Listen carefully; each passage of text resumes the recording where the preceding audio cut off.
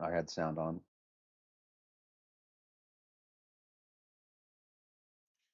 It's about to start. Just wait a couple minutes, guys.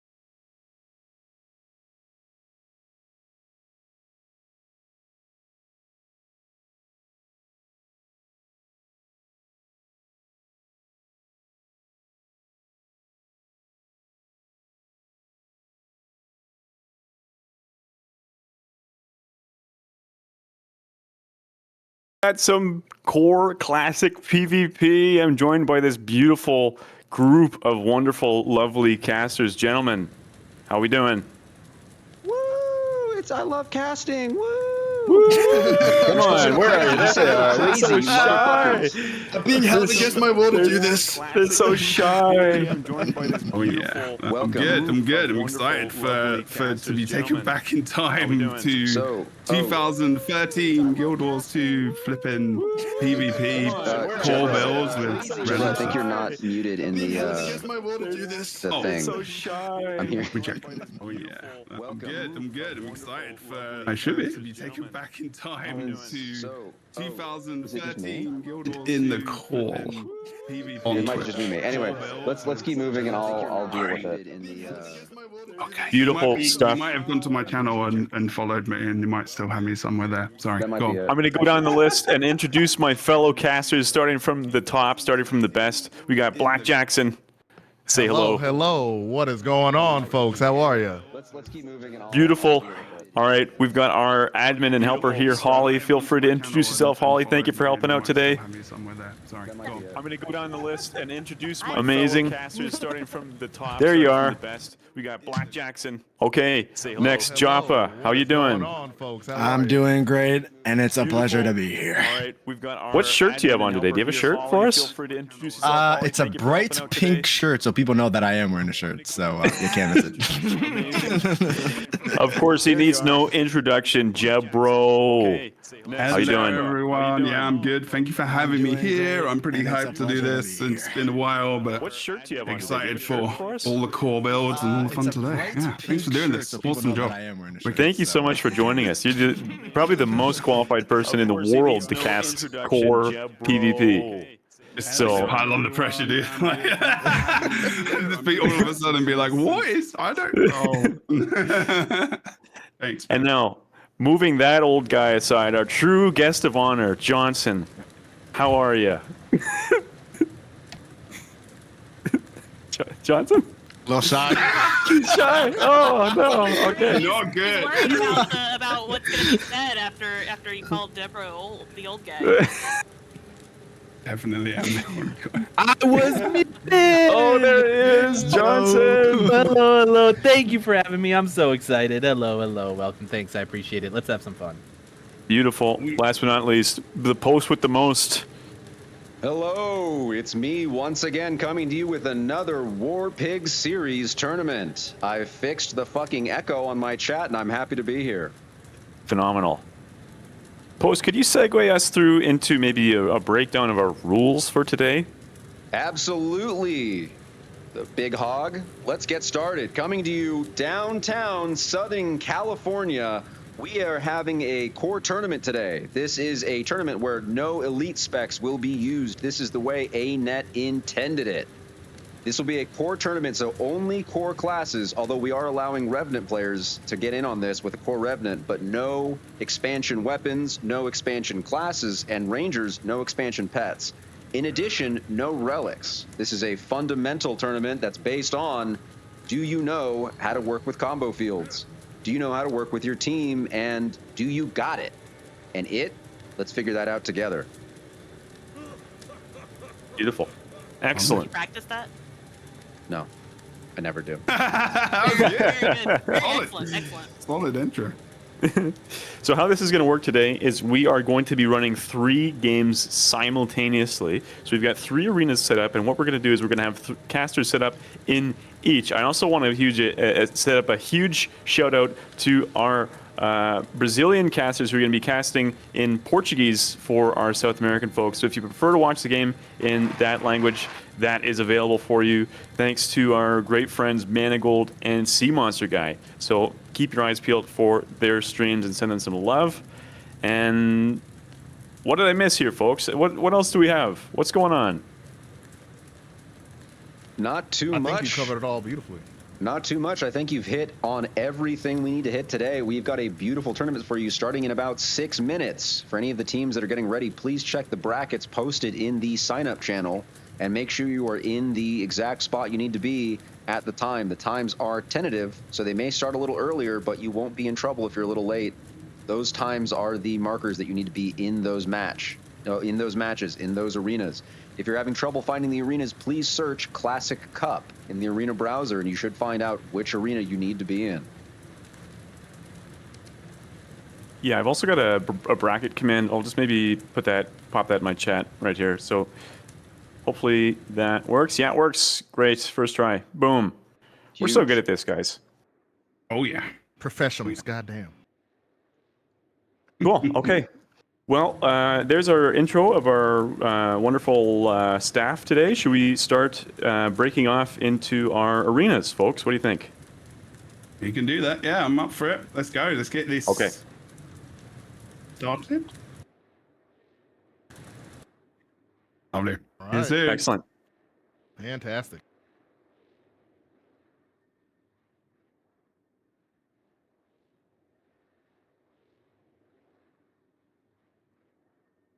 Three.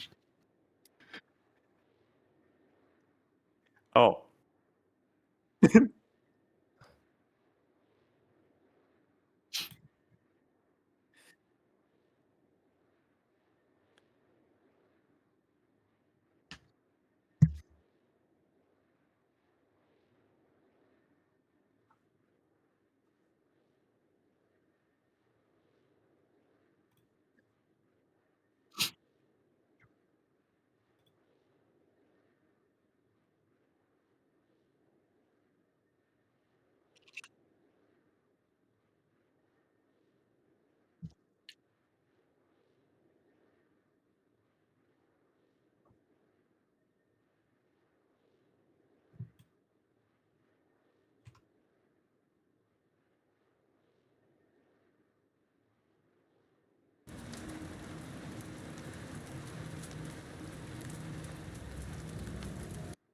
Oh, is my mic muted? Has my mic been muted this whole time on my stream? Okay. Oh no, did I just hear that you've been muted this entire I've been time muted, on your so stream? my stream's been muted for me, but everyone else's audio can be heard, so that's goofy. That's just one of the fun little things you can get when you subscribe to Post. Bullshit. That's the good stuff right there. All right, let's get into Classic Cup Arena 1. Do you know which two teams are playing? I do, in fact. These are two pretty interesting teams here. I'm going to activate my spectator cam, and I know the controls for it. Do you know the controls for free cam? I forgot. Mine is like Control Shift F, but I don't know if that's the basic command or if I changed it at some points. It is, in fact. Okay, so let's there go you ahead. go. It looks like we have both teams loaded up right now, so let's go ahead and go through their builds real quick. I'm starting on the red team with Juvenile Wolfer. How do I... There it is. This guy's missing a relic. As intended, he's playing on a thief running Shadow Arts, Trickery, and Deadly Arts. Thieves are going to be some of the bigger threats in these matches, as they have just that huge DPS that a lot of core classes are going to struggle with. We have here Dragon Hunter Malin using a Core Guardian support. We have Camperoni here, running an Engineer build, a Core Engineer build, with either Rifle or Pistol Shield. We've got Death Not Broken, that's Franbo, running a Necro build, the Core Necro build that most people are running versus Soul Reaping and Blood Magic, a pretty powerful team fighter. Necros and Thieves are sort of the classes to watch out for here, as they make the biggest difference here in terms of what people are going on. There's no class stacking in this tournament, so we have one of each class. I think that allows a lot of versatility and interesting stuff here. We've got Mal here, which is a very strong Ranger player. You like to see him on that. And we've got Juvenile Wolfer. We're back right where we were before. All right. Looking over at the blue team, we've got Belleron here on a Core Guardian support. Standard affair. We've got Texan here on a Warrior build. We've got Gabagool here on, I assume, a Necro, but this is a Condi Necro build, so that'll be interesting here. We've got Bowborn on a Ranger. It'll be interesting to watch these two Ranger mains fight each other. And we've got Azuathur again on a Thief. You're going to be seeing a lot of Necros and Thieves in these duels. Although, for my money, I am pretty sure that Mesmer is pretty slept on here. As one of the first questions our veteran caster Jebro asked us was, did you ban Moa? And I said, no. Why would I ban Moa?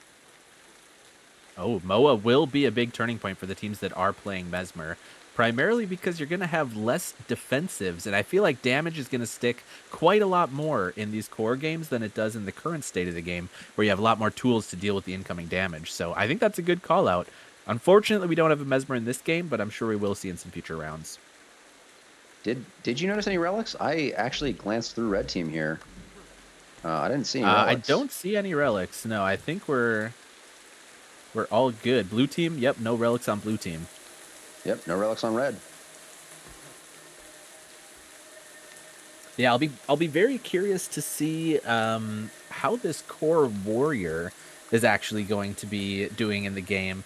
Primarily because, you know, Hammer has gotten a couple of reworks since, you know, I quote unquote reworks since the actual sort of core hammer weapon skills.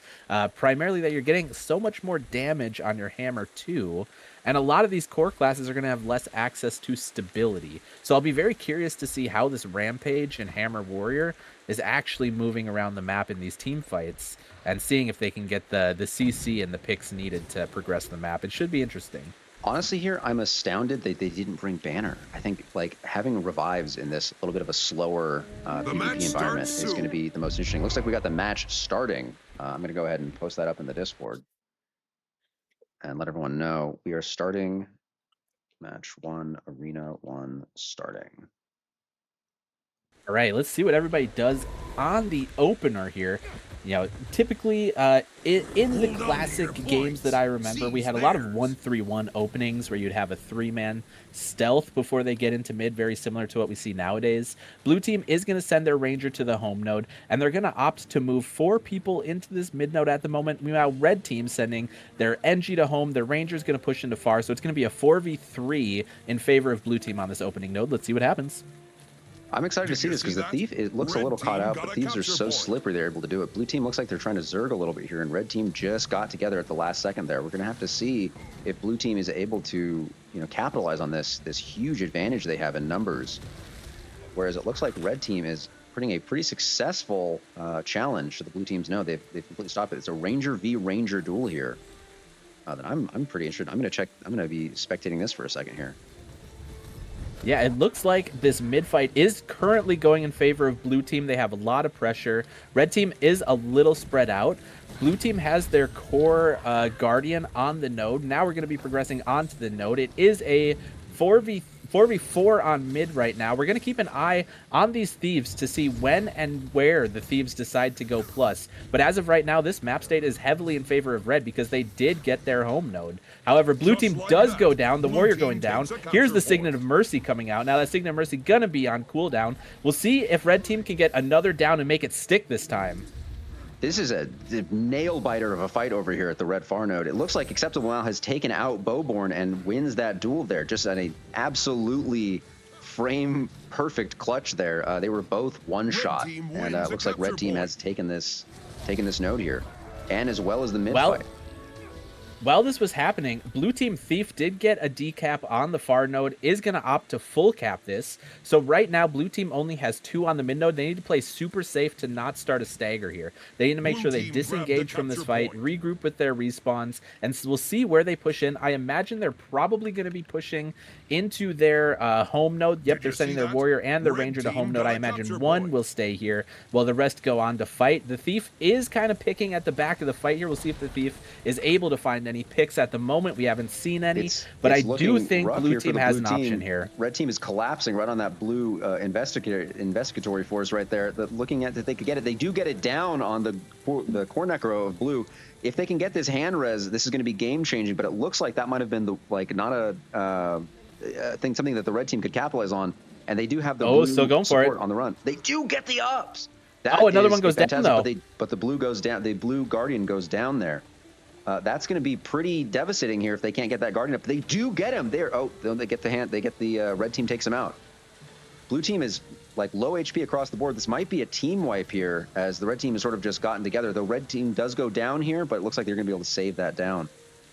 Blue team is going to see if they can get this full cap over here before the red team investigates. But Bowborn and Camperoni here are engaging in a little bit of a duel. Camperoni moves away, quickly getting back to his team so he doesn't have to engage with something and potentially get hit by respawns. Smart move on his part. Red team is Juvenile Wolfer also comes out with the 1v1 on the blue team Thief as well. So Juvenile Wolfer is winning this Thief 1v1 at the moment. You know, having once you find out when one of your thieves, if you're losing the thief duel consistently, you start having to just rotate around the other thief and leave them, because this is, once you have a thief v thief, and if there's a clear winner in the 1v1, it is extremely important to just start rotating differently if you're going to keep getting taken out, because you don't want to be playing 4v5 in that way. It looks like blue team is going to send their ranger to go decap far. They're trading a decap on their home node for this. So the map state is going to remain basically as it was to begin with. It looks like blue team does have their Signet of Mercy back up. However, this core guard is under a lot of pressure, as is the warrior. Red team has just been running away with these team fights. We'll see if blue team is able to come up with it. Here comes the Signet of Mercy. They're going to be able to get the res. He gets it. Oh, but exchanges his own life for it instead. I'm not. It looks like red team is really capitalizing on that, on the blue team being a little bit less organized in the team fight here, and just really coordinating well. Red team has a lot of good coordination here. They get another down here, and it looks like they're about to take out that Necro as well. The Fear Ring. This is a good down on the Thief.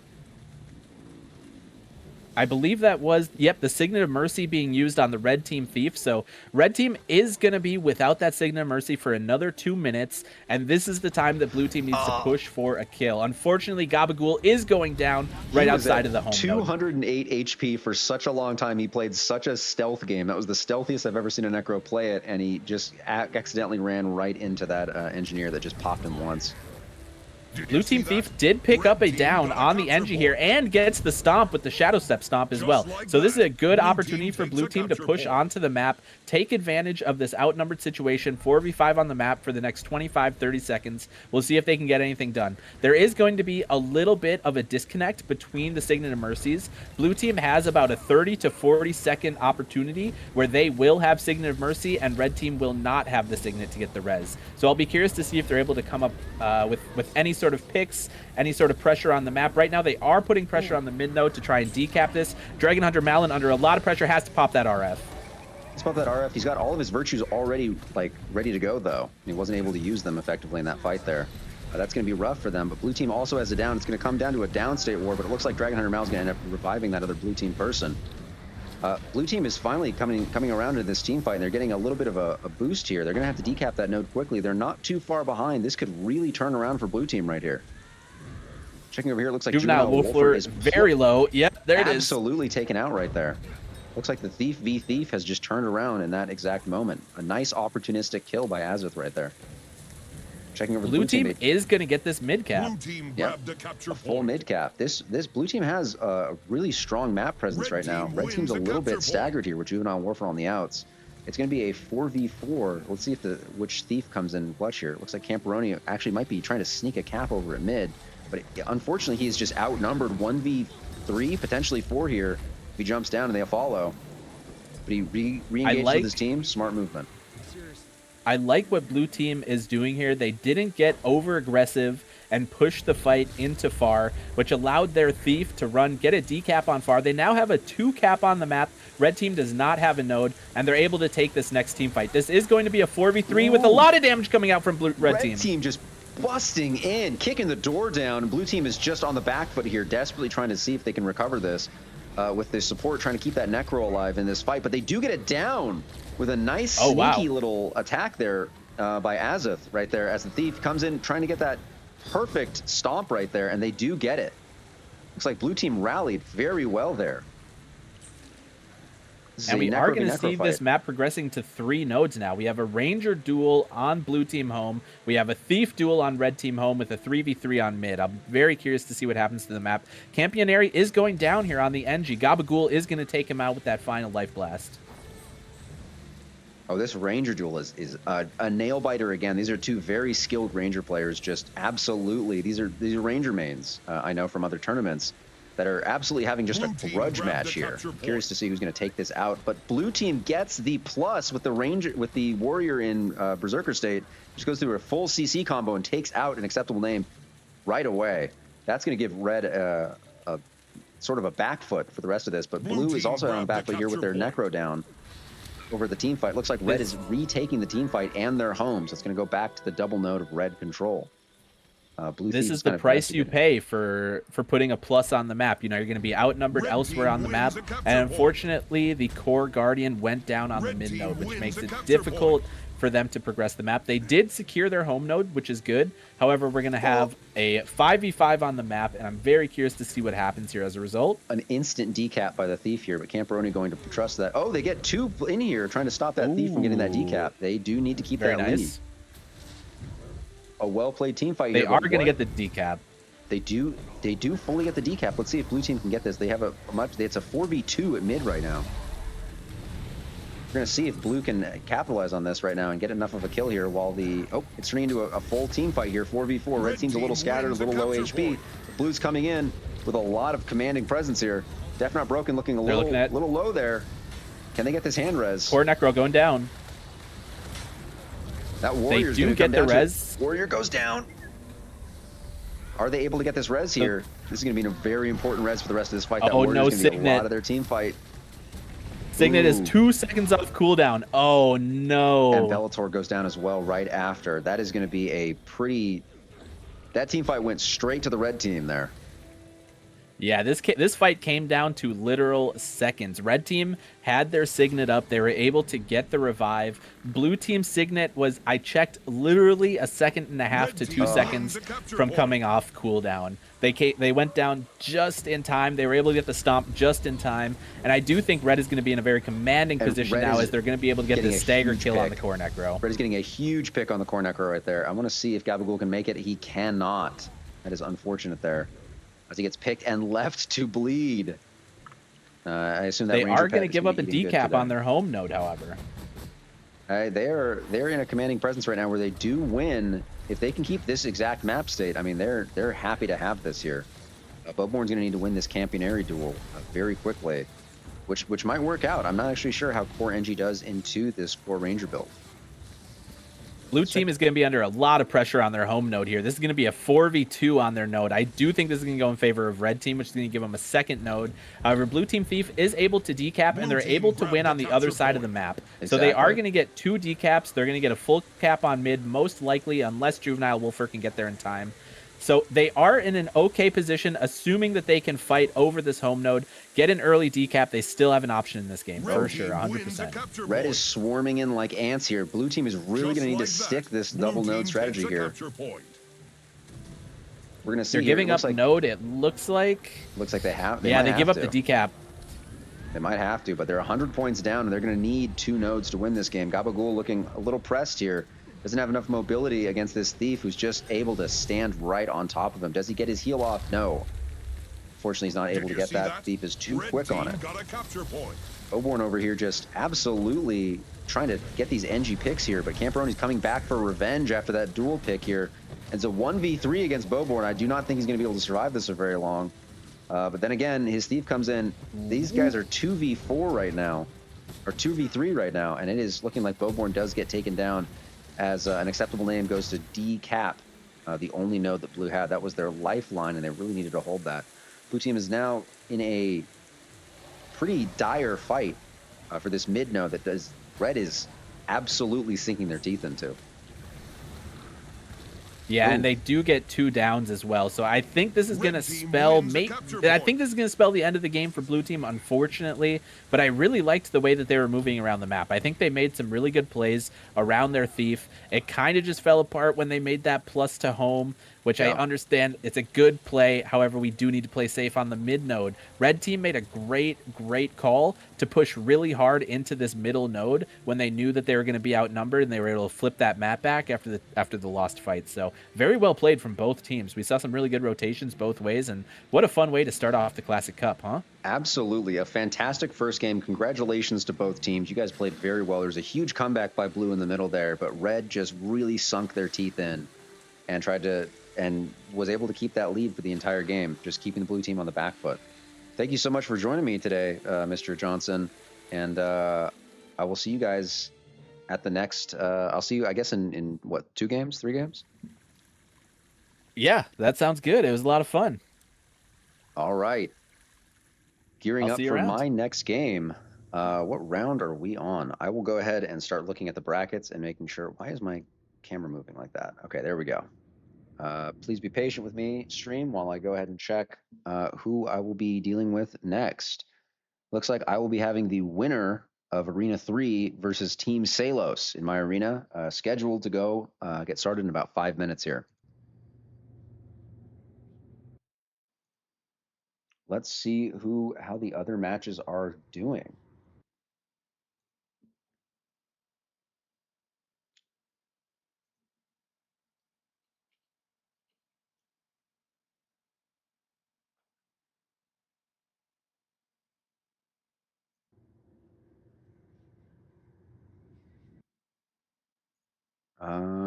Let me see. Let me see. Sorry, I'm in Discord right now going over this.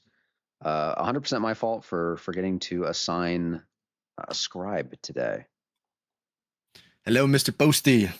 Hello, Joppa. Welcome, welcome, welcome. I'm giving everyone a very boring image while I go to check what name I use for the team that won. It was Team Malin, the Hog Owners Association. All right.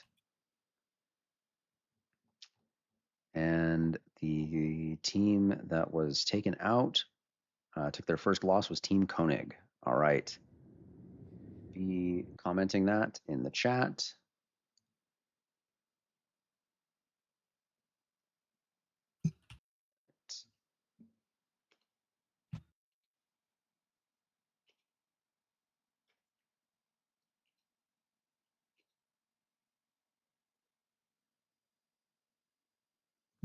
All right, it looks like our teams are getting set up here. It's going to be the Team Outlander versus Team Salos, is what we are looking to get started here.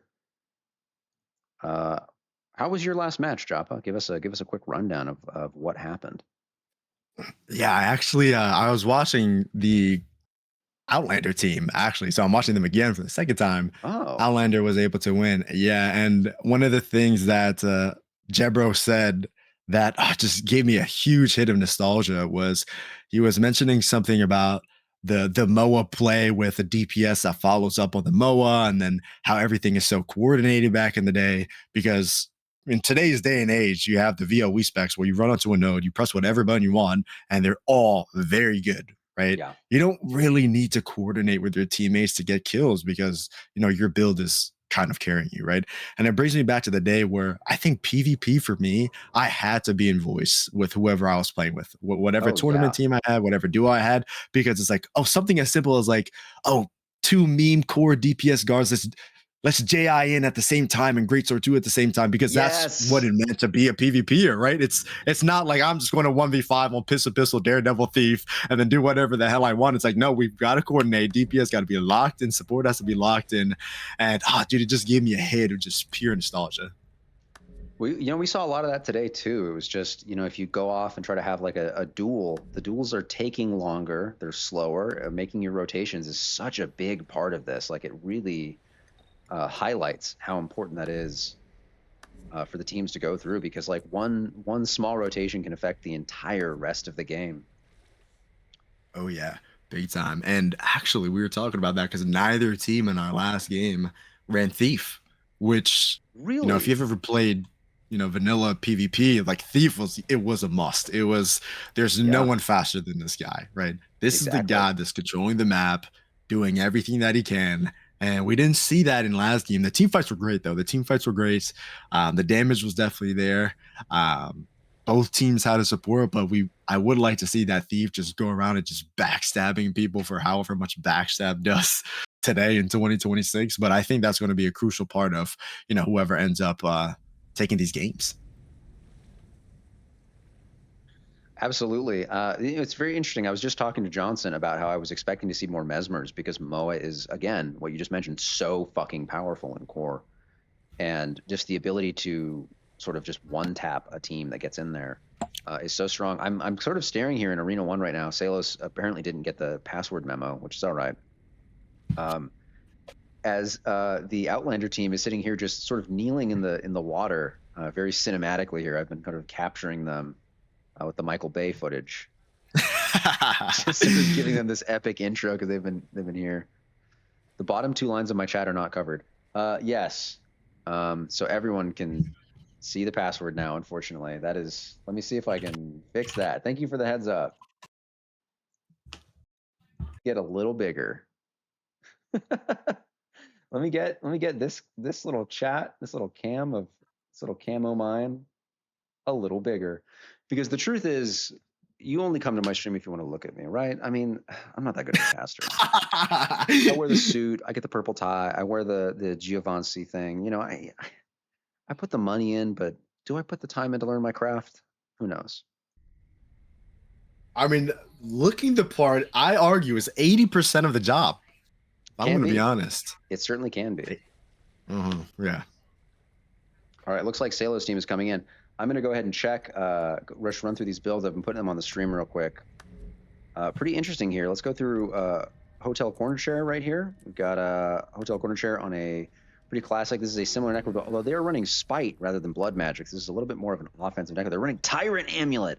That's interesting. See, this is some interesting shit. I would have not expected that. We've got Karasi on this is their Guardian. This is their support build right here. Looking good, looking good. Actually, that looked so much like a spear, but I'm going to look at it, and it's not. We've got 9 times strength over here running the Warrior on the Axe Warrior. I've been seeing some of this. I've been interested in it. But mostly, I found the most effective Warrior build in my own core scrimming to be something a little bit that's like sort of a pseudo support. That supports a little bit, but also just does a lot of CC and damage. Yeah. And I'm very interested to see how these teams are going to knock this out, because I would love to see some of these Axe Warriors get their day.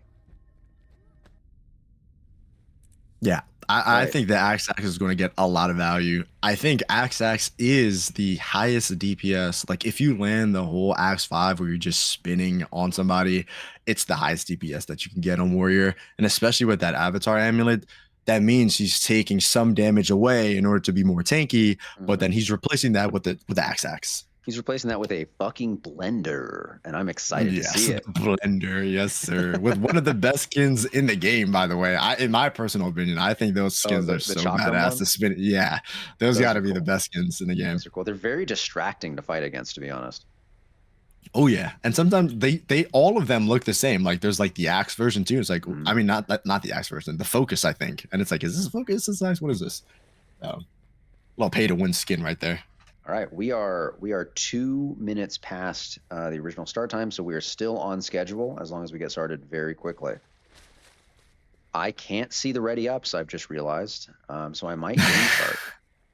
I might hit that game start, because it looks like blue team is ready and Salo's team is ready. We're going to game start this,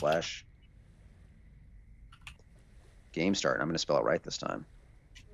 The match starts soon. Okay. You in or you in? All right, everybody's ready. One of the big things, though, I want to see this Thief in action. Take me back to the core days where the Thief is just running around the entire map taking control. Blue team does not have that Thief, so let's see what happens. I'm very curious here. Do you want to watch the red opening and I'll watch the blue opening? Yeah, I'm already on red. That's perfect. That's beautiful. Blue team looks like they're going for a nice stealth opener here. Red, it looks like they just completely ignored the beach fight and went straight for mid, trying to get like an early lead there. I do like the red Thief just kind of dashing past the entire blue team, very ballsy of them. Wins a capture point. Red team's looking a little scattered right now, actually, as blue team looks like they're trying to get like a quick little pick off on them. But the red team is sort of just holding it down there with that nice fear ring, really commanding the battlefield. Yeah, and I think for the most part, red team is running those hybrid tanky, but also does healing and DPS builds.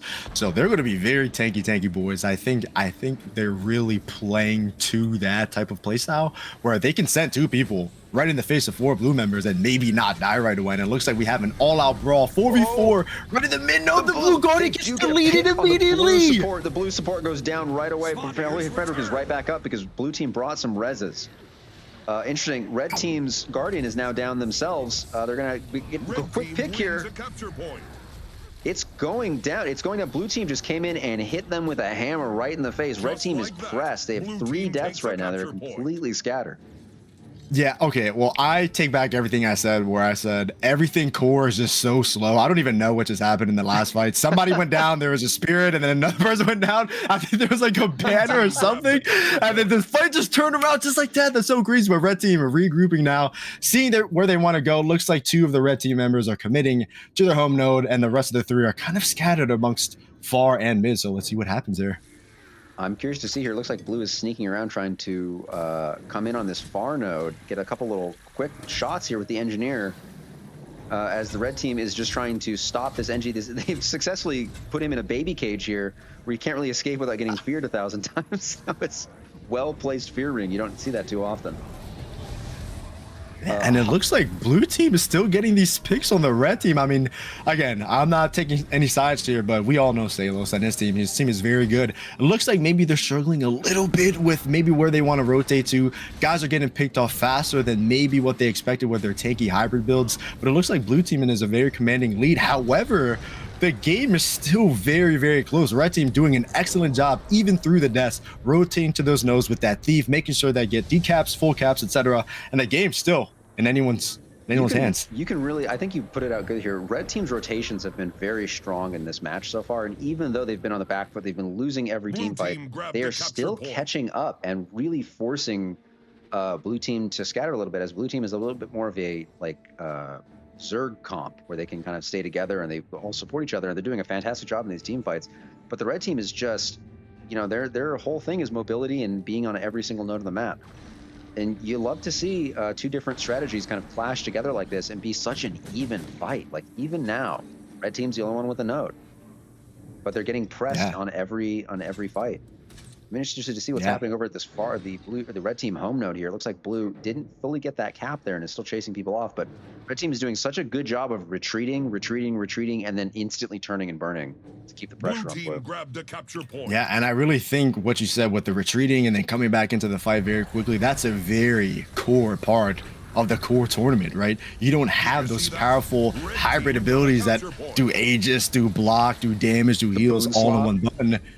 Yeah, the boon slop, everything slop, every build does a little bit of everything. You really need to be intentional with leaving fights, going back into fights, doing the right amount of damage, not taking too much damage in order to get these kills. And it looks like we're going to have a brawl here in the mid node, which kind of deviated away from the home node. And then it looks like someone for the blue team finally dies. So red team finally gets that pick that they were looking for. Now they're going to Zerg the rest of the map. The 3 blue members are kind of just scattering now. They don't want to die. They don't want to commit to, okay, one person already died. Let's not die altogether. It doesn't look like they're going to get away. They have that Mesmer and that sword dagger thief just chasing them down.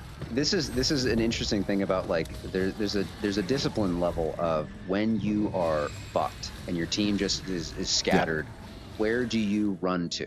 Where do you run to? And unfortunately, every single blue person ran in a different direction right there, and every single red person just picked a blue person to follow. They didn't all scatter and all just do 1v1s or 2v1s. Right. They all just picked a person and stuck with it, and they got a lot of kills off of that. That's going to put red team solidly in the lead here. That's that coordination we were talking about right in the beginning too, right? You have to be coordinated with these core specs that don't do that much damage. You really need to combine your DPS together to get those quick kills. It looks like red team had just triple map capped here. Blue team, who was completely commanding, winning every team fight. Red was so scattered. Red entered this, in my opinion, a little overconfidently, underestimating the blue team, and blue team just absolutely gave them a shellacking that made them realize they have to take this team very seriously and they need to start outnumbering these fights. And the red team's mobility here, which is sort of their biggest advantage, is they're just all over the place. They're at every node. They're fighting on every battlefront. Blue team does not have any real spot that they have a chance to coordinate and get together as a 5-stack. Blue team might need to sit in spawn and just come back out as a 5-stack and start winning nodes. Because it seems like they do have the stronger team fight, but they're just getting picked off in outnumbered fights constantly. Yeah, I mean, it looks like there's an all-out brawl here in the blue home node. Someone from the blue team died, but then a quick answer, and someone from the red team went down, but unfortunately, they get the rest. And right now, all 5 red members are at the blue far node.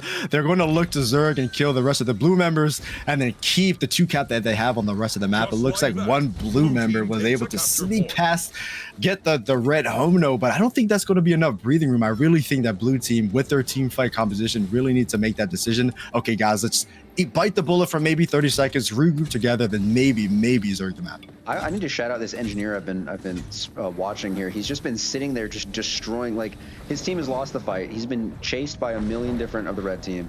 He's just sitting there using this mortar kit to just absolutely ruin everyone's day, and he's just busting around. This is some high-level engineer gameplay. You love to see people do this with a limited set of core stuff, because every button in core is intentional. You have to really understand how to play your class. Core is a much harder type of class to play because you don't have that, oh, I'll hit F2 and have every boon. I'll hit F1 and then again I'll have every boon. And then I'll have quickness and Aegis and stab. Just and it's like, you really have to be intentional with this kind of gameplay. And you love to see someone just kind of going crazy with it. Yeah, most certainly. This is looks Blue's like comeback blue team right here. If Blue doesn't die here, Blue can kind of escape this hot guy go. If he can kind of escape here, it looks like he might, as long as their Necro here can support him here, and it does look like he does get that full heal. This is big here. Blue is sort of just, Red is resorting to beasts now, which we usually refer to as sort of a noob trap, because it's always better to get a node than it is to get a beast. And Blue is sort of trying to take over every node right here. They're having a bit of a renaissance here. They're getting back onto their game once they've regrouped, but Red Team is just so fast. Just like that. This looks like a map where mobility is absolutely king, and Blue is just not fast enough, despite being sort of the bruisers of this match. Oh yeah, most certainly. And it looks like blue team is having not that bad of a time when they get to those nodes and they have the 3-4 core players that they want to be. I mean, this fight, I don't even know how long this fight has been going for. It looks like the blue guardian, because it's the thief went far mid and then back to his home just to kill. So you can see the difference of the mobility and the rotations here from that red team, making sure that the thief really shines against a team that doesn't have a thief, right? So, you know, you have so many different win conditions. You have more DPS, you have more mobility. They're playing to both win conditions, and I think blue team did a very good job of playing to their original win condition of team fighting, but it kind of just fell apart after all the rotations happened mid-game, and then they couldn't pick it back up. I gotta say, the Mesmer has been doing amazing on the red team, just really DPSing like crazy here, because I haven't seen a Mesmer yet in a game. And I've just been expecting it this whole time, to just see some sort of nasty power Mesmer going crazy in the middle of these team fights. And it really does look like the Mesmer is just free casting. I mean, the Mesmer is occupying the Gale shot slot in current meta and just free casting, just absolutely chunking people's HP. You don't see it like this. Yeah, I feel like you've really got to match that. Somebody that can catch that Mesmer, shadow step in with a thief, or maybe just match it with a mirror matchup of another Mesmer of your own. But it looks like, that red Mesmer has been free casting the entire time. One of the things that I would love to see maybe is a Moa, because Moa was like the best of the best old back all the way in vanilla, where if someone got Moa'd, you would just instantly die. It was the best ult ever. Obviously, with more ults now, it's like, okay, maybe not, Moa's not as good, but back in the day, Moa was like the sauce. Okay. Oh, did we get a bracket? Did Holly set up a bracket? Oh my gosh, that's amazing. Thank you, Holly, for setting up that bracket. That was an amazing game. I think both teams really had some great moments here. Red did a fantastic comeback, despite losing, I think, a lot of the team fights in the beginning of this tournament. In the beginning of this match, they just absolutely kind of turn that around, and just via rotations. And I think like a lot of people think like, oh, I need to be good at this game by playing in the micro. I need to be good by winning 1v1s or surviving 1v2s, or doing this or that. The real biggest challenge in this entire game is honestly just, do you know what node to go to and when? Because it's the most complicated part of the game. And Red Team really just showed that experience level there of people who've just been playing these non-stop rotation level matches. But Joppa, thank you so much for joining me for this. I believe it is time for you to rotate to your next match, and we'll be joined by Black Jackson very quickly, correct? I'm taking a peek at Jebro's game. Ooh. Looks like Homage's game is done. Jebro's game looks like it just started. So I don't know if they're rotating out just quite yet, but I can hop maybe. Yeah, it looks like Homage is done, so I can hop there. Okay, no problem. We'll just kind of work with this as it goes. All right. Well, thank you. I'll see you later. All right. Good. Thanks so much, Joppa, for coming in.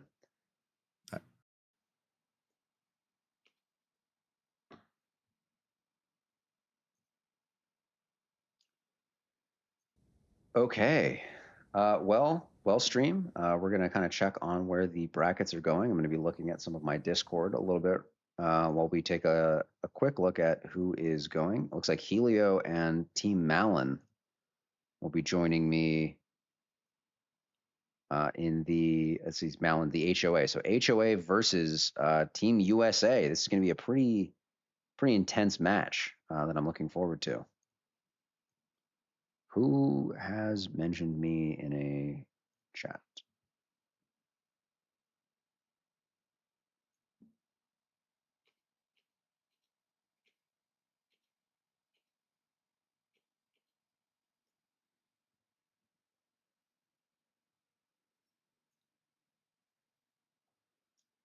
I was just asked in the group Discord chat, if anyone crashes, is it okay if they rejoin the matches? That is 100% fine. But if we review the footage and find out that you've changed your build, you'll be kicked or disqualified. So I do just want to make sure that everyone understands that we are pretty strict about once the match has started, do not change your build, do not change your character. We're not doing any of that. If you pay attention to your comp performance, comp is part of the game. Comp is 100% that you should be able to customize. If you see the enemy team and you go, I want to play a different character, whatever, that's totally fine with me. But once the match starts, if you change your build, that is against the tournament rules. You go in and you do your best with what you have. That is a postism. So we're here just waiting on Team USA to pop in. Let me see if I can message them real quick. Mr. Naru.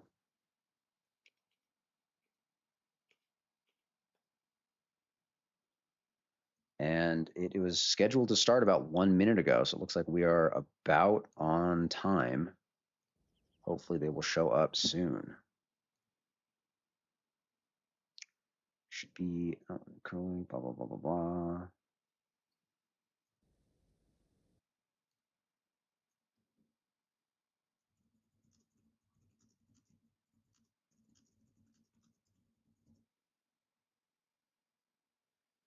Okay. We're just going to be sitting here waiting on this. Let's go over some of the... we have seen this team earlier today. We've got Juvenile Wolfer. We've got Deaf Not Broken. Playing the Necro build here. We've got Dragon Hunter Mal. Not playing a Dragon Hunter, right on 4 as the team support. We've got an acceptable name as their extremely nasty duelist ranger here. And then they have one person, I guess, waiting in the wings here. Yeah, looks like it. Looks like Team USA has just joined in. Let's go over their builds real fast. Looks like everybody is sneaking little peeks at everyone else's build.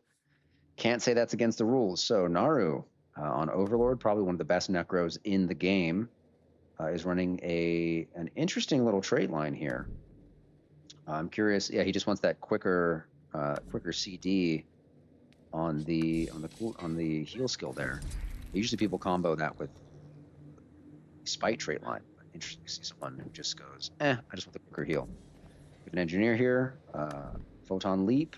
We got Zeromus right in here running the Elementalist on an avatar build. So we have a support Elementalist here, interestingly.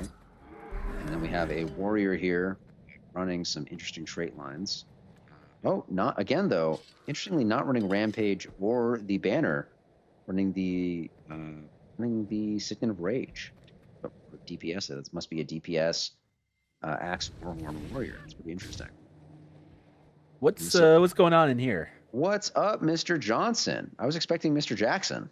Yeah, their game is going long, and I realized that Joppa just absolutely abandoned my goat in Arena 1. Oh no, I told him to go ahead and shift because I just thought we were all on the same schedule. That's all right. Oh, that is all right. Yeah, the Arena 3 game it's quite a banger. You know, we're at like 350 points, and we're 10 minutes into the game, so it might be going to timer. It might be. We might just wait a little bit to get this one started. We're a little behind, which is surprising to me. I thought I really baked in a lot of extra time to the matches, but hey, so it goes. This is going to be an interesting match here. Okay. How did your guys' last game go? Joppa was telling me that there was a Mesmer. Yes, it was the first match that we've seen a Mesmer, at least in my arena today. And the Mesmer was really the big difference. It was sort of occupying the Gale Shot slot in the current meta of just free casting on high points and just blasting people, just absolutely destroying. And if you weren't addressing the Mesmer, you were messed up. They didn't even run MOA, which again I was expecting. Like, to be honest, I was expecting the teams to be like, based on my experience in core scrims, to be like Necro, core Necro, obviously, some sort of NG, some sort of Mesmer, some sort of Thief, and then like a Warrior or a Guardian. And I haven't yet seen that exact comp. So far, everybody's been pretty cool and just trying to play like interesting stuff. I've been surprised in every match, but the team that had a Thief and a Mesmer sort of just had the mobility to move around in a way that the tankier team fighty team just couldn't keep up with. Yeah, I think that's a bit of a pattern that I'm starting to see in at least the first 2 rounds here.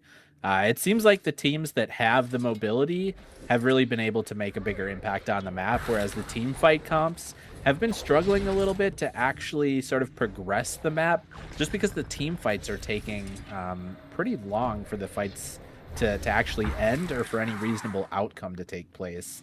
So I'm curious if that'll continue through the rest of the game. Or through the rest of the tournament, I should say, rather. Right. Oh, no, exactly. I think what's interesting is one of the first things people asked is, okay, if nobody can use relics, what if we all just used Wayfinder? And I was like, no. If you pick a slow class, you have to understand that your rotations are more impactful. Like that's how it was balanced in the beginning. A lot of these relics have made it so like there's, people talk about class homogenization and boon slop and all of that stuff, and it really does take away class identity. Necros used to just be the slowest class in the game, and they had to sacrifice a utility defensive skill to bring something to make them go faster. You had to make like impactful decisions, and I think a lot of people are kind of, people have been scrimming, but I think people are re-seeing just like class speed matters so much in a game like this, especially when like class like tanky classes really just dominate in the team fights here. So you have to out-rotate them, or just, it's a very different meta than just the current meta where if you're good enough at one class, you can do everything. Oh yeah, 100%. Well, it looks like Arena 3 just ended, so I'm going to pop down there, but I just wanted to keep you company, and, I like any opportunity to chat with you. Hey, I appreciate it, Johnson. Another member of the J crew really just outshining me every time you shop in. I mean, I don't know about that. That's just ridiculous to say, but I'll see you not this round, but the round after, I suppose, right? Absolutely. Send Jackson my way, because my game just got started. Hold on to your All right, I will. I'll get him in there. Absolutely. Thank you. Blue team coming out with a strong thing. This is Team USA, the MODA winners, and the second place the last monthly, although they have been winning every single monthly for the last, I believe, 2 years other than the last one. So they are coming in fiercely trying to make sure that they get another shot to take this out. In my experience, Team USA usually sends out a lot of people to the enemy Farno, but they didn't even waste time doing that this time. They're letting... Oh, they did, actually. Looks like USA is going to try to take both nodes here, while they're also trying to do team fight, a 2v3 team fight. Both teams should have been 1-3-1, like but that. USA is Blue just team not takes even a messing capture around point. there. They're really hoping for it. Camperoni versus Photon Leap here. This is a battle of the NGs that Blue is sort of commanding here, but... Looking right at that, Camperoni gets his thing, and he gets a plus here from Juvenile Just Wolford. like that. This is going to be a Blue big team deal takes here, a as it looks capture like Blue point. team has taken over the mid node. Death Not Broken on the back foot there, trying to get away, but they did not die, which I would say is a huge victory here, because you want to keep your assets running in these types of games. Camperoni here now wisely getting off point, trying to get back in here. Welcome, Jackson. The match is already going. Hello. Oh my goodness. Me and Jebro's match just ended in Arena 3, and it looks like we are already underway. Oh, this is the map where your base is under attack. Your base is under attack. Absolutely, Your my lord friend. is under attack.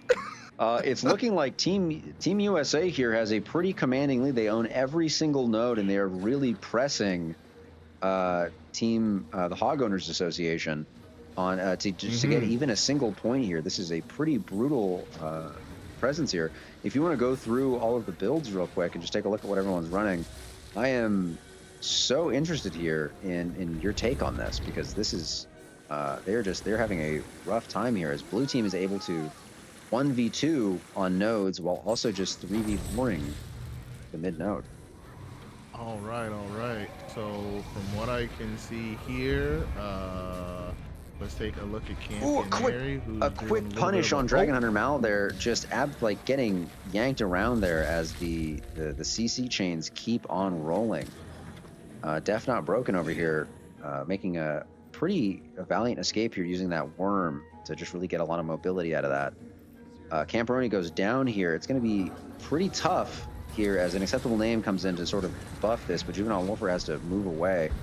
Team USA is really putting a lot of pressure on this team here.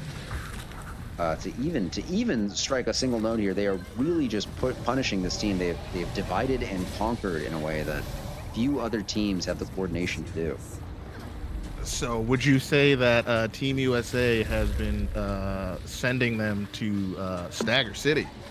I would say so. I think the real challenge here is going to be for Malin's team is it's 228 to 0 right now, and every second is 3 more points for blue, as well as every kill is an extra 5. So what they're really going to be struggling here to do is not get picked when they are outnumbered. But even in just 2v2s, they're really going to have to get they're going to have to outnumber USA. It looks like Camperoni gets a pretty strong burst onto Photon Leap. Photon Leap recovers quickly. That double DPS is just strong. The kiting on Team USA is very strong here. They're really just outranging their opponents. They know the max range of most skills. They have it all memorized. They're just sitting there making sure that nobody gets there. I'm seeing a little bit of a down race here on Dragon Hunter Mal. The USA is just kind of pushing in here, trying to get, it looks like, trying to make a break for the red team's home. They might be going for the green goblin mask. Oh. Are they going for it? Are they trying to get right in there? It looks like Def Not Broken and Overlord are having a little necro duel here. I'm kind of curious about how this is going here. Seeing Overlord himself, one of the greatest necros to do it in a long time, just sort of holding it down here, taking this 1v2, but just immediately, even though he had the advantage, just immediately sort of doing a false retreat here, making sure he can try and escape. He's getting pretty pressed here. But he might be caught out of position here.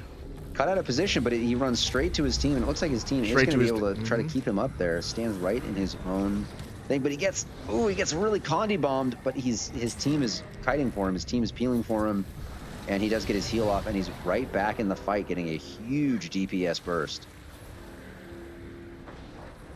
This is really just like a textbook example of how to run to your team, how to kite to your team, how to play with and around your team.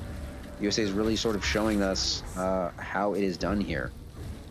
I gotta say, the Hog Owners Association is making a valiant effort against this team that has been playing together for, what, like a decade? This is a team that was... Damn! Team USA has been together for a very, very long time. They've been practicing nonstop. They have... I heard a figure one time, you know, thousands and thousands of hours just playing together, working on each other and predicting each other. And you can really see that here. That's amazing. Goodness gracious. Acceptable Mal making a very strong dueling performance there, but just immediately gets plussed by 2 people and doesn't really get a fair shake there. USA is very good at never letting anyone have a duel. They just go, no duels. No duels. We come in. They play by JJK rules, you're saying? Yeah. Everything is a jumping. Everything is how you do it. Let's see if we can get this res here. This might actually work out here. I think Dragon Hunter Mal is going to get this res here, and they might be able to 2v1 Photon Leap. But the blue team does take victory there. I think they would have had a good shot. A fantastic showing from both teams. You know, USA Moto winners, monthly winners almost every month for the last 2 years. Yeah, a commanding team like this, I think Hog Owners Association put up a fantastic fight here against people who can essentially just have telepathy. Yeah, I mean, that's tough if they've been playing together for as long as you just said. Like, that's really hard when they don't have to. It's to a point where they don't even have to speak to be able to communicate. You know, so that's hard to deal with. All right, Jackson, if you could be the GOAT for me right now, your boy needs someone to vamp while he uses the restroom. Absolutely. Thank you so much. I got you. No problem. Stream. I'll be back in like a minute and a half. And hello to everybody watching the tournament from the perspective of Post the Streamer. I hope you guys are enjoying what is going on. It's a very, very exciting program, and please be sure to check out the War Pigs Discord for any future upcoming events. If you would like to take part, the War Pigs are a very, very kind guild, a bunch of people that are super into PvP that are more than willing to teach you as much as possible. At least it was a close match. Yes. Indeed. Hello, Franbo. How are you doing? Yeah, man. It's hard to deal with a team that's been playing that well together for so long. That's hard to deal with, you know. If their communication is on point, there's not really much you can do to stop them. That said, we have seen some fun builds this tourney. I'm really hoping to see Dead.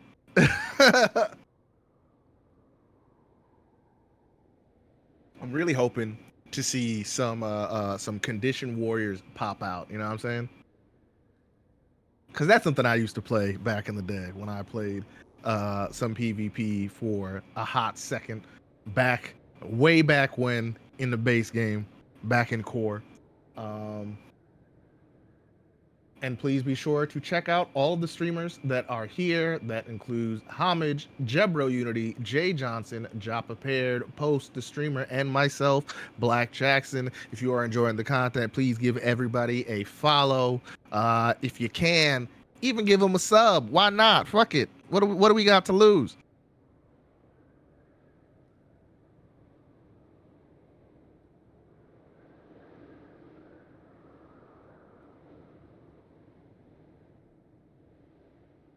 All right, and we are getting ready for some of these next games that are about to take place in the one and only Sky Hammer.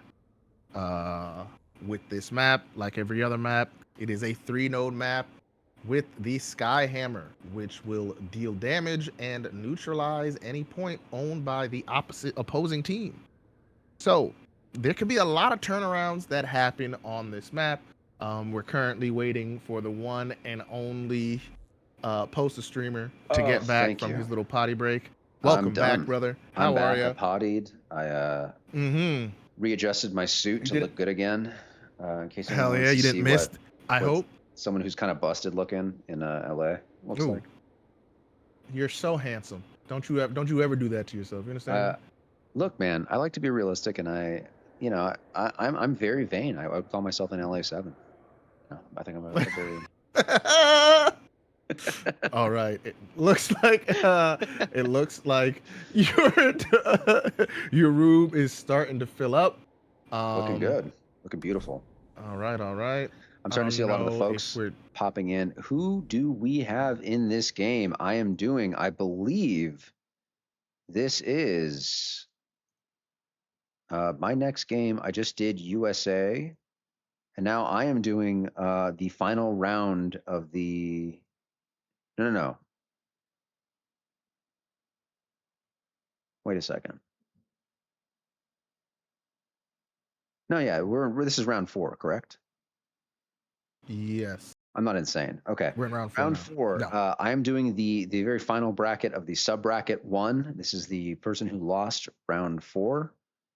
Match 4, and the person who lost match 3. So this should be we get to see the Hog Owners Association once again. I think I've streamed almost all of their games. This has just been the Hog Owners Association stream.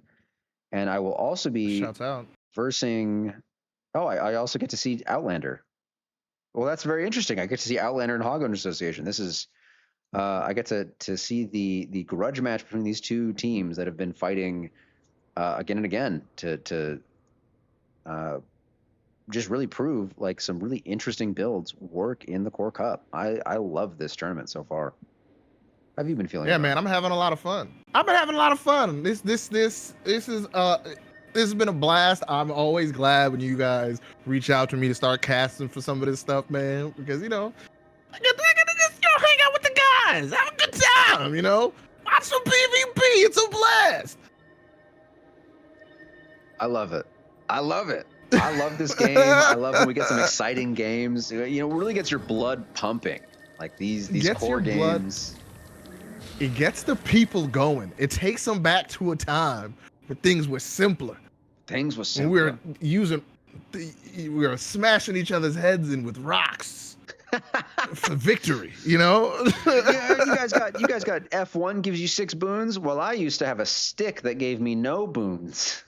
No boons. I had to swing it in a very particular order.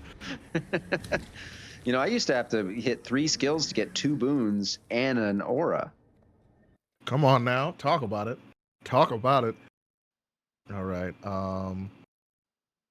Let's just check in here. I think we're supposed to hit the switches in a moment here. I'm not sure. Yes. I think we will be switching here. Arena 1 needs Outlander and HOA.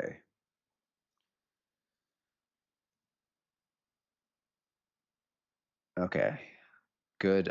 I'm like, all the teams are sending me their full rosters because a bunch of people had subs in this because people were like, oh, I can't make it to the core tournament. Oh. I can't believe you couldn't make it to the core tournament. The most exciting tournament anyone's ever played. This is other than the Hog Cup, of course. Other than the Hog Cup. This is another one in the War Pigs series of tournament where we're up to is trying to make the PvP scene a little more fun, a little more interesting. I'm very interested to hear from the viewers, actually, if you comment in the post the streamer or Black Jackson chat.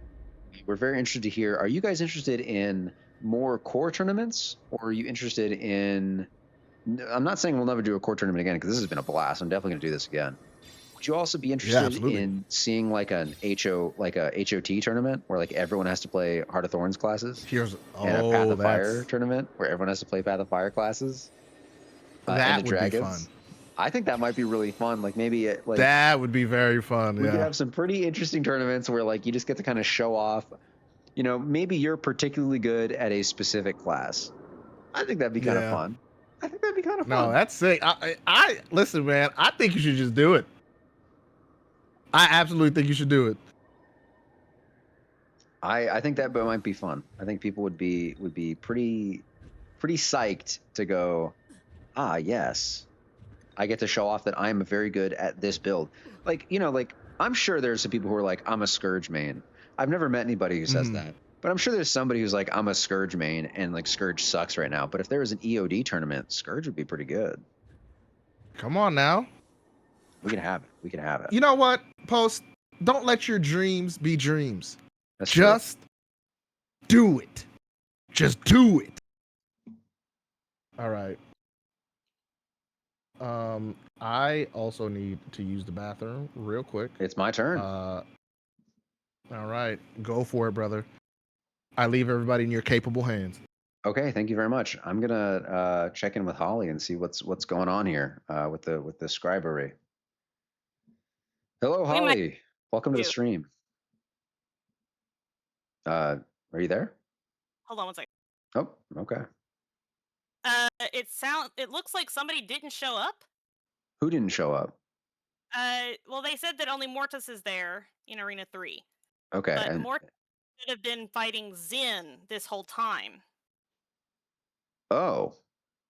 Because they're in the same time slot as Outlander versus Koenig and Helio versus the HOA.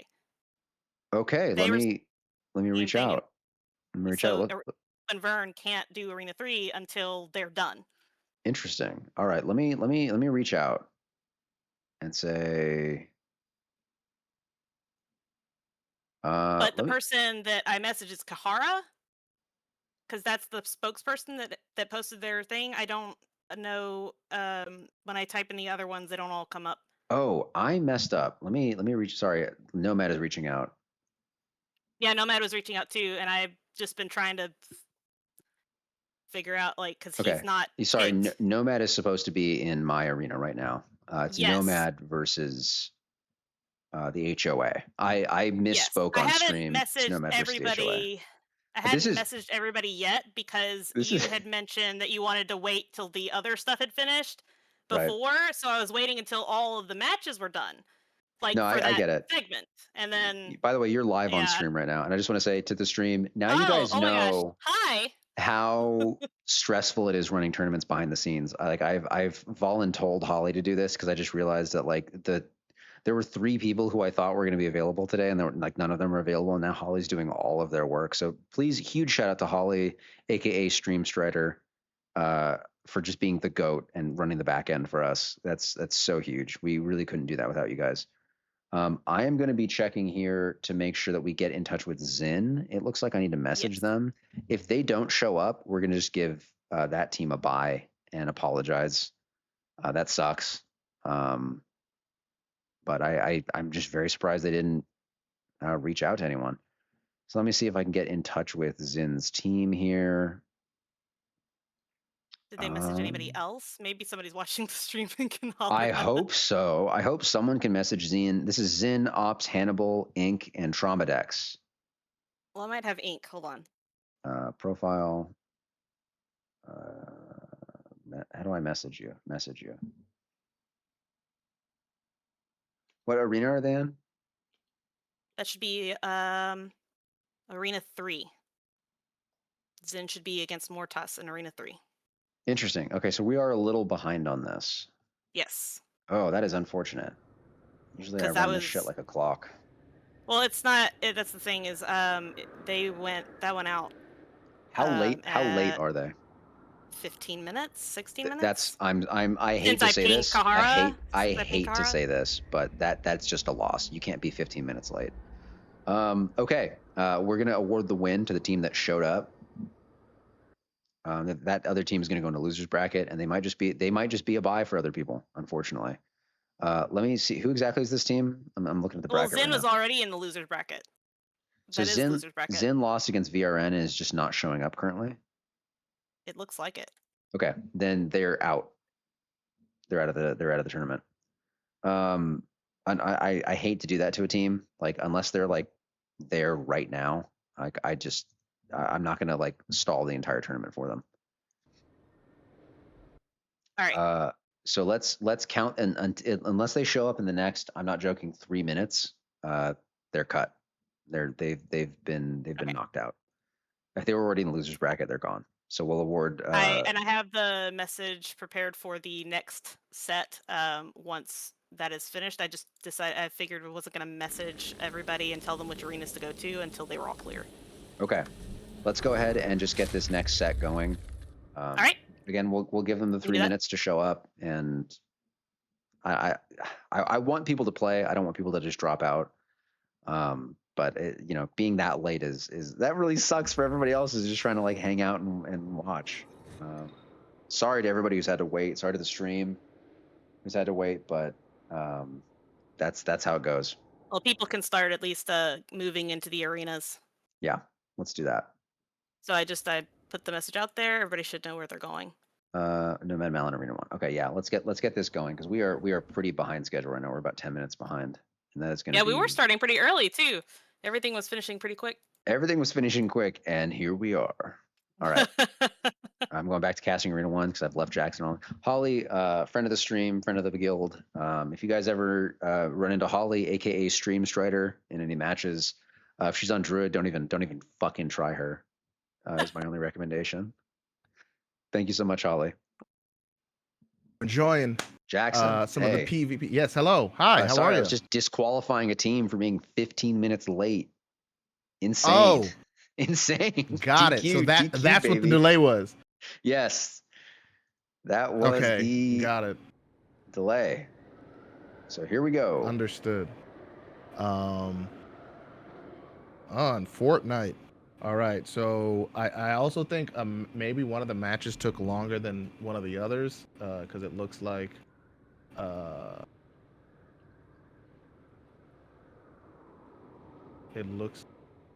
Jebro is still in the second round arena. I'm sorry. What was the round that we just casted for? This is the fourth round, I believe. So we just casted the third.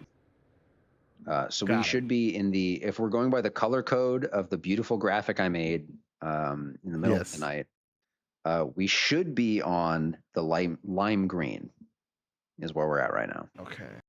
On lime green. So take a look at that real quick. I'm hearing that some people are showing up in specific places, and I'm just kind of like,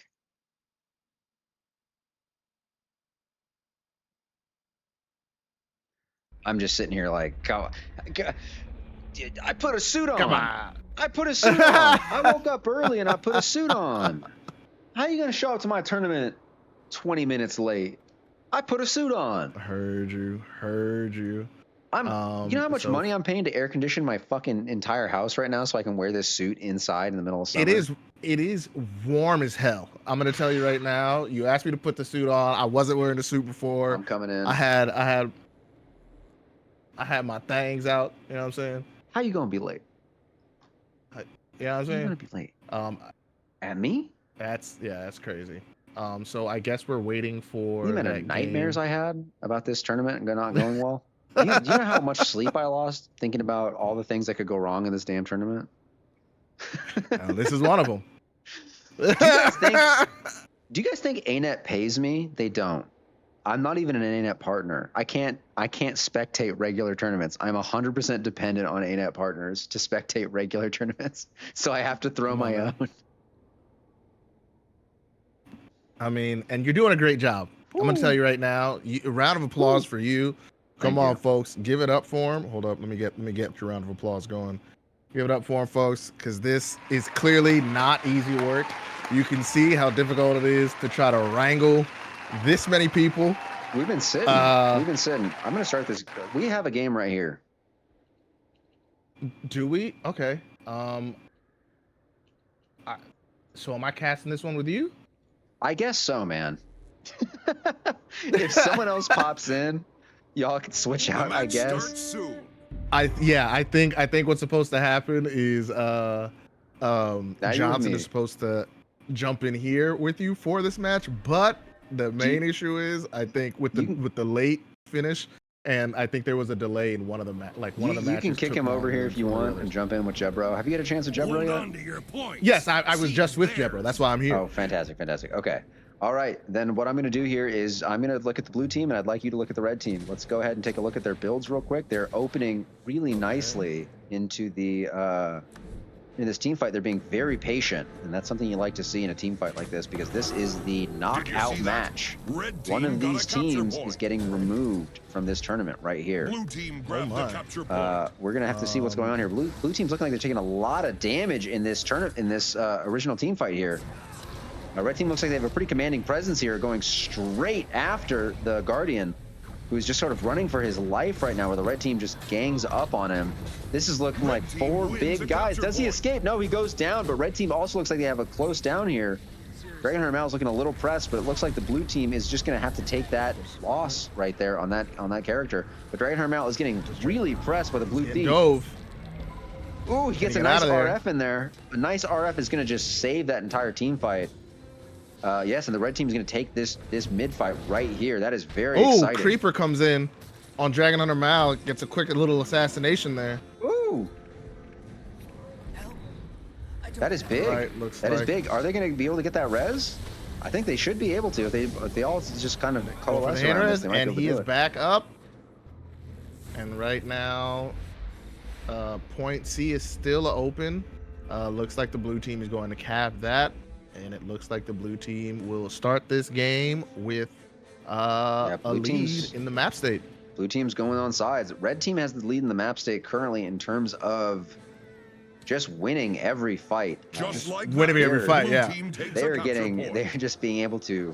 The problem here for blue team is that right now, red team can just 2v1 them on every node, because blue has to wait for those respawns to come back.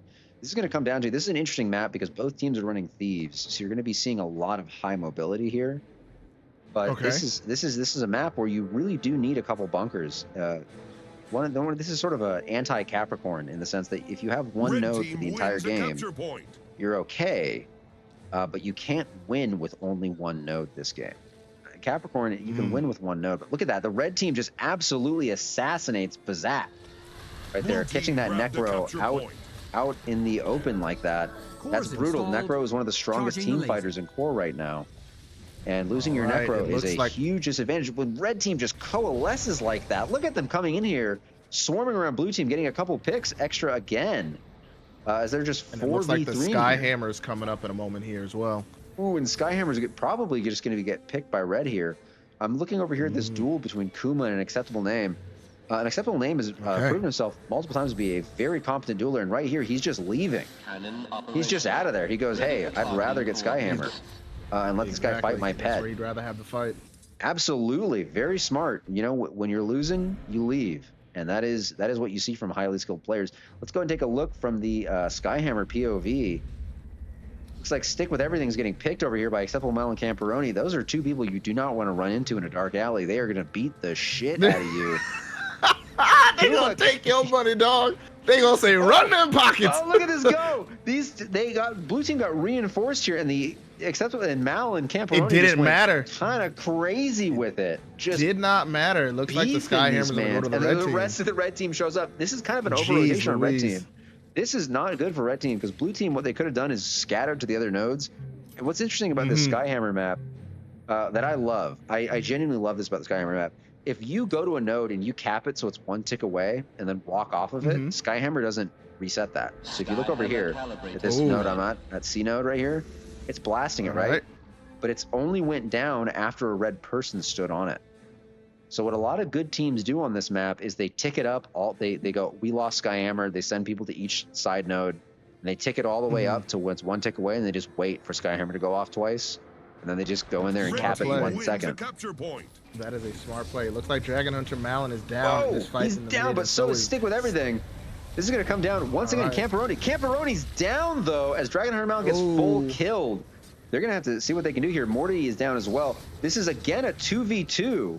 Where they need to get one person down, but blue team does sink that and starts taking a little bit more of a lead here. Red team does have a node, blue team doesn't have anything, but blue team has just absolutely swept away the red team here. This is a crazy turnaround.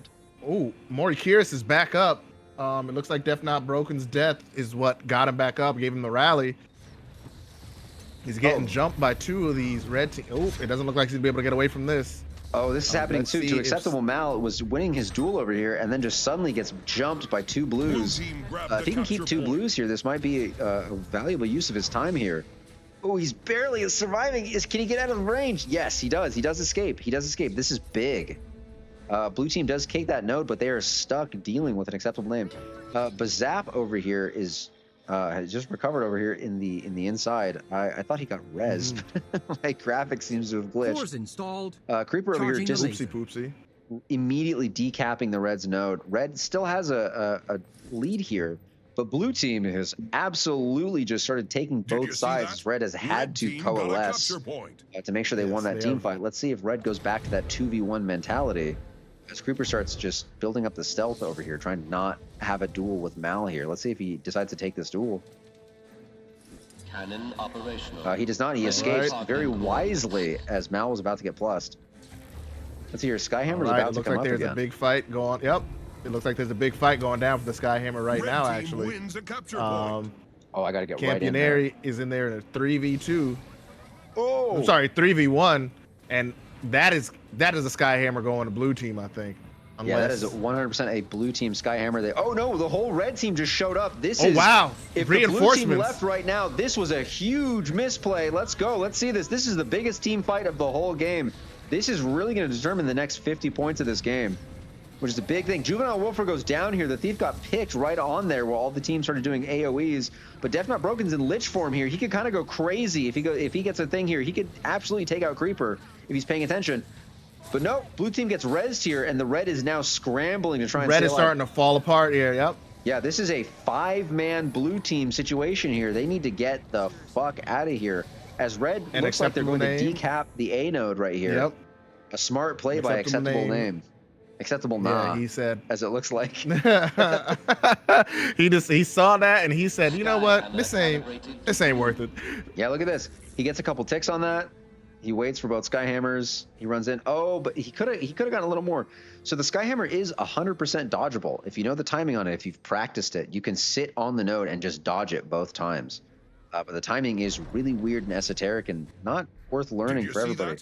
I'm keeping on this duel between acceptable Mal and Kuma right here. I'm just really interested in this core warrior, this longbow core warrior versus ranger. Who's going to win the battle of the Condies? All right, let's find out. He's using that. Okay, this is what I was actually looking for. This was the build that I was looking for here. Now, if I were Kuma, and I am not, and Kuma's very clearly much better than me. But if it was me, I'd be using that double sword so I could get that counter, and I could use that sword toss. Mal's looking pressed here. Torment. Mal's looking pressed, but he runs right into his team, who just won the rest of the map. So he does get picked by Creeper on the Thief. That was such a good pick by Creeper there. Just looking for someone vulnerable and taking that out, just instantly getting that kill. That was a wonderful pick. While the red team was not paying attention, just assuming that their teammate escaped. Mal had such a strong, and not to confuse, there's two different Mals on the same team. There's Malin and Mal. There's Dragon Hunter Malin, and there's an acceptable name whose account name is Mal. These are two different Mals. Got it. On the same You team. had me very confused. I won't lie to you. Ooh.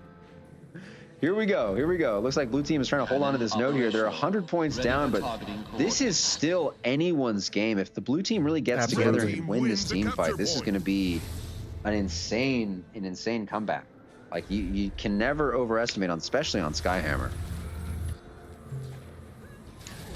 All right. An acceptable name. Fighting a duel on what looks like. You're a little quiet, man. I need you to put that mic in Oh, your mouth. sorry. I'm starting to speak low because I'm trying to get my bearings on who I'm watching with. I'm sitting here with Stick with Everything. Just it looks like the red team just absolutely shellacked everyone on Skyhammer. They are really just a force to be reckoned with. They have the mobility, they have the movement. Both teams have decent mobility here. It's really just coming down to who is making which rotation. And Skyhammer is grabbed by the red team. Calibrated to the red team.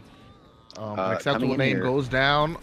Juvenile on Wolfer C-Node, and Dragon Hunter Mal, aka Malin, are coming in here. Thank you. And they're taking it in. This is going to be an interesting 2v2 here because really it's a support and a thief trying to take down two just sort of brawlers here. I'm interested to see how this goes, but Creeper's sort of sneaking around over here. I'm really interested to see what Creeper does here. Is he going to join into this fight, or no? He looks like he's escaping here with the short bow teleport. Yeah, understandable. As the red team sort of coalescing around him. Good observational notice on his part. Looks like, oh gosh, they're all coming in on the blue team. Support gets taken down here. Just like that. This is going to be brutal because Camperoni just did a full flamethrower into a down, and that is going to insta-kill any down. Getting a full flamethrower combo right off like that. Camperoni's kind of going crazy over here. Gets hit by that fear ring, but that's not just going to be enough. Towards that B node. Blue team did actually, during this entire fight right here, I guess I didn't notice the commentary that they have made this less than 100 points. Blue team is catching up. Slowly but surely, they are doing their very best here. I'm gonna take a look at the. Are they doing that purely through getting kills right now? Is that what's happening? Getting kills, getting sneaky node picks. I'm watching over here this duel at the A node that Mal, aka acceptable name, has to take against Kuma. Absolutely. And this is going to be very interesting here because this is going to determine a lot of the way the rest of this game goes. You can look at this team fight over here. Oh, that's not how I want to look at the team fight. Look at the team fight over here, and it's looking pretty. Oh shoot! Right when I was about to say it's looking pretty even. Looks like Mori gets taken down, but Dragon Hunter Mal is also down. Camperoni is also very low. This team fight is right at the hot button of this. I've really misinterpreted this. It looks like blue team's the only one going up because they got the decap on the blue home node, but blue home node's been traded for the red home node. That it's now going red. The red team has absolutely destroyed the blue team in this team fight. Ready for targeting. Creeper is down and just sort of tossing daggers, and they're going for the Skyhammer. Who is taking Skyhammer? It looks like blue team's going to go in, but Camperoni's going in to make sure that this is the fight of the game. This might be the big decider here. If blue this team could be can the take determining, this, yeah. We have a 2v2 here. It's going to come down to who used less of their utility skills. Camperoni just got is getting real low. There, he's down. Blue team has a big advantage here. This is blue team's comeback moment. If they can fully pull off Skyhammer, and there's a third. Full map command. Yeah, this is not an over rotation by blue yet. If they can need to get both these, they do get both of the picks here. They need to get the hell out of here and get right back to the rest of the map. Someone's going to make sure that A node doesn't get picked here. But here we go. This is blue team's big comeback. This is a match. We still have it going. Yes, blue team. Blue team has a big stagger, right? Oh wait, no, they don't. Not anymore. Hold on a second. Not anymore at all. Red team is going straight for this hard hold on the mid node. Red team does only need one node to win at this point. We are counting this game off in seconds, and red team is less than a minute away from winning. And red team is going to get that decap on the node over here. Acceptable name is just out rotating the blue team right here. Wait, fucking see it. Picture perfect moment here. Yeah, Kuma's coming in to try and stop that, but the counter has already gone in favor of red. They did not need the cap. They needed just the decap to keep that uneven. Blue team has to not only, as they have taken the mid node, but they have to decap far, and they have to hold far. This. They did. Blue team's playing like crazy right now. There's a really interesting fight going on down here. It looks like Juvenile Wolfer has taken this out. He's going to go decap this. We're going to have a 1v1 on the mid node. We have a pretty crazy 1v2. Red team has taken their home node back, and blue team does not have command of this A node.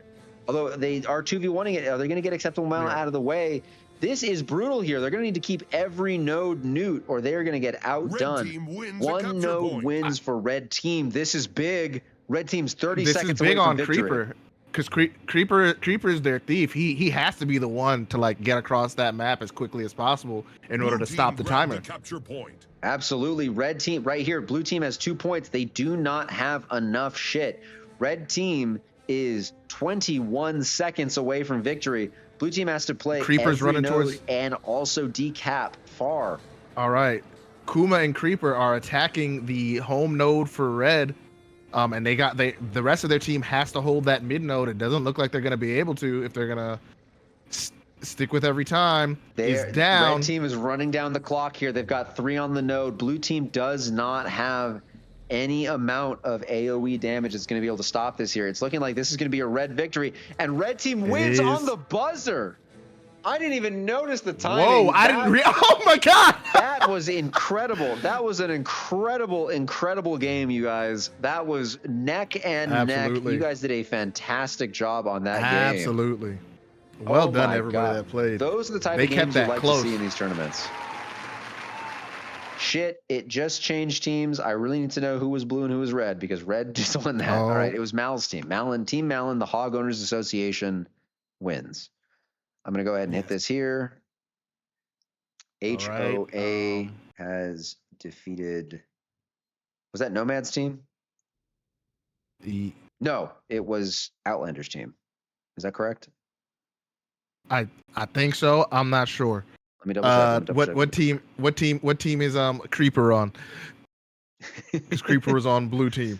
Whatever team Creeper was on, that's the right one. Normally, I hire someone to do this. Okay, for Arena 1, we had Nomad versus Malin, and Malin's team takes the victory there for a hard-fought team. Yes, Creeper's on Nomad's team, confirmed. Nomad's team has been eliminated. You were right. Look at you. You guys did a fantastic job. Team Nomad, thank you so much for coming in. That was gorgeous, genuinely. What a wonderful match. Team Malin, you going crazy with it. You going crazy with it. You're doing the damn thing. And I appreciate it. You guys really played a strong game there. Whoo! Okay. Okay. So where are we moving to now? We're moving into We are moving into so we're a little scuffed on where all of you different guys are. HOA has defeated Team Nomad in Arena 1 match 4. This is how we're doing this. Good. All right. That puts the Arena 1, the next Arena 1 match after the green tournament is the orange bracket, which means we will have, I assume, I have no idea who's been winning these last couple matches. This is going to be really interesting. Let's check in. Jackson, why don't you come down with me to Holly's Hangout and we'll check who's going to be up in the next round in Absolutely. Hello, Holly. Hello. Jackson and I are coming to join you in in Holly's Hangout. We're doing a little bit of a post-match thing. Who is in Arena 1 just now? HOA has defeated Team Nomad, knocking Team Nomad out of the tournament. Yep. That's it. HOA is going to be. We are in the orange bracket currently for Arena 1. So you let me know where we're at, and Jackson will talk about all of the different techniques he noticed, like the specific combos he noticed being used effectively in that specific combos. Right. Oh my specific goodness. combos. Listen, that's a lot. Yeah. You're asking a lot. You're asking a lot of me there. What I will say. Now I want to hear this. Well, when I was a young lad, okay. One thing I will say I noticed is I'm gonna give big shouts out to Creeper. He was trying his damnedest to get across that map as quickly as possible, to put as much pressure on the opposite end of the map when they were down, and it helped keep them in the game in a major way. He was really using his mobility to the best, as much as he possibly could. There was a lot of crazy fights that were going on the Skyhammer. Big shouts out to the blue team, which I forget, that is Nomad's team. That was Nomad's team, right? Am I correct? Correct. Yeah, big shouts out to them. They really, really put up a very, very strong fight, and it was a lot of fun to watch. Mr. Post, who was your MVP for that round? Who were you liking to see?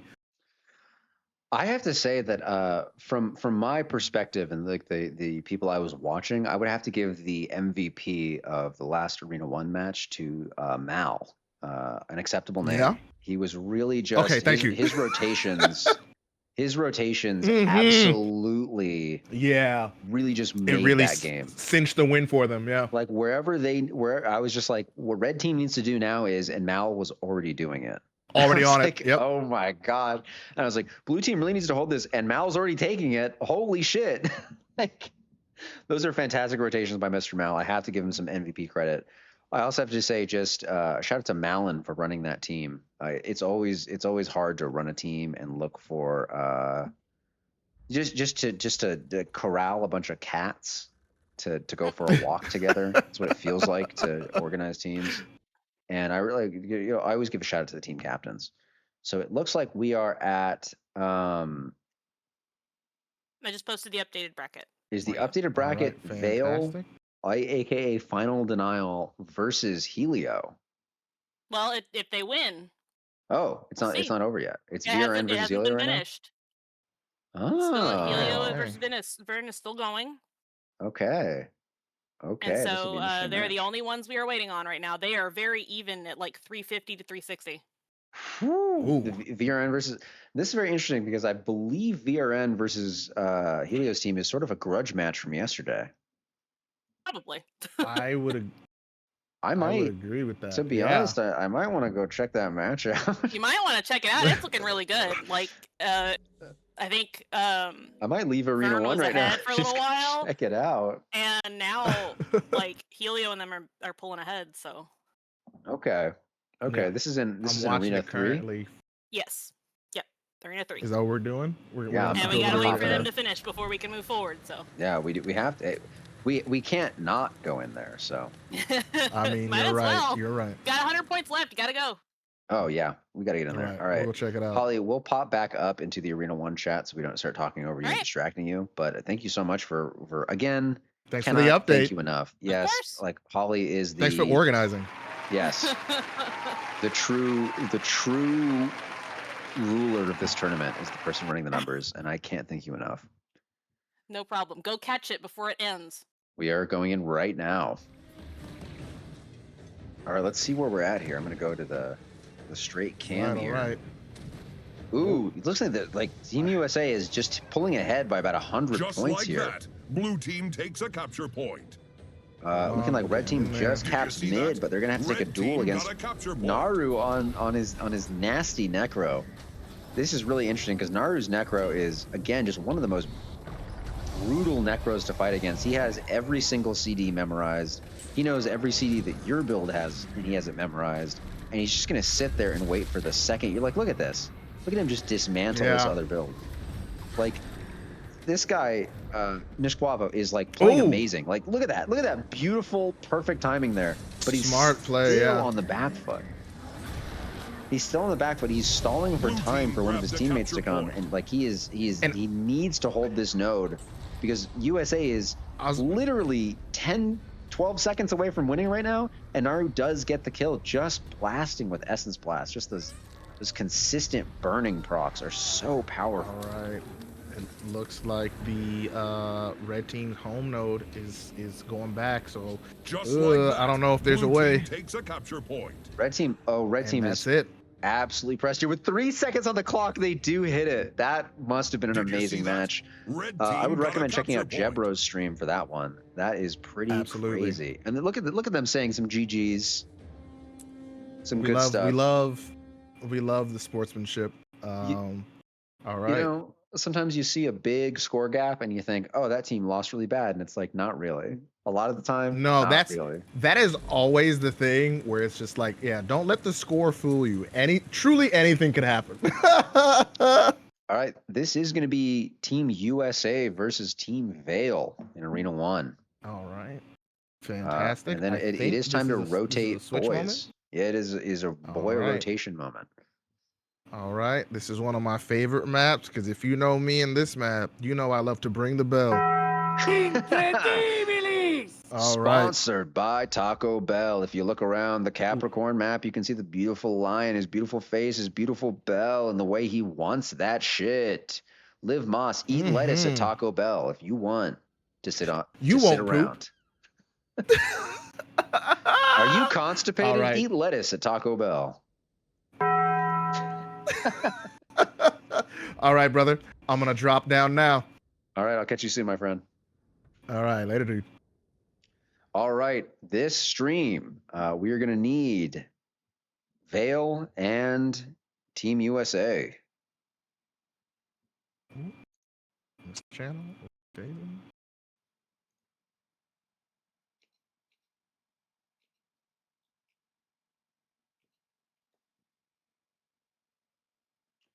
And I will message Vale.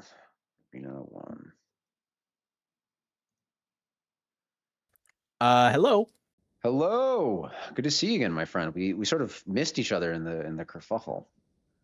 Yeah, there's a lot going on. There's a lot of bopping around, and I saw that you had hopped out of the Arena 1 channel, so I wasn't totally sure. And then I got talking about how I've been playing Blade. Sworn to homage, and then Jackson came in and they're both making fun of me, and so it's been a heck of a journey. They put you in a locker already, so I don't got to do it, right? Fucking Blade Sworn. Yeah, well, I mean, you're the one who's supposed to put me and do a swirly, but it could be our secret if you don't do it. We can postpone it based on your performance in this next match. Okay, I'm locked in, and I'm dialed. So this is gonna be an interesting match. Team USA has just beaten Team VRN in the last match. So we are right here. If you look at the brackets, where we're at currently this is the semifinals for the winner's bracket. Right here. Interesting. Okay. Yes. So I guess this is the finals of the winner's bracket. So this is the big, which team is going to take first seed going to the tournament, and then which team is going to be playing in the rest of the tournament. So right after this match for me, this should be a couple more of the sub bracket games at the same time, and then arenas 2 and 3 will actually have games. Well, I don't have anything going on, and then we'll all like these are the last separated games basically. Okay, there won't be anything in Arena 1 after this match, and like I guess we'll just all split off and join other arenas and start commentating and having a little fun. So this is the final match of Arena 1. Holy moly. Love to hear it. There's some stakes to this game then.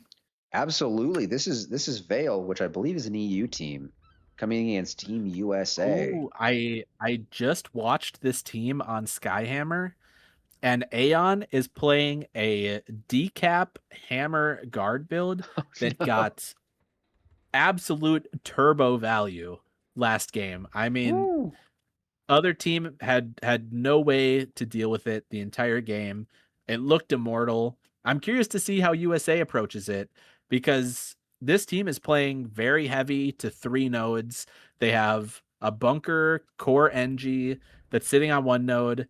They have their bunker core guard that's sitting on the other node. And then they're just rotating between mid and the 2 side nodes based on what the team fight's looking like. That being said, Skyhammer, small map. Capricorn, very big map. And rotations are going to be a lot slower on this map. So I'm curious if that has anything to do with it. Absolutely. I'm desperately trying to figure out where Salos is supposed to be playing right now. Oh, Salos is not for a little bit. Okay. Whew. Sorry, he just messaged me in game like, let me know when I'm playing. My internet died, and I'm like, oh god, I hope not currently. Well, I mean, that is why you are the GOAT, because you can cast, you can organize, you can answer questions. I mean, you must have 18 different parts of your brain working right now. I've been glazing Holly. Actually, what keeps happening is whenever there's a little like lull in the games, I'm always just like, let's jump into Holly's corner and see what she's up to. And she just talks to me about all the different brackets. She's running through all the games. She's moderating this a lot more than any of us are. Like, we're running through the builds real quick at the start of the games, but Holly's making sure that there's no funny business going on. And so far, I'm happy to say I don't think we've had a single strike against any team. Everybody took this very seriously. Oh, awesome. And I do really appreciate that. Yeah, that's great to hear. Everybody's buying into the idea and the effect of the core tourney, not trying to get an unfair advantage. And something I was talking with Jebro about that I think you all at Warpigs do so well is having these awesome community events surrounded with like the positivity and getting back to in a lot of ways. Oh my gosh, why is this guy always showing up in my arena, man? What? Isn't this my arena now? No, you got to be in the wrong arena. I don't know, man. We all got. I'm just rotating. We all got flummoxed. Because I just did Jebro and then I was with Homage. So now the third I should be with Mr. Post. I think. Who did you just cast with the last 2 times, Joppa? I just casted with Jebro. And who did you do before that? Oh, that would Homage? be me then. Mitch. I think. So I think there was a little mix up because like one of the teams didn't show up for one of their sub bracket rounds. So like I think we're all scattered about. Oh, okay. So if you guys want to play rock paper scissors real quick, because this is the last match in Arena 1. It's going to be between Vale and USA. Ooh, did you cast the USA one yet, Johnson? I haven't casted USA, but I did cast Vale's team last round. So if you want to take this one, Joppa, you can go for it. I just did Team USA and another EU team. Oh, you did the VRN team? That's French Worms. Yeah, Worms versus USA. So all right, let's do this. Let's do Johnson here, and Joppa, you are free to jump back in with Jebro, I guess, or you can. All right, sounds good. Or you can push Jackson down there. Totally kidding. Their game has already started, so I'll go back with Jebro here. All right, sounds good. All right, I guess. Nobody is in this arena yet. I really would like. I am seeing some names. I see. Okay, some folks are popping in. Oh, is this one of those? I see all of. No one wants to get in because they don't want their builds to get seen. All right, let's get on the teams, guys. All right, let's get on the teams, guys. Come on. Oh, we're playing sneaky. We are playing sneaky, aren't we? First to pick gets their color. Yep. They're like, who goes where? This team was just like, I want to be red. All right. It looks like red team so far is playing the same specs that they played last game. And this is, I guess it's not quite the same because this was a Condi Thief last game. Okay, yeah, they are still on Carrion. So I think everything for red team is the same. They're playing Bunker, Core NG, Bunker, Core Guard. They have a sort of semi-support warrior and then a Fear Necro with the Condi Thief. So let's see what USA is taking out here in response. I've been really interested in this, and USA is doing this thing that I was, people were saying like, hey, you know, make sure people aren't like build spying. And I'm like, you know what? I kind of expect people to do this. I'm going to give red some time. Gonna give a minute for red to check builds too, I guess. So I think it's fine if you want to check builds and comp against each other. This is a this is the winners semifinals. It's the winners semifinals. Do what you gotta do. All right, I want to see some comping. I want to see some folks looking around. I want to see some, you know, like in my mind, part of Guild Wars 2 is what is your comp? Build against the enemy comp.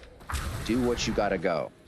You know, like I want to see people build against each other. I want to see people getting involved. I want to see people like do everything you can, I guess, you know, because like I got a million messages before this tournament started about like, oh, is this allowed? Is this allowed? Is this allowed? And I'm like, look, man, we got like 5 rules. Like, if I didn't talk about it, it's probably fine. But that's why I had to release so many like, hey, you can't switch during mid-match. You know, you can't, you know, once you log in as a character, if you build swap, you know, you can't do that. Like, once the match starts, you are locked in. That is your comp. There's no switching, there's no nothing. So it looks like speaking of starting, we're about to get going. Every team's readied up. I'm excited to see this. This is the Core Cup semi-finals for the winner's bracket. This is going to determine who gets the free ride to fight the losers finals. But you will see whichever team loses here once again in the losers finals. So let's see how this goes. Ooh, interesting. This is a 5-man stack out of blue. They blast, and then they send their NG to home. So it is going to be 2 NGs both taking home. That's really interesting. But here, meanwhile, it looks like we have a meet on mid. Look at this stealth longbow warrior and the thief running straight for far. That's crazy. Look at this. I honestly, the last thing I would expect is coming out stealth is a longbow warrior. That is so funny. That's very true. This is going to give them a bit of pressure on the node here. And red team is going to have both of their side noders in this 2v2. I think this does benefit blue team because they have the core guardian who's going to be looking for quite a lot of damage. Should be doing a lot more damage than both of these other teams, other builds can do. We'll see what happens. This might actually be... This is actually a swap. This is a support guardian. So they were not playing the support guardian last game, but it is a support guardian now under a lot of pressure. Naru's getting lich formed right here, and Zeromus comes in to try and save his ass because that is a lot of pressure. And Naru goes into lich form himself. Now and here's the lich form. Yes. Oh my gosh. And this is going to be pretty brutal here. If you get lich formed after you lich form, you do not have that. But that boon rip into a fear was huge. As the red Necro starts to run away here, Naru has to chase him down because he still owns that node, but doesn't want to go too far and overcommit. Blue team looks like they've gotten the full rip over at the red home node. Grabbed a capture point. Interestingly, like both teams started with red had 2 on the blue home and blue had 2 on the red home. It looks like blue is the one who takes over this. Red still does not have a single node here as it's 0 to 48 going into the top of this game. Red Necro got picked over here. And this is a big stagger on top of it. Big stagger. And the Thief is also going down. So this is going to be a double stagger. Also, the Warrior going down. Blue team looking super strong in this position. Blue team getting a 0 to 80, which is a pretty commanding presence, especially on Capricorn, where if you can't win, every node, you may as well just hold one. Capricorn's very much a map where if you hold one node indefinitely for the entire match and you get every bell, you do automatically win. So you can kind of run like a hyper team comp on this. And yet here we are. Blue team was just such a commanding presence against this. Red team looked like they had a really strong rotation starting out, but they are just on the back foot now, barely staying alive here. Every single person seems to be 1v2 at the same time. Blue team is just spread out here, getting their finger in every pot. Red team Thief is able to decap and opting for a full cap on the mid node, so they are going to get a little bit of action happening there, a little bit of motion on the map. That being said, they do end up losing their support on their home node, their core necro also going down. Red team Thief is going to get some decap. This is what you're looking for out of the Thief. As soon as the bell comes up, you want to decap the enemy nodes, and then you can go fight on the bell. However, USA is going to be rolling heavy into this bell fight. This is going to be a 5 against 2 on the bell fight. They're going to pick up a kill on the core NG. They're also going to pick up a kill, probably delayed, on this Warrior unless they can kite away. Naru is going to be chasing this. It's going to be a 2v2 on their home node. It is going to be the NG and the Necro versus the Thief and the Warrior. We'll see who comes out on top. Thief is looking for a little bit of damage onto Naru as the Warrior progresses onto the node to fight the NG. This is looking like really just Red is trying to get a foothold here as they try to engage in this 3v2 here, but they just don't have enough to engage. Red Thief teleports off to the side to try and get that decap while their team tries to take this, but Blue team immediately seems like they're gonna. It seemed like they were gonna meet that with the Warrior, but the Warrior comes right back in to try and get this team fight as Blue team correctly notices that the team fight here is going to be the way to victory for them.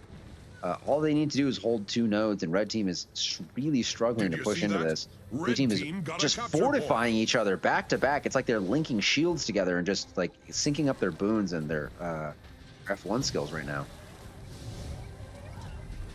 Yeah, they did spend a lot of time 2v1ing Red Team Warrior on their home node. They did get the kill, but the rest of USA is able to survive outnumbered here as the Thief had to go through home to respond to this. So now it should be an uneven fight in favor of USA on this mid node. They're pressing hard into this core Necro, who is caught out. That's unfortunate. Gets bursted down by this DPS core guard, the only DPS core guard I've seen in the tournament so far. But a huge res. This is a stealth res.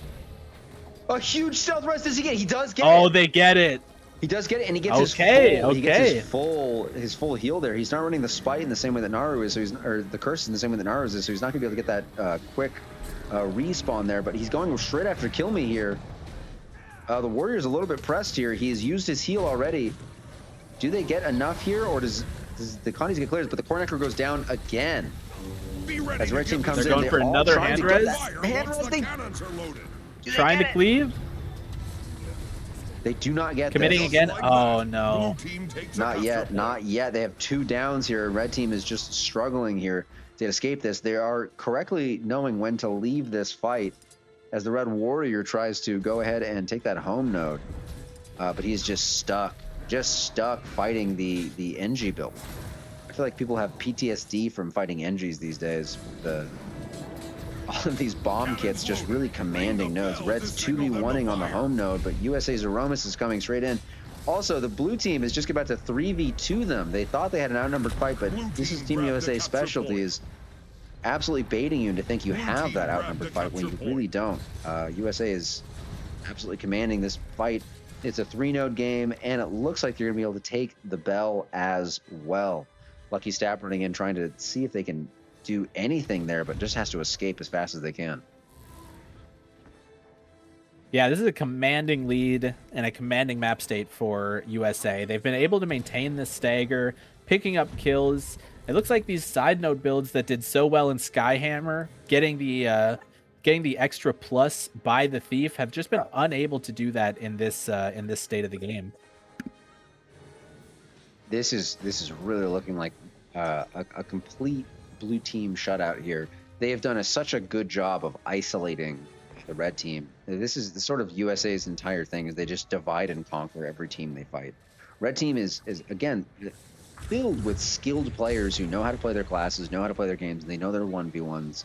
But the coordination between USA is almost preternatural. It is insane the way they're just holding these people at bay like this. It's like they're all psychic and they can read each other's minds. Blue team, ring the bell. And that bell is going to command it. Vale is knocked down, and USA is going to progress to the #1 slot. The next time we see USA will be a best-of-3 match for the finals. They probably have a solid hour, let's say 45 minutes, to sit around and rest on their laurels. Thank you so much for joining me on that one, Joppa. Is there anything you noticed in particular from this? Did you just call me Joppa? Sorry, I meant to say Johnson. Oh my gosh. Oh my gosh. I don't want to be associated with that guy. That guy, I'm so sorry. You're right. You're right. You're right. I'm totally kidding, bro. I'm totally kidding. No, it was a lot of fun. I love casting with you, Post. It's always a good time. Unfortunate that this one was a bit of a quick one, but man, some good gameplay going on there for sure. Some fun gameplay. I wonder, would you like to, the two of us, which match do you think is still going on? Right, we want to jump into another arena real quick, just you and me. Yeah, we can go take a look. Let me see. Let me hop in. Why don't I hop into 2 and you hop into 3, and we'll see which one is closer, and then we can I like that. We can finish out that one. I like that. I like that a lot. All right, because that was the last match for Arena 1 for a little bit there. Let's see. I am seeing a 0-0 in Arena 3 right now. Red team okay, looking at point. Arena 2 as I'm Blue team slow to get here. Let's see what's going on in here. Arena 2 hasn't even started, so this is a nothing to nothing. A nothing here to nothing here. It looks like in this arena, I see a couple of familiar names. I don't know what teams these are, but this is Outlander. And I know a couple of these other names. Arena 3 is Hog Owners Association versus the Zin team. That was almost DQ'd for being late to a match. Oh, okay. Well, maybe let's hop into Arena 3. Yeah, Arena 3 see what's going on over pretty there. Exciting here. Dragon Hunter Mal was the MVP of the last match that I saw. They're sort of really out-rotating the enemy team. But this is going to be an interesting match here because not Dragon Hunter Mal. Sorry, Acceptable Name is the MVP here, but Dragon Hunter Mal was also, again, the team captain of that team. Looks like blue team has both sides, and they've decapped mid. Red did just previously have that. Red is trying to get a nice pick off of the respawns over here, but Ink and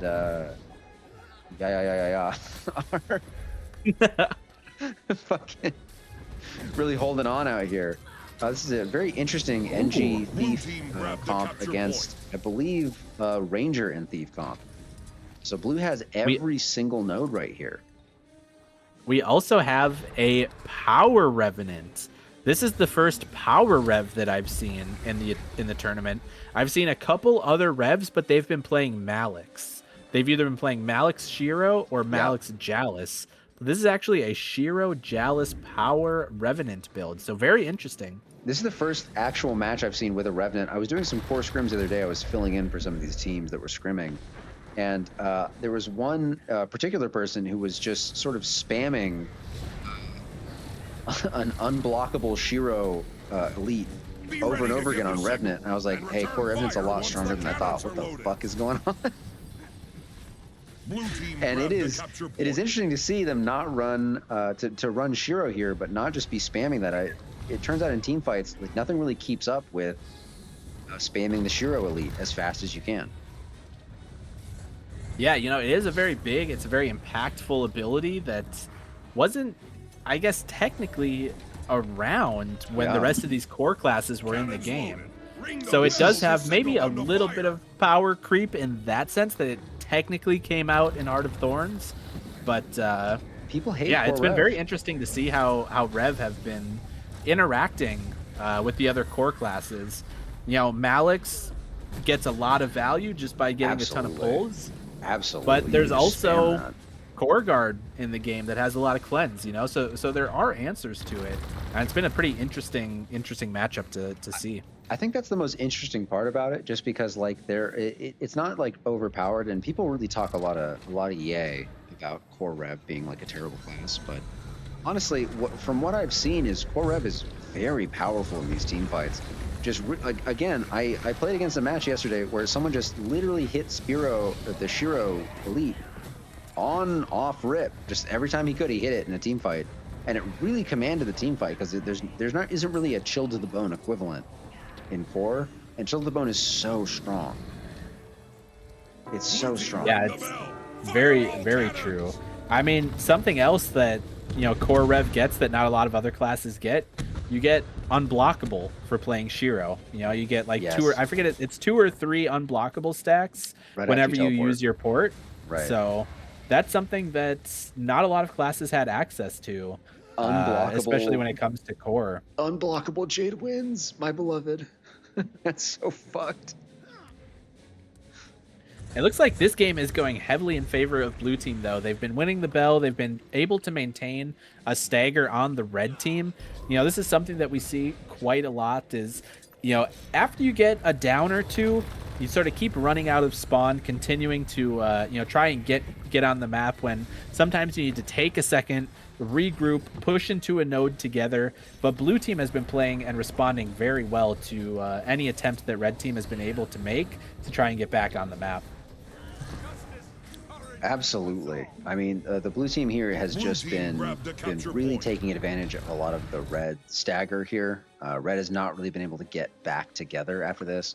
They've sent out a couple of their players to sort of poke the bear, essentially, just sort of see if they could get little free caps, get a little extra points. But it's really looking here like the blue team has this team fight on lock, and red team is going to be hard pressed to win in the next 20 seconds, I think.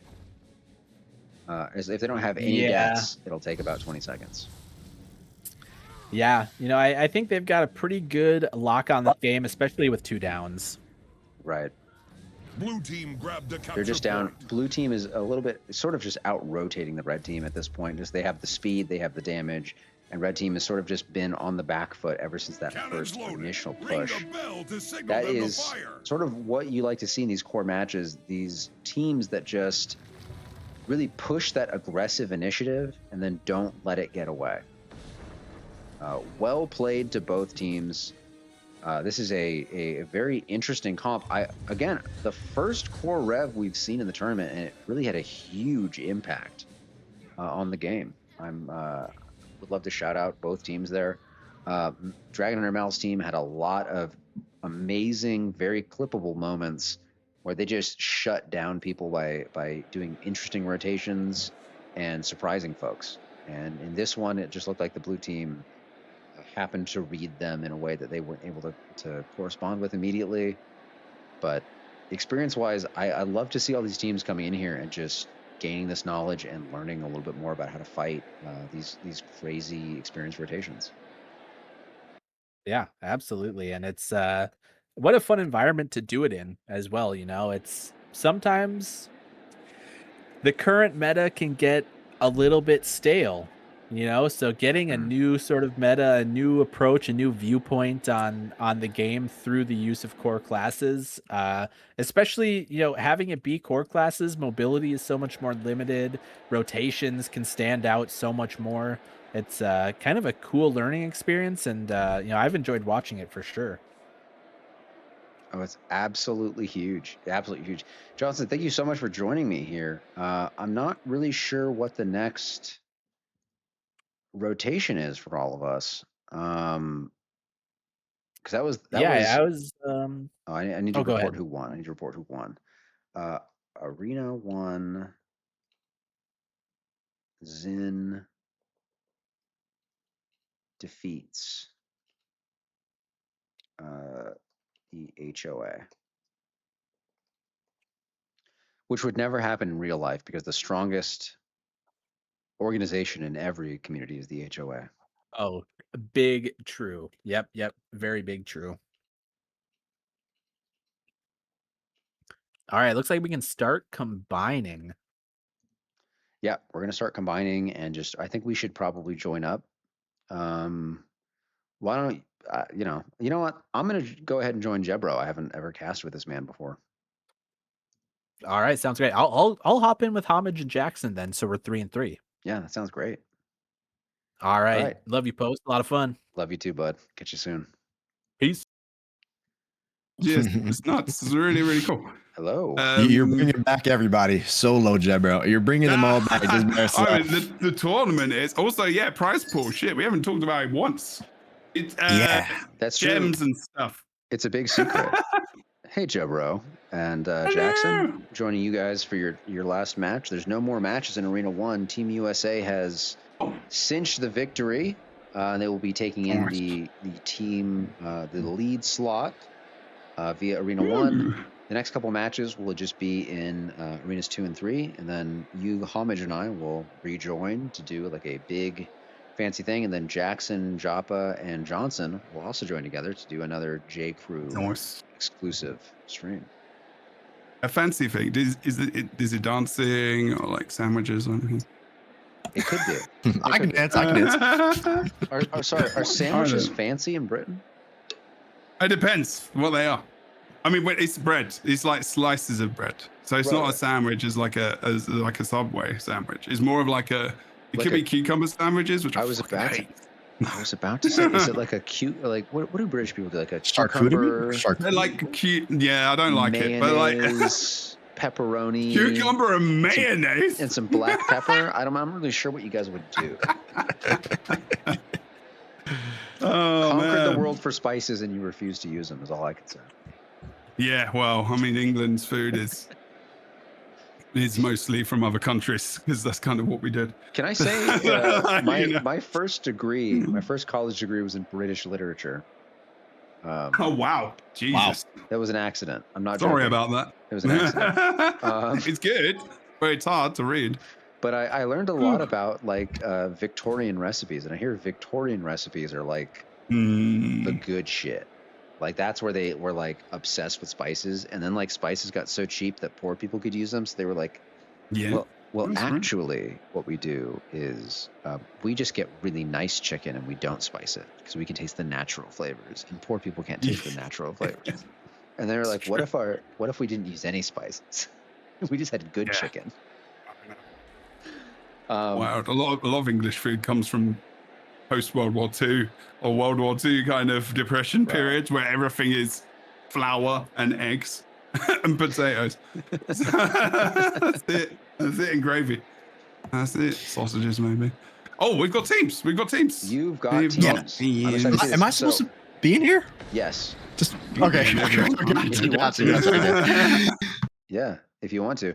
So what's just happened is we've all split up into groups, mini groups of 3, because these are the last 2 matches before the big. We're into the sub-bracket finals or sub-bracket semifinals in Arena 1, and all the rest of the matches are in Arena 1 after these 2 matches that are happening concurrently. You guys are, of course, welcome to join in, but it's going to be Jebro, Homage, and I, our streams, and then it's going to be Joppa, Johnson, and Jackson on the last stream, the J Crew, as we like to call it. How many J's? Triple J. Crew. Triple J, yeah. The J Crew.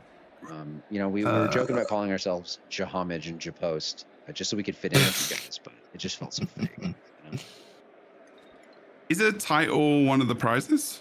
Yes. First place gains the Community Conqueror title. Community Conqueror, okay. Yes. It's a very rare title that has not been given out for a super long time, and it sort of gained popular notice because we were able to get it for Hog Cup. And then everybody was like, I don't have that. What the hell? Yeah. Your training PvP tournament has titles? Now, hold on a second. And everybody was like, how do we get into this training tournament? I'm like, you can't finesse the training tournament. You can't do it. Like, I only allow 2 plat level players per team. And you have to train 3 people for several months. And then see who's the best at doing it. That's what the Hog Cup is. That was the last tournament that you saw originally. The match starts soon. Oh shit! Game starting. That's really, really, really cool. Game. I'm gonna quickly go for the builds as well. Let's get right in. This engineer build, decap bombs, lots of AoE pressure, support elementalist, maybe? Yes, okay, cool. Condition Necro, also Wells, 90 Trine, or whatever the hell their name is, Warrior. And then we've got Support Guardian. Oh no, Damage Guardian, there you go, Sword Focus. We saw that from Helio as well. Seacod on a really interesting build here. I was not expecting Death Magic in the core brackets. That's very interesting. Oh wow, that is Death Magic. Death Magic was not. Blue team sending 3 towards the far end, just getting Fear Ringed. Their entire team getting Fear Ringed just gave just enough time for Igni Frosty to come in and try to support this. Blue team is a little bit more pressed now because red team does get the full cap here. And it looks like red teams also might be capping their blue far node here. This is a little rough for blue team here. They're on the back foot right off rip as red team looks like they have a commanding map presence. Yeah, they're trying to get a little bit going over on their home node, but they still haven't been able to do that. So the engineer looks like just pushed all the way over. Frosty low as well is going to go down here. You can see blue team start to rotate a little bit differently as the Thief +1's the 2v2. And he's going to Vapor Form back onto point. It gives him a little bit more time. 90 is back though. You see people go all that was not. Red team loses Dathomir, which that's going to be brutal here. Blue team is really just commanding this. Red team looked like they had such a strong lead here, but blue team looks like they're taking out the team fights here. They're winning these 2v2s and these 3v2s while they're still controlling mid as Ink has to just sort of roll passes. Oh, actually, Ink is challenging here. We're going to have Warrior versus Ink, although Ink looks like he's running off to the side here, trying to recap here. Yeah, he's going to be... the only thing that the Thief is going to do there is delay caps and also decap, recap, and +1. That is what Ink's job is. On this core Thief, like that is their job. Both. There's only one Thief. Red team are going to have... Red team have got enough like bruisery characters to manage free cap strat, but they're going to struggle mobility-wise because blue team has a Thief. And a Rev, actually, who's really, really good. Really good last game. This is my fucking specialty. We have a Necro v Necro duel here. Seacod goes into Lich form first here. This is going to be interesting. Oh, Ink absolutely is instantly pressing this. This is going to be very pressed. Dathomir Witch is going to have to run so fast from this. 99 Strength is running in, but just leaves immediately noticing that this is over. This is absolutely over. Seacod retains the cap here at the... are we at far? We're at home. They're everywhere right now. We're at the red team. Yeah, we're at the red team home. Sorry. We've been everywhere in each single game we've commentated. It's just like every game is like, which is the best place to be right now? They're trying to actually... Blue team ZX is trying to go for this buff. Going straight for the buff here, going for the sword buff. This is going to be very impactful.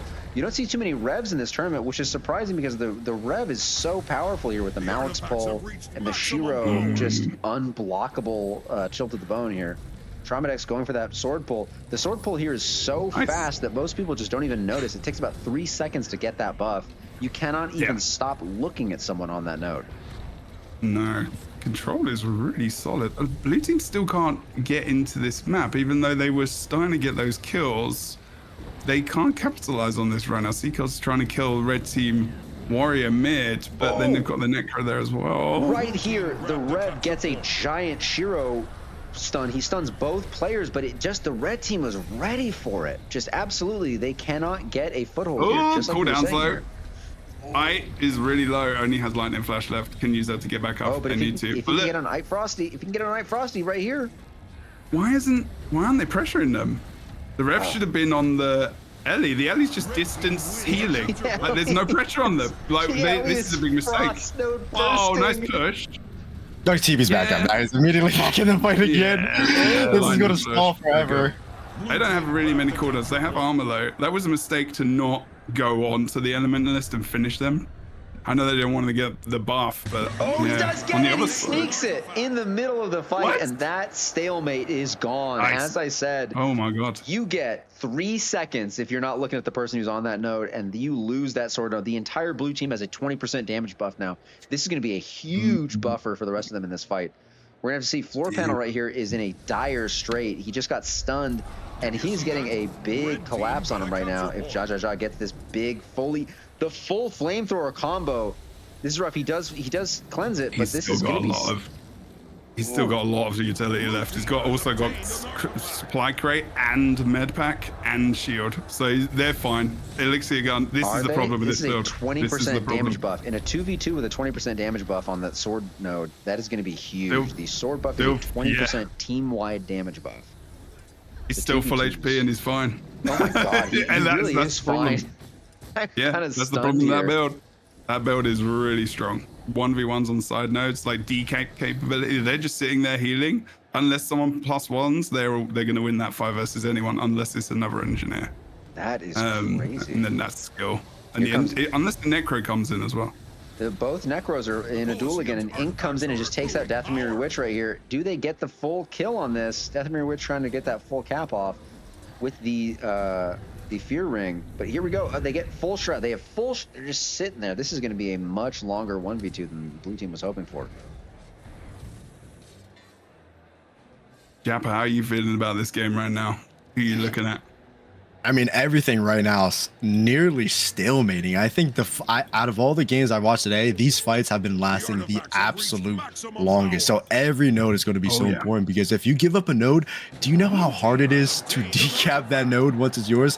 These 2 core engines have been on blue home on an island the entire game. They have not moved once. So just to put in perspective what we're dealing with now, everyone is making the correct rotations, but you don't have overpowered builds, so go and just one-shot everyone. So true. Look at this Necro 1v1 as well. The Necro 1v1 is insane, but like I popped over to the mid node right now, and the mid node just was a 1v1 that turned into a 2v2, and then both people left and like went to have their own fight. Oh, they actually go down. Wait, we actually see a winner in the 1v1, so that's going to be a huge help, because again, blue team's going to get this node, and how hard is it for them to get this back? These are 2 different build philosophies here. We have the blood magic versus the death magic, and it looks like death magic just... Oh, it's death magic and blood. It's death magic, blood magic curses. Fuck off! What the hell? Yep. It's all corrosive poison cloud, which is ridiculous. It's well of power, stability. It's the minions. Well, interestingly, it's a tanky build. Interestingly, the winning build didn't run the Master of Corruption.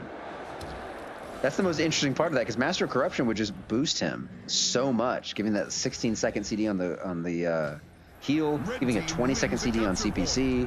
Like, that's huge, but he's not even running that. He doesn't even care. He wants the Condi transfer, and I'm baffled by that. I can't even believe it. It depends, right? Like, the Condi transfer is great, but if your versus a really tanky build, that's it. That Condi transfer ain't gonna work. It's rough. They're both carrying Necro builds, and they just went off this. Red team's still in the lead here, and just sort of ticking up as blue is sort of taking over a commanding presence on both side nodes. They're really pressed on this blue home node here. There's 4 people from each team here. Blue team seems to be leaving this and trying to turn it into a 2v3, but look at this. This is a change here. Ink and Zed, they're going for a 2-person strat on. Oh my god, they almost get What just happened? Wait, what just happened? They were going to collapse on the blue team. They just got reverse blown up. Wait, what just happened? Big. That is the counter to Thief in core is Guardian.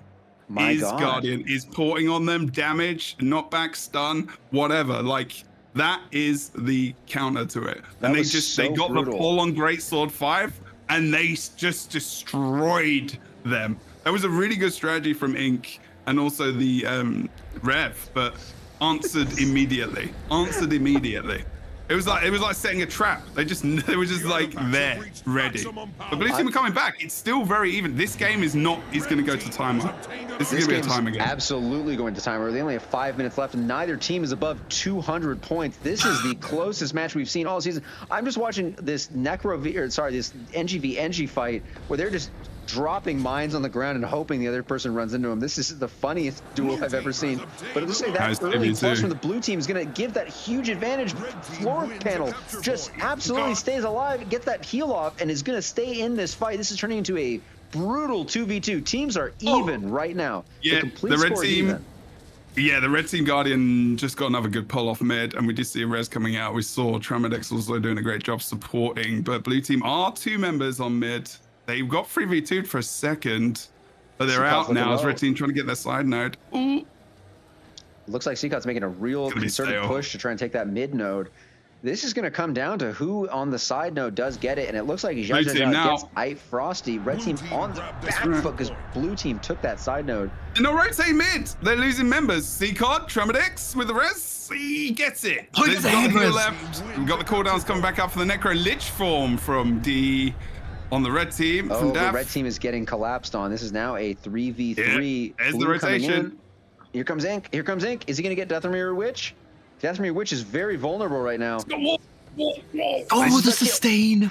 Good wall, but look at Seacot. No, Seacot's okay. That fear ring saved. This is a must-win for blue right now. This is a must-win. The map state is 5v4. They only have 10 more seconds of a 5v4 map state.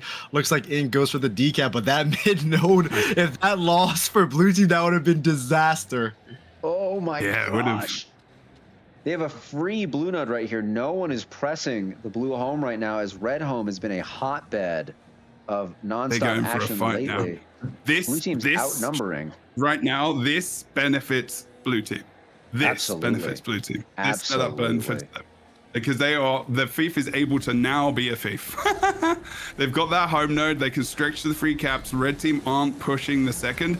They are better to go for the 2 cap strat, but they don't have all of the damage, I think, available in fights now.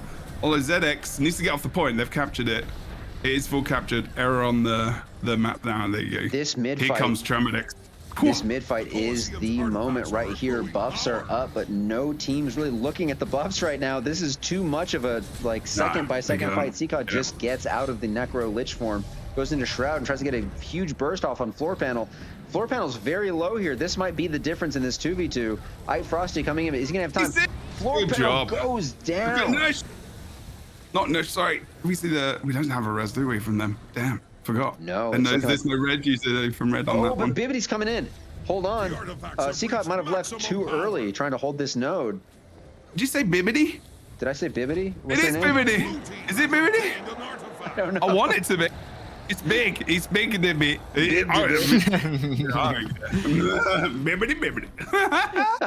I love it. That's funny. Sorry. Biggity coming in.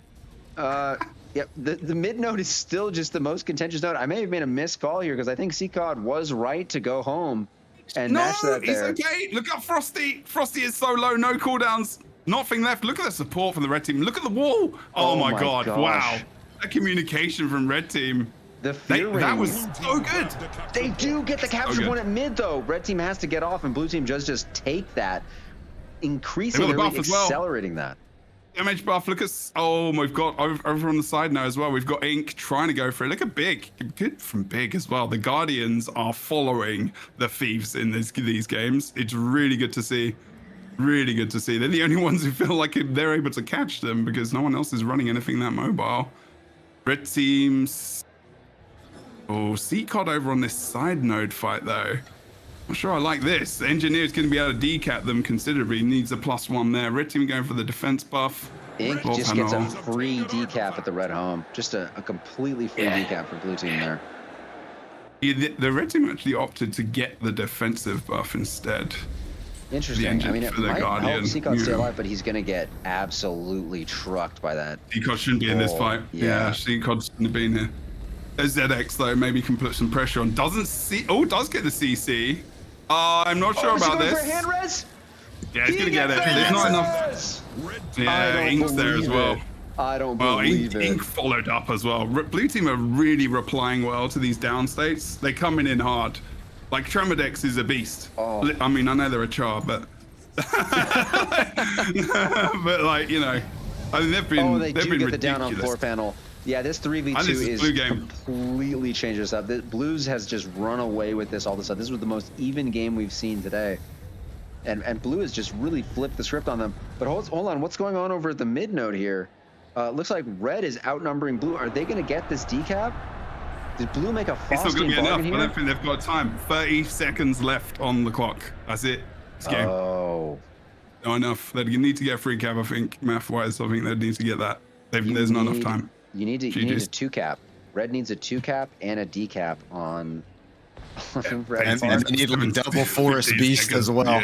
Yeah, and maybe a lord too. Oh my gosh, this is crazy. 7 seconds to go, and blue team still has 2 nodes. Red team is left without a path to victory with 1 second. What an incredible game. Blue team takes the lead. That was crazy.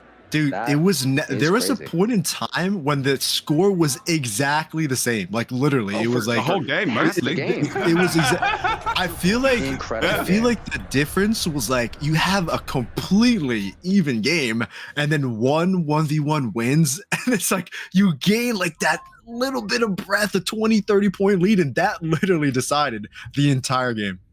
That was just so impactful. I could not believe that.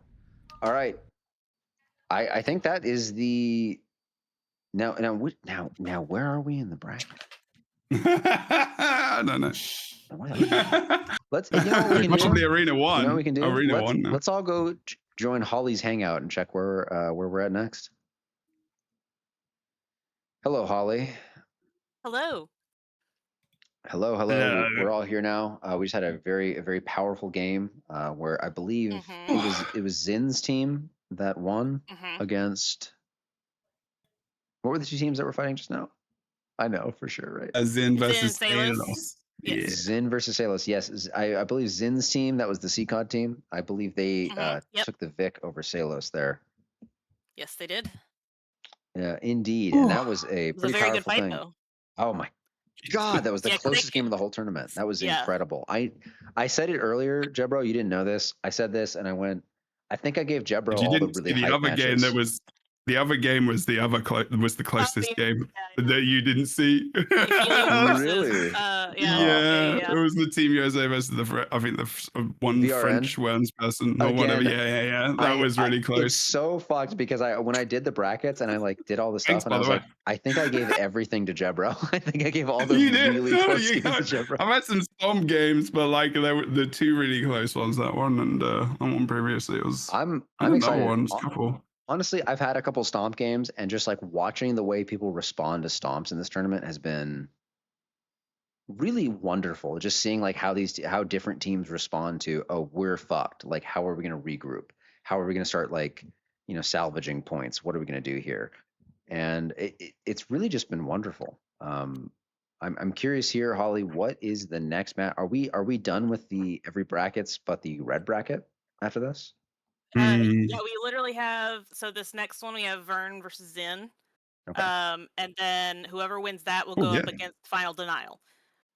So we've got 2 more rounds for the lower bracket, and then whoever wins fights. So this is arenas 2 and 3 have games, and arena 1 is done with games, correct? Until arena 1 is where we are at right now. Yeah. Oh, we're in red bracket right now. We just finished 2 and 3. Yes. Fantastic. Okay, so this bracket is completely done. They're just waiting for the lower bracket. Okay, so then what is going to happen here Arena is 1. Jebro, you, Homage, and I are going to take over Arena 1 going forward, and then Joppa, Johnson, and Jackson are going to also take over Arena 1, but in a different call, just because we don't want to have 6 people all commenting the same game in the same call. Okay, that would be what. Yep. And I went ahead and I started putting little highlights around the current. Excellent. That's cool. Thank you. We really appreciate it, Holly. You're the best. No problem. Okay, let's do. So Jebro, I'll join you in casting Arena 1, and Joppa, you can hang with us until the other match is done, and then we'll start collecting together.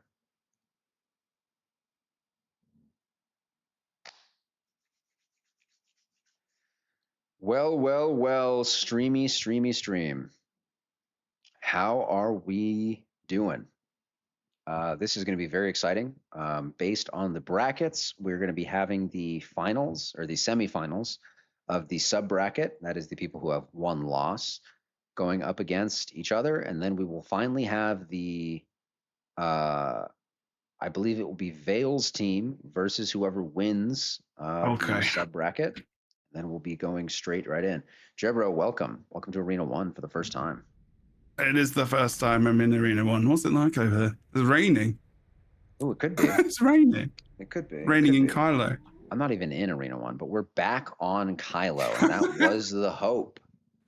We can get right in this Kylo, get some nice core maps going. While we investigate these teams, Holly will send the people to us. We have a little bit of extra time here. So if you want to, tell some stories about the old days, that might be fun, especially since I'm about to use the restroom. You could vamp for me. Yeah, and then you can take a turn as well. Yeah, and then I'll tell some stories. And then you can Gentlemen, homage is here. Great. There we go. I'm supposed to be here, correct? That is correct. This is okay. Excellent. The semifinals for the sub bracket 1. And we will get this fight going, and then one team, this is an elimination game. One team will be eliminated. And then we'll have the sub-bracket finals. I don't know if we have enough time, based on some of the snafus we've had earlier, to have a best of 3 for the sub-bracket.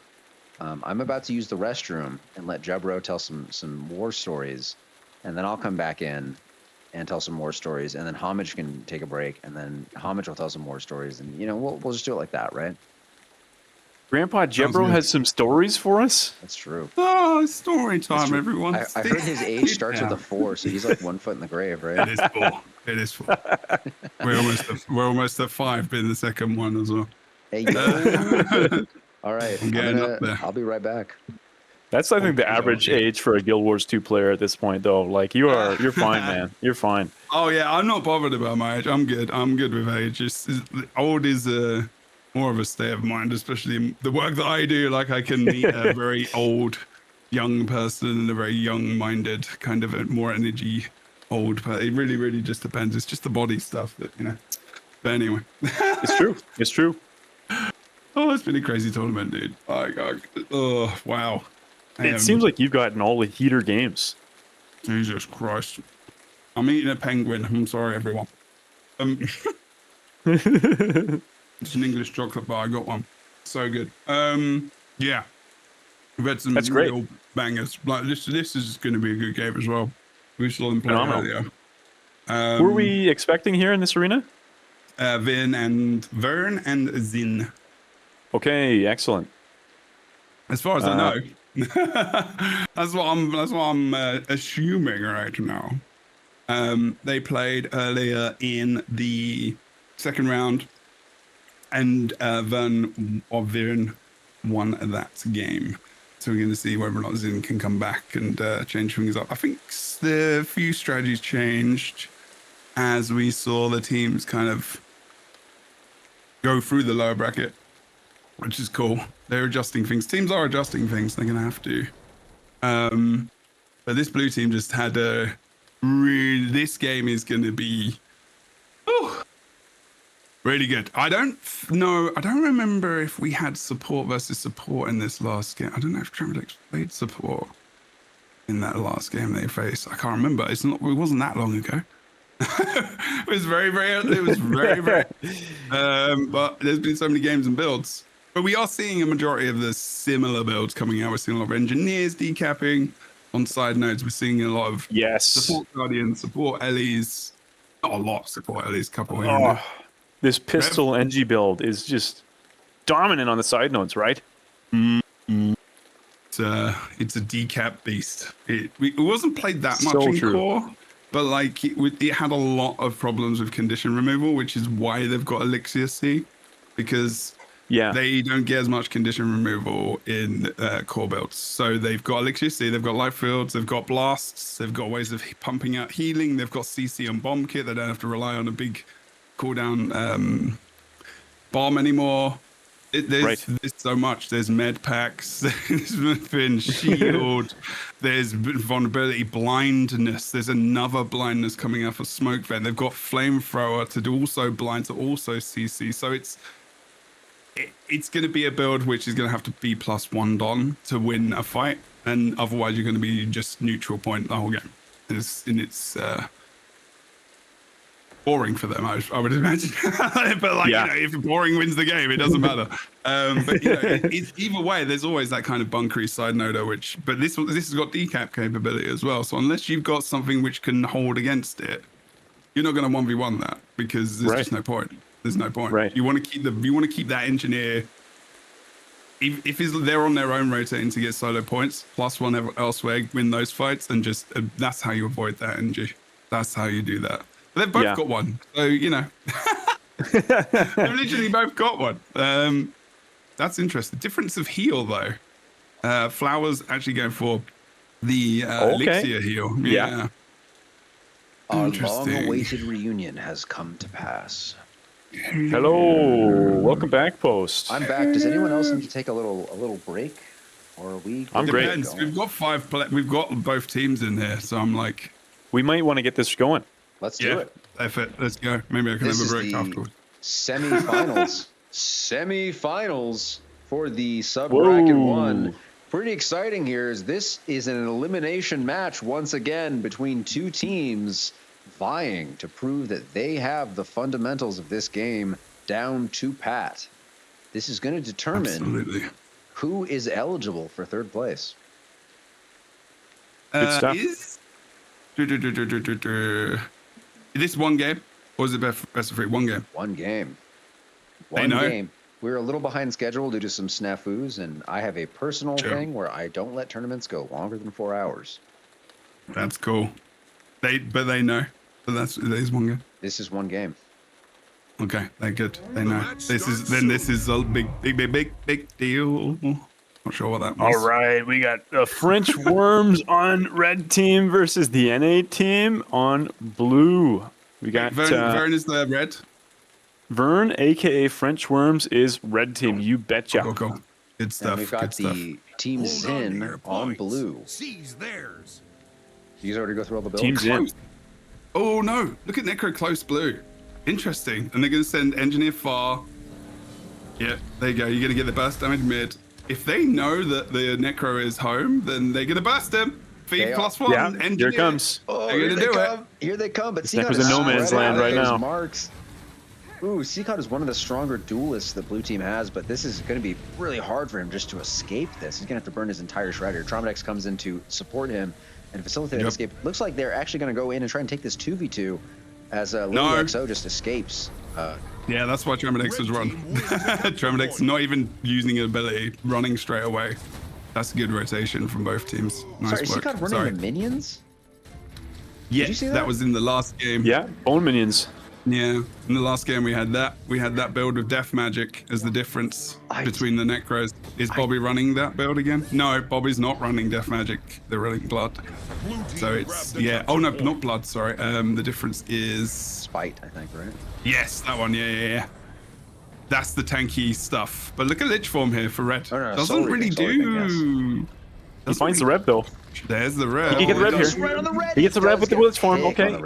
I don't know if it's going to be enough. Thomas got the res. Straight res there. Straight res. Seacott coming in, trying to make that difference up and push that right onto the red Necro. The red Necro's the big target here in this fight. That Guardian is also out of position for a moment. Look at the walk. Oh, not the walk, the wall. Good wall. Solid wall. Bobby! Low HP, has Shroud though. Yeah. Full HP. He's gonna be Blue Rev here. That's DC. Blue Rev could close it out. No health under this Shroud here. Once this Shroud gets dropped, they need to pounce on him like tigers right here. Blue Engie's 1v2 at the blue home, or the red home node, just holding this down as best they can. But finally, Ink comes in to plus this. But Blue Engie might not be recoverable here. It looks like he's going to get taken down here any moment. I'm watching that as we're on the other side as well because there's so much going on. Yeah. Bobby fight on the other side. Well. That's the Necro. Are we gonna see? I can't believe how long he survived. Moving back over. Oh. Death Magic, man. Death Magic. Death Magic. And support. Nush has been one of the best supports in this tournament.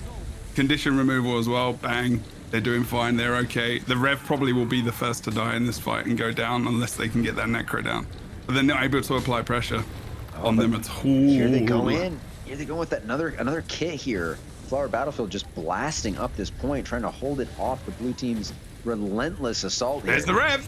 I told you. He's next. Yeah, you were right. Right again, Jedbro. Huge res comes through from Trauma. He's got the stability. Gets the res. Does he have the ability to escape, though, and keep this guy up?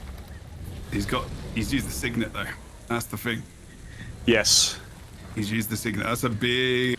Big deal. Look at blue team. Oh, running away with the lead. When I say running, I mean like maybe crawling. No CC left. No condition removal left from Traumadex. Yeah, Seacott trying to hold. Seacott the hand res goes through. Oh my god. The power of the hand res cannot be understated. The lich. Neshquava goes down on the red team here. Yeah. Full pick. Blue team's running away with this node now. And they still, this entire time, have owned the red home node. Blue Rev grabs a quick kill on the red Necro and runs on into mid now. They can't forget about Flower Battlefield, the red NG, though. I don't think they can leave that alone. I'm not sure. Their NG is on the opposite side of the map, and I don't know what they're going to be able to do to take that thing out. It's such a menace in these 1v1s with the decap potential and just... But actually, Seacott doing a good job in this duel. I'm going to maybe switch gears. Oh, wait a minute. No. Flower Battlefield extremely low. Gets plus by Lily XO, the red team's thief. I don't know if Seacott's going to be able to survive this. Blue NG has just held down this node. Like, he was 1v2ing for such a long time, and honestly, the huge lead that blue team has right now is purely due to this engineer holding that node for so long. The red team need to leave this engineer alone. Yeah. Leave them alone. Go into the mid fight. You need the red team. Necro should have gone to mid. Yeah. Like, you can't. They're not. There's no point in them fighting them whatsoever. I think they've poked them, and they were potentially going to use walk just in case to come pull back, just in case they did come to mid. But they need to focus that Necro in team fights. Team fights. You need to leave whenever that engineer goes to a node. You need to fuck off. Leave them. Because you're not good, because it's just a distraction. It's just they need to win where they're strong, and that's in the fights. Yeah, they got to 5v4 the rest of the map here because they are just not in a position to be wasting time with that engineer. But the engineer kind of has free reign to run around. It's going to be how aggressive that engineer is going to kind of determine what red team is able to do in the rest of this map. The rev down. The rev down. To get the res. No, there we go. Red team. See, told you. There you go. Leave the engineer they're back alone. in it now. Engineer's doing nothing right now. You're right. He's not in the map. Not in the map at all. Not doing anything. There you go. Yeah, and blue team is paying for this right now. Trauma, great port back out of the danger, back onto Flower Battlefield, helping out Seed Cod here. Inks coming in, trying to take that, trying to decap that mid node. I'm curious how this is going to go because red team is just completely outnumbering them. The Rev is not engaging the team fight. They're retreating. They've got the fight. They've got the fight. They've got the fight, man. They've got more damage.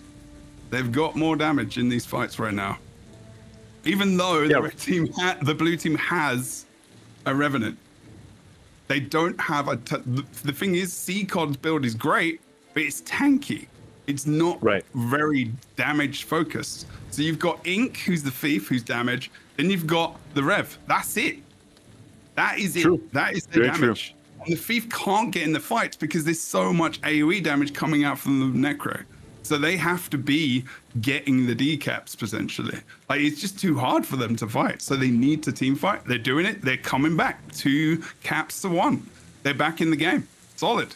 Really good strat change. Look at the blue team engineer.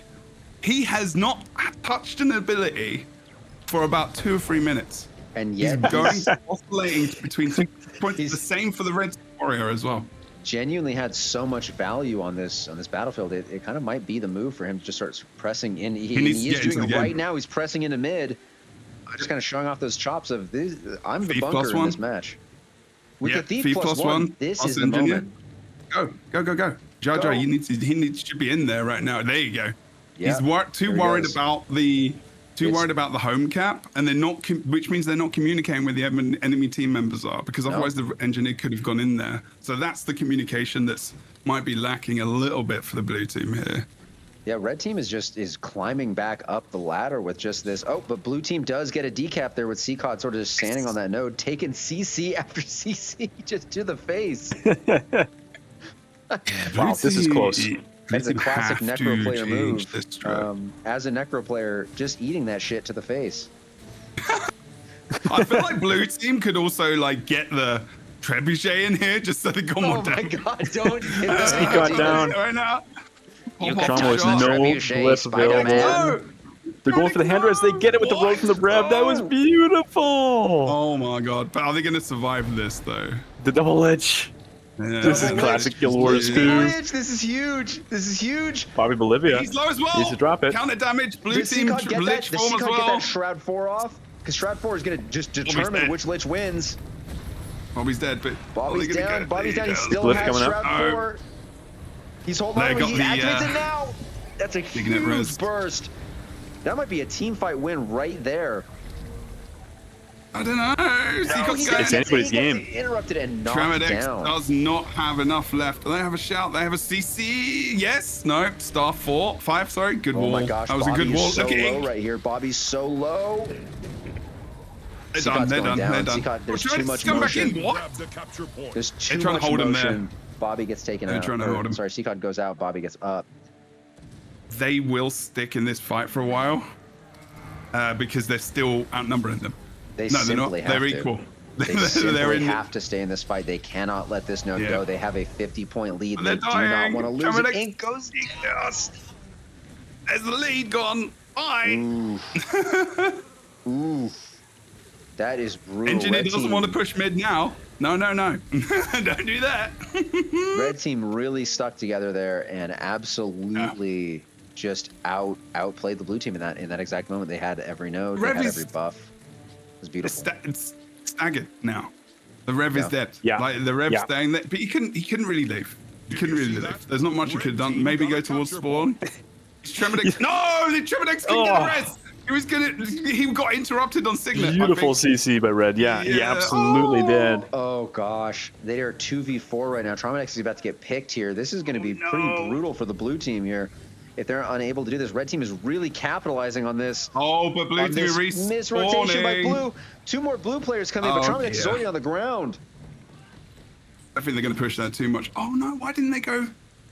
They avoided going for the res on Traumadex. I guess the team fight maybe. I think they could have possibly used that a little bit there. Like a thief mark, like a teleport back and res him up, but No, Flower Battlefield's right on but top of him. That was difficult. Yeah. Seacod coming in. Seacod coming in. Okay. Nice. Ink's going for the decap on Mansion again. Look. Oh, Bobby. Does Ink get it?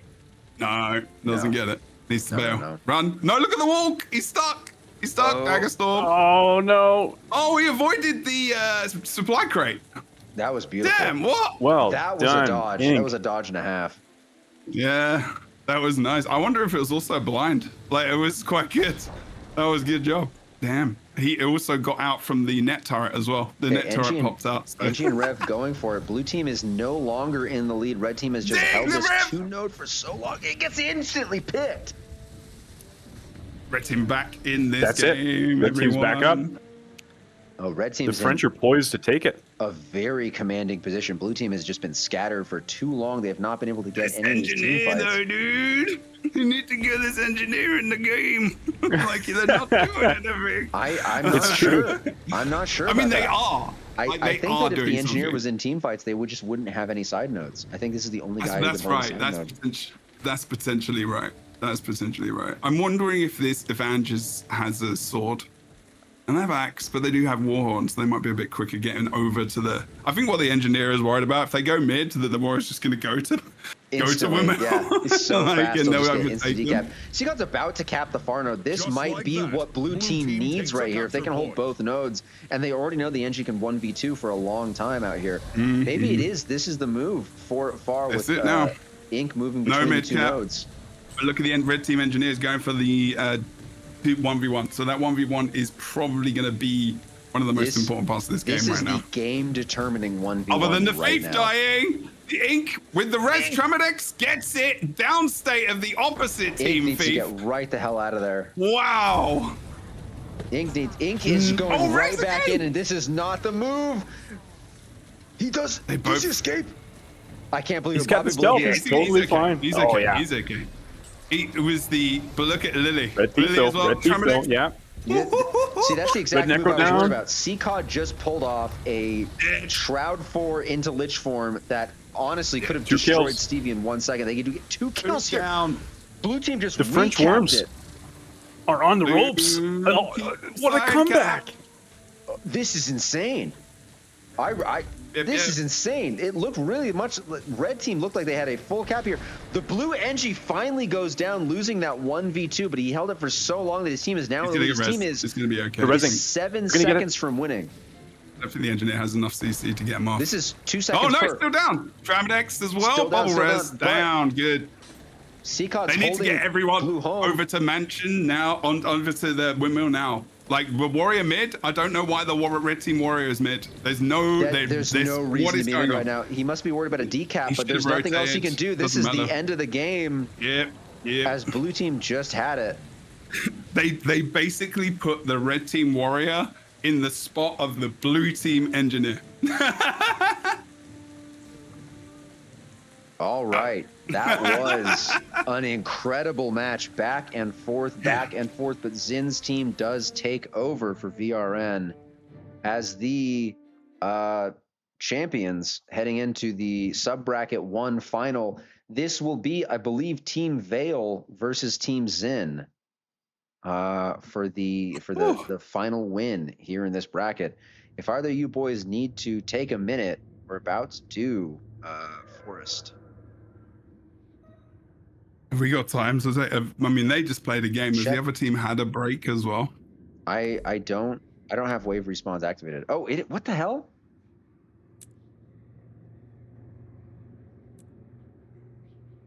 I just changed that earlier. All right, I had it on individual, but it's fine. Well, they both had it. Yeah, everyone had the same situation going on. That's how it's going to be. So let's get right into the forest map here. So Jebro, from your perspective back in the ESL, what did you feel like? How did you feel the beasts were like as a mechanic on forest specifically? Because like current day like advice that I give most people about PvP is don't touch the beast. Ignore the beasts. Do not interact with them at all. Unless you have someone who can insta-kill a beast in 2 seconds, do not interact with the beast. Because... really depends. I mean, I've seen so many people have a capped node and go, oh, I'll go kill beast because there's no fight here. And then get their node decapped while they're fighting beast. And best case scenario, they kill beast and they lose their node. And I still don't think that's worth it. But like the worst case scenario is you lose your node. Like a thief comes over, takes your node, and then waits for the beast to be at 5% HP and then backstabs it. And you've lost beast and node. And like I just say, if you aren't that guy, don't touch beast. Exactly. Beast is a couple because there's a few times you go for it. Beast is like if you're regrouping fully and you want to go for that fight and then nowhere to be seen, potentially you could regroup with a beast kill, maybe. I don't know. But most of the time it's when you've got control of the map, right? It's like you're confident they're not coming out. You're going for the beast over your home side. It's one of the furthest points away from the enemy team spawn. You know, it's a no-brainer. Thieves, stealing those, again, another big one. A lot of people do in PvP when they're just kind of plug and playing on their own. They'll go home cap, they'll get the beast, and they'll be able to get it most of the time because it probably isn't our experienced player to take advantage of it. Now, a lot of the time, sometimes you'll have a team that win the fight and they've got like a 2 cap and respawns kind of happen. Someone goes for the beast and then all of a sudden the team that won that fight is 4v5 and then they get taken over. So it's really just about experience. It's all about experience in that part. Beasts are mostly in ESL were end game winners. Like Beasts was a big part of ending the game. And we've had some fucking corkers, I'll tell you, based just off of that. Like it will be a beast kill and it'll be 1 tick if something damage-wise. It's... All right, we are approaching. So we are not, unfortunately, due to some snafus in the tournament organization, we are not going to be able to do best of 3 for the sub bracket 1. So this is another elimination match between Team Vale and Team Zin. What's going to happen is whatever team wins here is going to go ahead and face Team USA in the finals. So we're going to see who takes what here. This is best of 1. And the next match is going to be best of 3 with Team USA. We have some pretty exciting 2 teams here. This has been pretty crazy. Oh. I'm just like, I've not seen Val yet, so I don't really know. I don't think I've seen Val yet. There's a lot of chat in the team chat here, and I'm a little bit confused here. Okay, did anyone else parse this? Can they have a sub for us? I want to leave admins. Can he? I'm just a sub. Zeromus. Zeromus can't play in this game. Zeromus is on a different team. Sorry, boys. I'll sub in. Let's go. Yeah, get in there, Jebro. Come on. No. I'll play that engineer build. Roy, how about that? I can do that. Roy, I know you're watching. Get in here. So hold on. They're saying Ops' power went out. Oh no. Can you give him like 5 minutes, 10 minutes, maybe? We have a little bit of time. The finals match. So this is gonna be 15 minutes ish. It can be 20. That's fine. And then I expect the best of 3 to not be 15-minute games every time. So we should still be under my personal request of it being an under 4-hour tournament. So you said that now. I said that. You said that now. I'm seeing a lot of excuses all of a sudden. All right. So are both teams ready? I think so. I think they're gonna run it. All right. Let's go through their builds real quick. Make sure I'm looking through blue team right now on my stream. We have Jajaja on the NG. We have Traumadex on the beautiful Guardian, going crazy with it. We have ZX or ZX, as Jabro likes to say. Beef. And we have CCOD on the contentious Death Magic Necro, very continually being the tankiest motherfucker out here. Yeah, scan him through, that's for sure. All right, it's looking like we are in a good situation here. I think we're going to get this match started pretty soon. Explain that Condi Thief, and then you got the Engineer. You've got still that matchup similar. So what the big difference here is the Rev and the Warrior. Those are the big two differences, right? Other than the Necro tankiness for CCOD versus, I haven't seen Ert's build yet.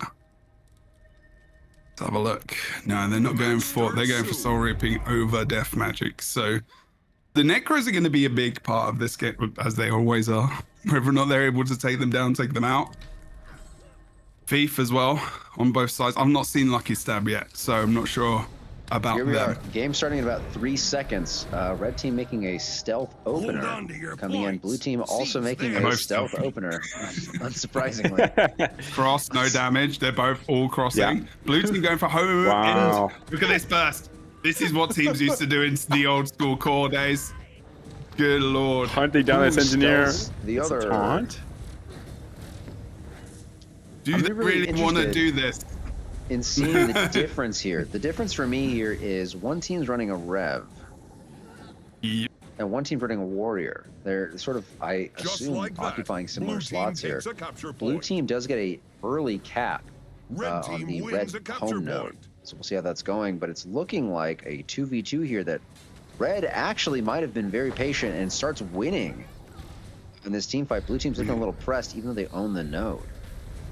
I'm not sure why they're going into a 3v1 versus the Guardian. Do they want to end them quick? That's bad. That's not going to be a good... Oh, it's so that the blue team Guardian can rotate back over to far, which they may end up dying in. The rev is low. Is there supposed to be 6 people? 2, 3, 4, 5. 1, 2, on 3, blue. 4, 5. Why are there 6 people on blue? Oh yeah, we've got an extra person. The thief. What? All right. What's the going thief on? From the team that got eliminated just joined blue. Is Great. strolling, yeah. Well, kick him. Yeah, there you go. They didn't do it. Did they do anything? Are they out here? All right, let's restart the match. Restart. Yeah, maybe. I don't know what they did. I don't know if they're in the game. All right, let's permaban that person from coming back. That was horseshit. I think in settings as well, you can do max team of 5. Just in case. The fucked up thing is yeah, I had that setting activated. That's very interesting. Yeah. Yes. I'm not sure how that happened. Be so I'm gonna game start, game end a couple times. We're gonna go straight back to that map. Sure. The match starts soon. We're going straight back.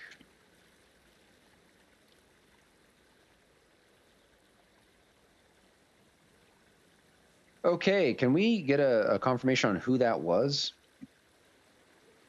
That would be Vern. VRN came in and started messing the group up. Great, thank you. Please log that, and we will deal with that team later.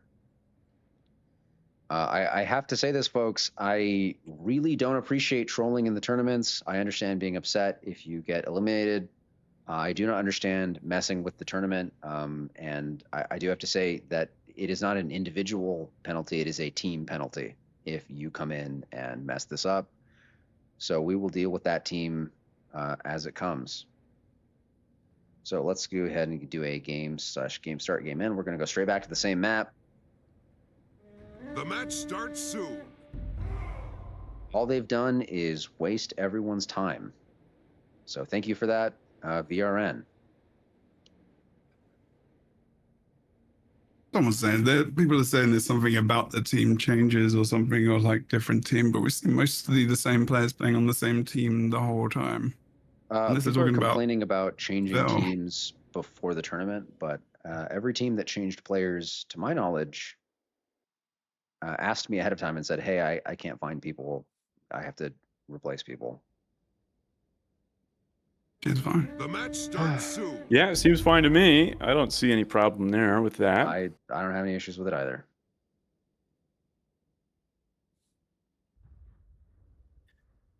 Did this game end? Did I do this correctly in the right order? Yeah, this entire delay is caused by that thief who came in and just decided to mess with the tournament. So yeah, really, even if you're sort of like the way to deal with that, guys, if you're a player and you're worried about things and you feel there's unfairness, what you do is you talk to the people who run the tournament. You do it that way. You don't fuck about on the stream, because then you become the bad guy. All right, you don't want to be that person. Just complaint, critical feedback, do it. That's how things change. That's how things get adjusted, so systems can change as well. All right, folks. We just want to have a good tournament here. The vibes have been good all day. I just want to see some good games. Agreed. Get to the final. I'm sweating my nuts off over it. Sorry. Hundreds of people now know about that. Oh, it's warm. I don't want my AC on because it's so loud in the background. So I'm just sitting here in a puddle of my own sweat and a really extra large Guild Wars 2 China launch T-shirt.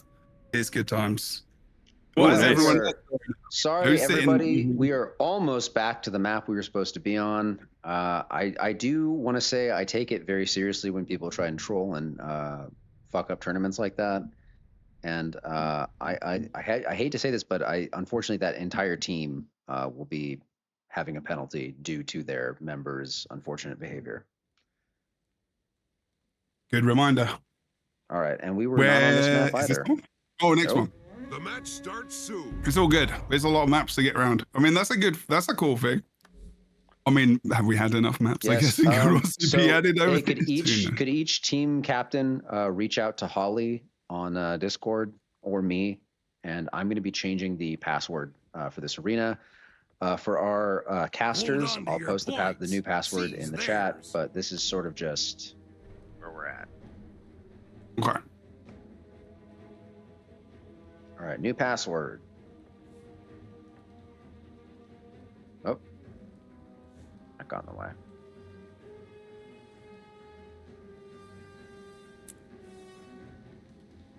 Okay, I'm posting the new password in the hog bracket in the caster thing. Okay. Captains, I'm going to send this out to you if I can.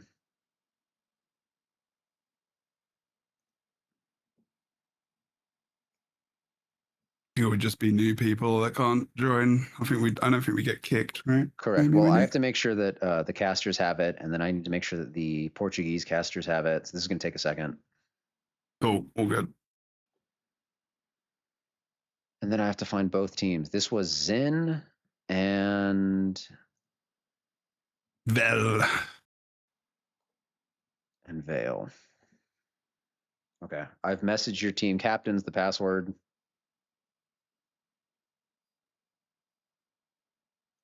Also, chat, I want to know, like, what is the most exciting build you've seen today, players-wise? Like, who are you enjoying watching? Is it, like, Guardians? Is it the Thieves, the Necros, the kind of Rev we've had as well today, which is, we've only had one as far as I've seen. Just to, like, is there a way to remove spectators real quick?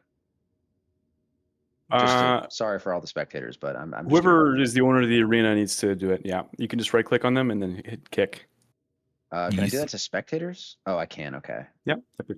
All right. Sorry. I just to everybody. If you're not, you can kick us all. I'm just gonna kick everybody and just make sure everybody can like.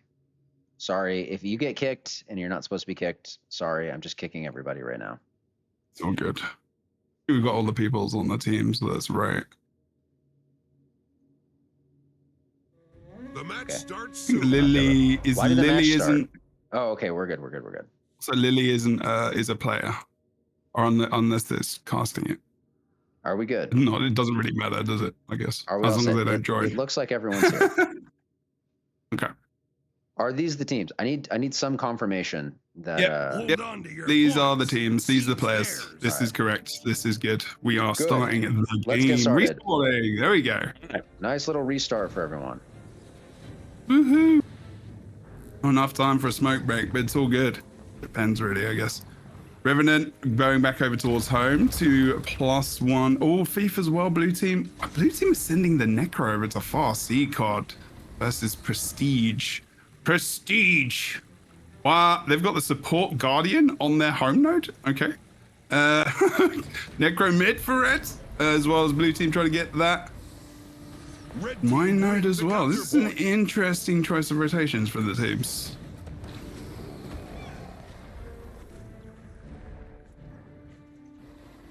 You got surviving the 1v2 at the henge node, using the stab. Lucky stab, very low. Seagull might win the 1v2 here. Gosh.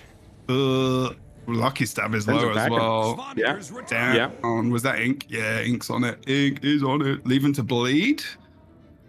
2v2 over on mine as well. We got the Rev versus the Necro. Who wins that? Lucky stab dies to Connie's over here. I think Ink's gonna chase him down. Yeah, he's gonna make sure he doesn't get that res now. Yeah, he's just gonna poke him. He shouldn't he should just be dying. Just die. The Necro's gonna lose this 1v1 maybe.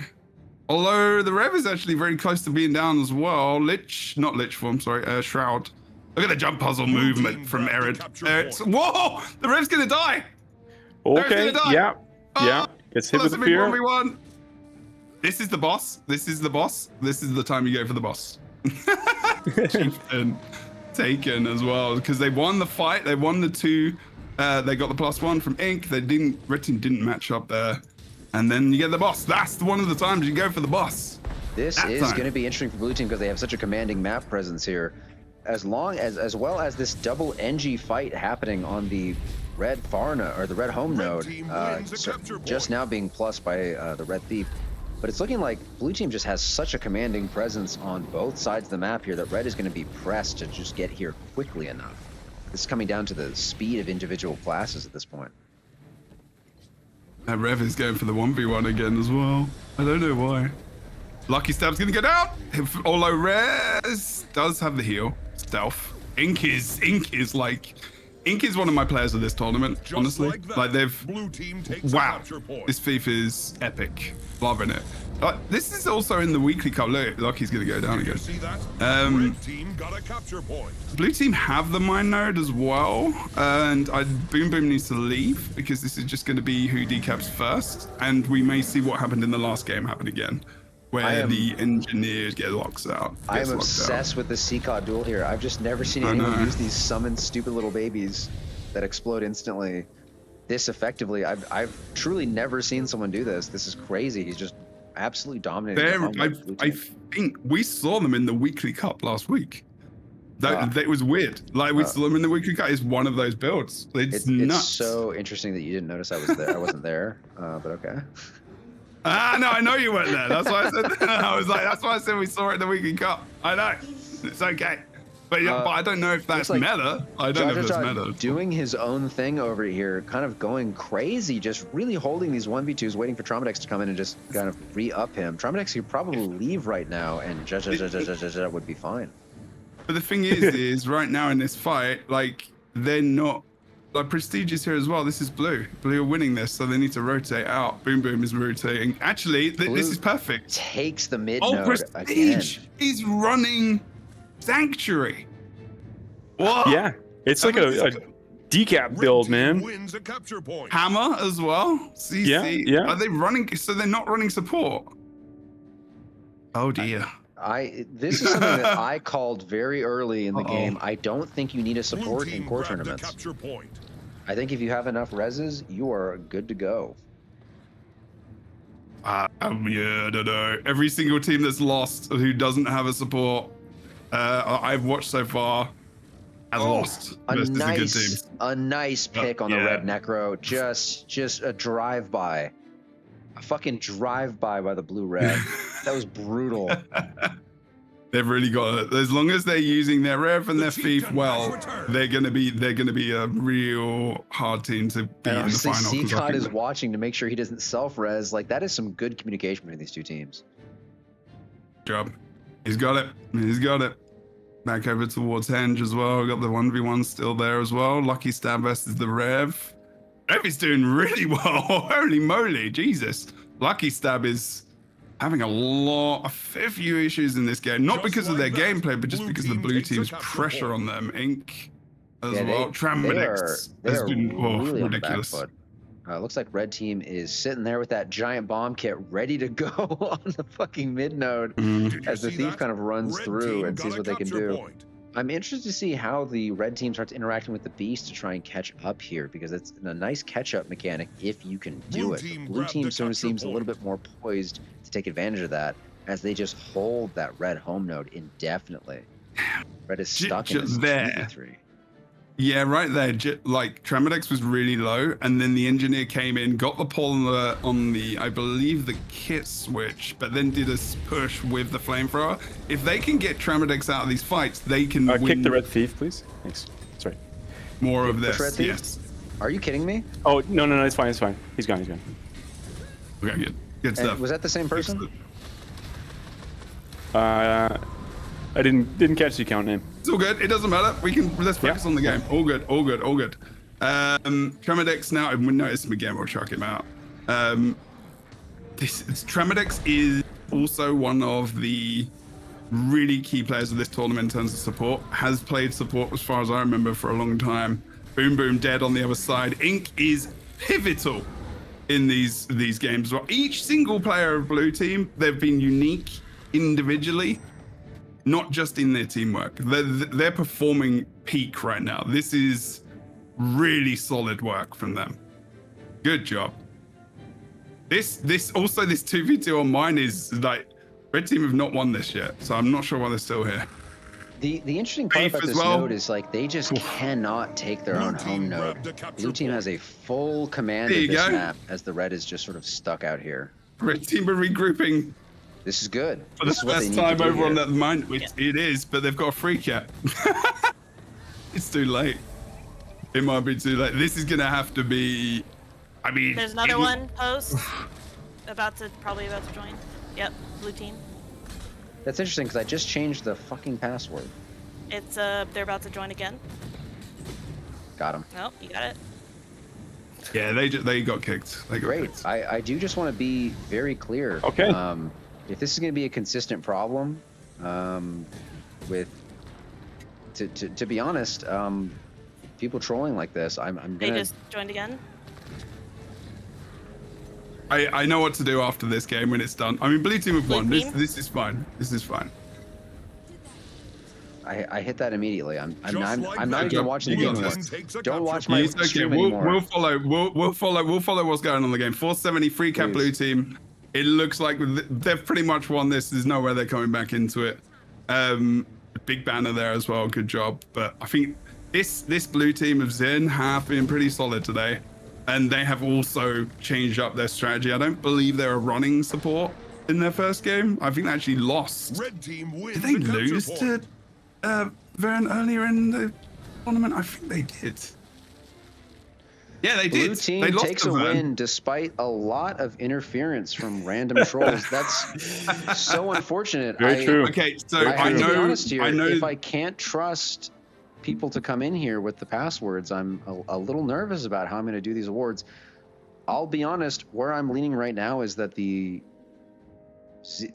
team that person who came in and started trolling on is probably not going to receive any awards because of their actions completely.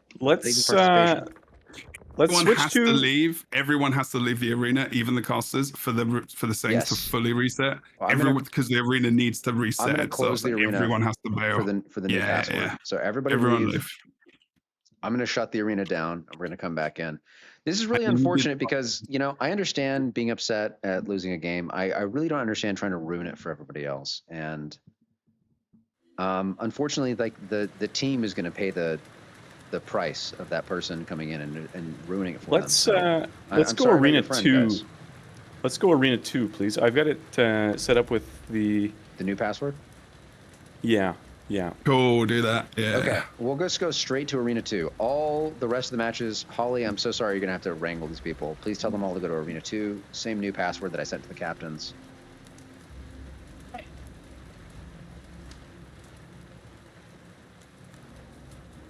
Yeah, no, it really depends, man. Like it's like, you know, your role, it's just luck sometimes. It doesn't always work. It's always been a problem. True. It's always been a problem. It's just like it doesn't always set right. It's just sometimes. Which arena did you want them in? 2, please. Please and thanks. 2? Number 2. Yeah. Okay. Most of the time it works. Oh, we have different passwords. Okay, that's interesting. You added something to the that's good. That's good. That's a ninja. Even more ninja. Let's go. Yeah. We needed a new one. Another new one. So that's fine. Oh, okay. We going to arena 2? Am I typing? Yeah, arena 2, please. I'm very confused. Oh, that's right. Sorry, I had caps lock on. I'm stupid as hell. That'll do it. Oh wait, I have to say this. I'm actually really upset. I really did think everybody was going to be honorable about this, and just it's a community tournament. I thought it was going to be like a fun thing, and I'm kind of upset about this. It is a fun thing, dude. You're doing great. Yeah. Okay, man. Like most people are here doing it. Yeah, let's keep rolling. I really can't believe someone was, and I'm gonna be a little rude on stream. I try to avoid this, but I can't believe someone was such a big loser that they had to come in and try to ruin the tournament for everybody else. That's so lame. Like, please. If that's your friend, can you just be like, dude, come on. Like, yeah. Hit him with a dude, come on. Like, that sucks. Everybody's here trying to, like, sew some stuff. That is the ultimate one. You get unfortunate. It's just like, sometimes you meet some people and you're like, hey, like, we jive really well together. Oh, you have, like, a weird temper. You're not really fun to hang out with anymore. That's the other, like, one-shot kill, in my opinion. If you meet somebody and you're like, hey, dude, you're not really fun to hang out with. And I just think that, like, being that much of a salty kind of person about a tournament like this is like, come on, man. Like, why do we have to do all this extra stuff? Like, I'd like to just run a clean game. So let's do this. This is, to recalibrate, this is the big, exciting final of the Core Cup tournament. It's going to be Zin's team versus Team USA in a best-of-3 match. We're going to go from Kylo to Faux Fire, and then to whatever the fourth one was. USA is going to the red side. Blue team will be Zin's team. And this is going to be the most exciting, the fanciest match of the whole game. Who will use Trebuchet in this match? I'm very excited about it. I think something that used to happen, and I think sometimes would happen even just in later tournaments, is this: what on FIFA respawns, you'd see a port up to Treb, and then one shot off of the Treb, and then you'd run in because you get the extra pressure CC, and then the thief can maybe get there in time to pop off some extra damage and whatnot. But like Does it still CC? I don't know if that's changed. The Treb might have changed. Yeah. The Treb's like it does. crazy with it.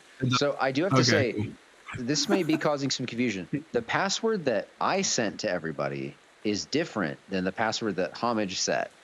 So Holly, if they're contacting you, please check the password that Homage typed, because it's slightly different than the one that I typed. I thought we might need a new one, so I did a new one. Yes, there's a different letter in it. Hold on. I'm gonna send it. I'm gonna send it to USA. Yeah, please do. And I'm gonna send it to. This is Zin, correct? Yeah.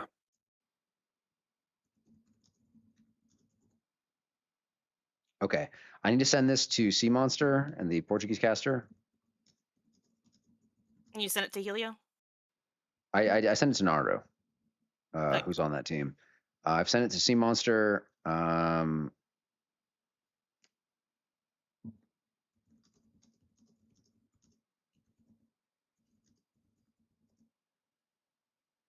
Okay. So, oh, whoops, I typed it wrong. Fuck. We're starting to get team members in that. There you go. Yeah, yeah. We're starting to get people. Zin's team's found their way in. We're getting there, yeah. Has Naru been messaged? Yes, I messaged Naru personally. Okay, good. Good. That's fine. If they're taking a little extra time.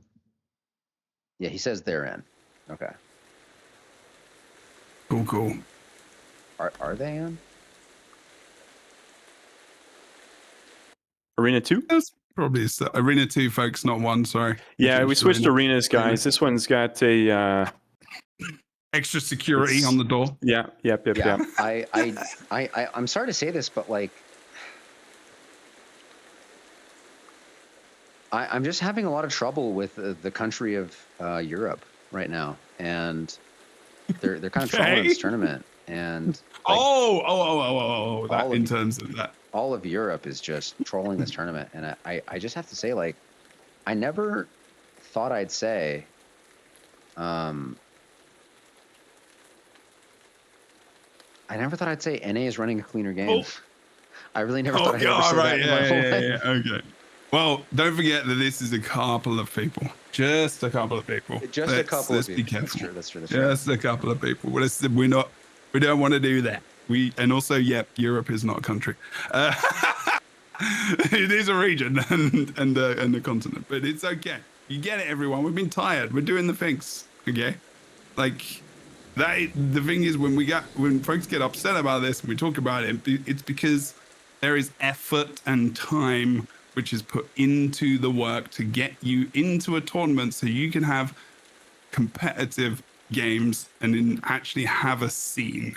These guys put a fuck ton of work into this shit, and I know how much work that is because I've done it myself. It is not easy, and when you fuck about, you're gonna find out, and people will know, and you will be shamed, and people are just not gonna want to play with you, man. And we're about to have a sick final. Respect each other and the process that we are trying to put in here. It's been a really good day. We want to try and make this short and sweet, and that we're in the final. We got a best of 3. This is gonna be a cracker. We got a best of 3 coming up. Thank you, Jebro, for that. Like, it is all good. Again, like, I don't know if you guys are under the misconception that we make money off of this. Nope. I fucking wish I made $10 an hour off of this. If they paid me minimum wage to do this, that would be 1,500 times more money than I make doing this. I think that my entire streaming career, I've made maybe $10. And that's the real truth of it. We are doing this because we like it. It's passionate. I can't even say we're doing it for clout because, as Mr. Homage will attest, you mostly just get hate mail like nonstop every day. Every time you log in, people are like, "It's okay. Let's just lock in on the game. Let's just move on. I think we got everything under control." I just want to say, like, this is a passion project for all of us, and we really appreciate all the people who spend their time making this a fun event. I just want to say thank you to all the teams who have played so far. You've made this like a beautiful event. This is such a wonderful community of players who are all trying to get stronger, trying to get better, trying to work on it. And that's the whole reason we run this stuff is we love this game and we want to see more people playing it. Thank you so much, everybody, for joining us in this tournament. Yeah, that's right as well.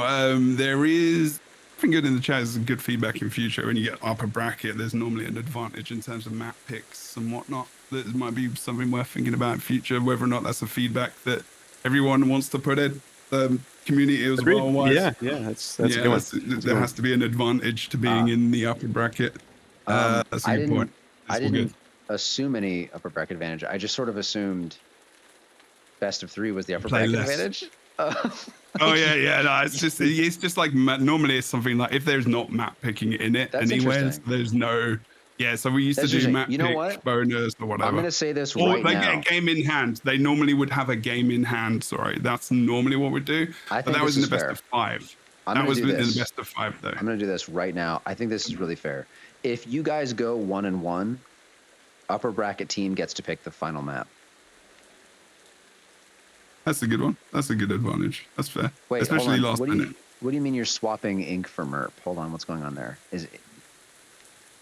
Oh God, here we go. No, you can't just swap random players in as you got the tournament going. You can't just do that. No, hold on a second, because Ink just told me the ops had to swap because his power's out. It's like, what's going on, guys? So this is a big. Hold on.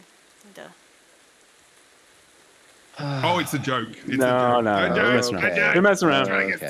All right. Thank you, CCOD. CCOD, I'd love to pick your brain for some necro stuff later. I'd like to study you in a lab. Your brain is interesting. Let's get this map going. We have both teams coming into the let's play some Guild Wars 2 finals for the Core Cup. These are the 2 teams that really busted their way through the brackets, coming straight in, letting us know that they want to be the Core Cup champions. This is the way ANET intended the game. As far as I'm concerned, we are coming in on the beautiful rainy Kylo map, feeling nice and refreshed with that beautiful smell that happens when it rains. Forgot the name, doesn't matter. And we're coming in on everyone. Sandwiches? On cucumber sandwiches with cucumber and mustard and pepper, or whatever the hell you were talking about earlier. I really hate them. Let's get started, games. Let's get started. Looking forward to this. Let's go through the builds real quick, boys. I'll go through the red team builds myself. And a nice warrior here. Oh, a very interesting build here. We've got a core guardian. Looks like a guardian support, if I'm reading that correctly, but it's a Valk guardian support. It's very interesting. USA's Aromas coming in with a beautiful avatar Ellie. That's right. You can run that. You can afford to run that kind of stuff. When you got USA's Aromas messing around on that Ellie. We have a beautiful NG over here, and then we have Overlord running one of the more standard and yet at the same time more interesting. He's actually taking advantage of that Master of Corruption on the heal skill. Love to see it. Naru, probably the best Necro who's playing the game, versus CCOD, the other person in contention for best Necro playing the game right now. Also, just to note, the Guardian is not support. He is damage. Damage. Yeah. Valk big damage. Yep. That was, we saw them on, this was Helio, I believe. Being a ridiculous person and following thieves like anyone's business. So like the thief, if Blue are going to roll a thief, if Zen are going to roll a thief, they got to be careful. They got to be very careful. I do want to be clear here. Investigating your enemy team's builds right now. This is the finals. Please feel free to spy. Take a look. I assume Ink is playing, since you've been on the team the whole time, buddy. I mean, I don't know.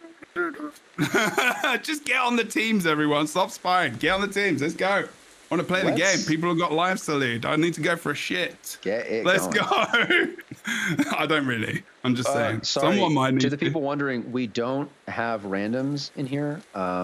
We have Dragonscar, who's a caster, Johnson, who's a caster, Joppa, who's a caster, Sea Monster, who's a caster, Jebro, who's a caster, and Post. These are all casters. So this is fine. Sea Monster, I'm actually surprised we don't have Manigold. Kitty Pew Pew, also one of the people who got the thing. Everyone in here right now is ready to go. I don't see anyone in the spectators who's not a caster or part of the tournament crew. Let's get this going. Okie dokie. Oh, Blue Team are still playing the same strat. Looks like we've got the Ref, we've got the Support Guardian, we've got the decap engine, we've got CCOD being CCOD. Just call it CCOD. Ink as well. I'm just fascinated by him. Hold on to your points. I want to be friends with them. I love seeing good Necro players. I want to be friends with good Necro players. They're very good. They're very unique because they're very individual. We got the Elementalist. Unique is the way to say it. Look at the amount of stealth coming out from Red Team. Team USA. Lots of stealth in this game. Ink is going mid. Now, they know the engineer's now there as well. Whoa, the Rev! Wow. Look at the damage. Oh, that's flipping. Oh, that's the Warrior down. and the Guardian. Just yeah, the Guardian, hit. man. Yep. Nothing to do there. Tramadex doesn't even get time to get the signet off. They need to leave. Jaja is down as well. Taken right out. And that's been their tankiest member in the past. This is a sort of a slap in the face for a lot of the blue team's consistent strategies in this tournament. Red team is taking real big advantage here. They need to run away. Ink is going to be hanging out in the map just to keep them distracted, but blue team needs a solid regroup. They're doing it. There you go. The engineer's going to go farthest to the Warrior probably. Thief is hanging around a bit. Blue team regroup is good. This is good. This is an experienced team. Nah, he's just hanging out. He's just hanging out for a minute. It's the right move. It's completely the right move. He just needs to wait until he has that opportune moment to just make that strike. Look at Jaja. Look at Jaja. They're on him straight away. He's going for the decap. He can't do it. He's going to have to use his elixir. Is he going to use it for... He needs to use it. He does. There you go. He's okay now for a minute. Poof. He's also got that heal thing off. His healing turret is gone. Yeah, he's not got much left. Fozon Loop's gonna have to bail. Look at Helio though. It's like this Guardian. He's so ridiculous, man. He's out everywhere. He's like a thief on the Guardian. I'm following this Jaja 1v1 right here. This is one of the few 1v1s you get to see. Ink is coming in trying to make this even That's out. fun. Good. Good. Zeromus That's what you need to do. is coming right in here. They need to get this kill quick and fast. Zeromus is gonna have that glyph ready. No, interrupt. It's the hand res though. Get the hand res. Wow. Incredible. It's the armor of Earth. Big armor of Earth there. Big. And also everyone else coming in as well. You know, it's the pressure, it's the damage. They flip the fight. The Rev's dead. Blue team need to bail. Jar Jar's going to go down next.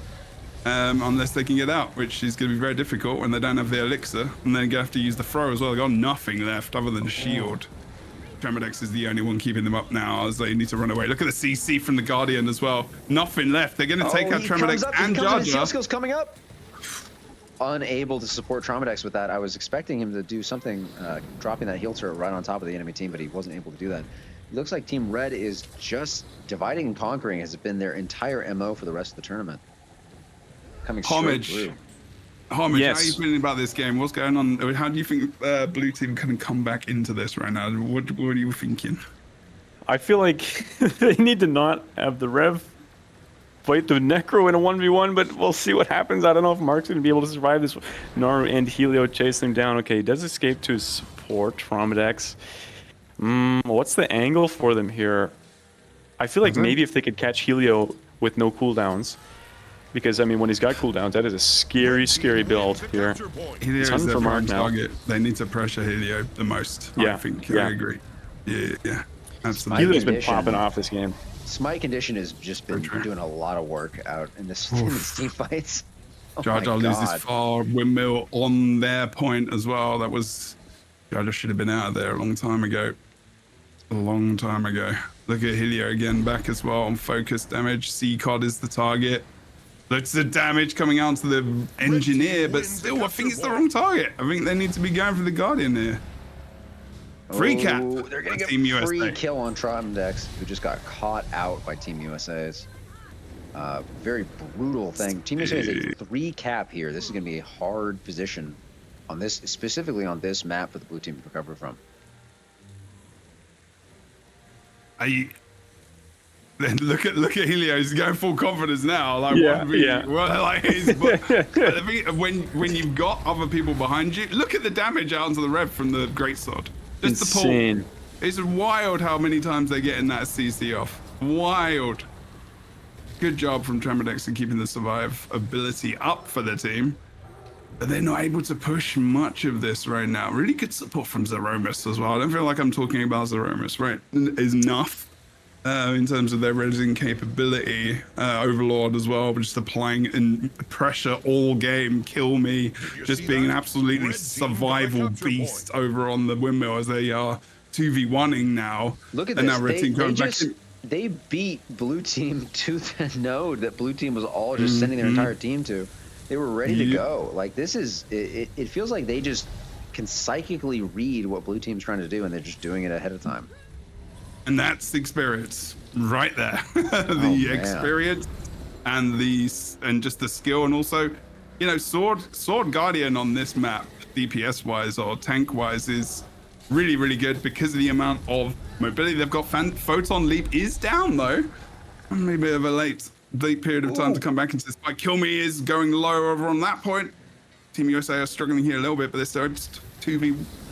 Oh my god, Overlord. Zeromus coming in ready to go with all those auras prepped and ready to share. Overlord was the king in that fight. Like, they just came in and just like spammed Jar Jar, couldn't do anything, and Jar Jar had to bail. Really good pick on target wise. Jar Jar's been sitting in this game just sort of like untested, unbeatable for most of these matches, and it's interesting to see them just kind of pressed so hard in these team fights where, like, USA knows nobody's expecting to heal this person. They've been so strong for the whole game. Like, this is the person we should focus. The good thing about this is, though, is that this is a best of 3. So, the first game, it's most of the time the best of whatever is normally throwaway.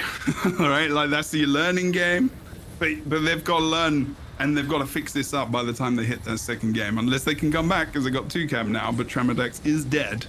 And that's going to cause a lot of problems because Jar Jar is next, doesn't have enough condition removal. Tried to get the CC back there. Helio. Jar Jar, what the hell?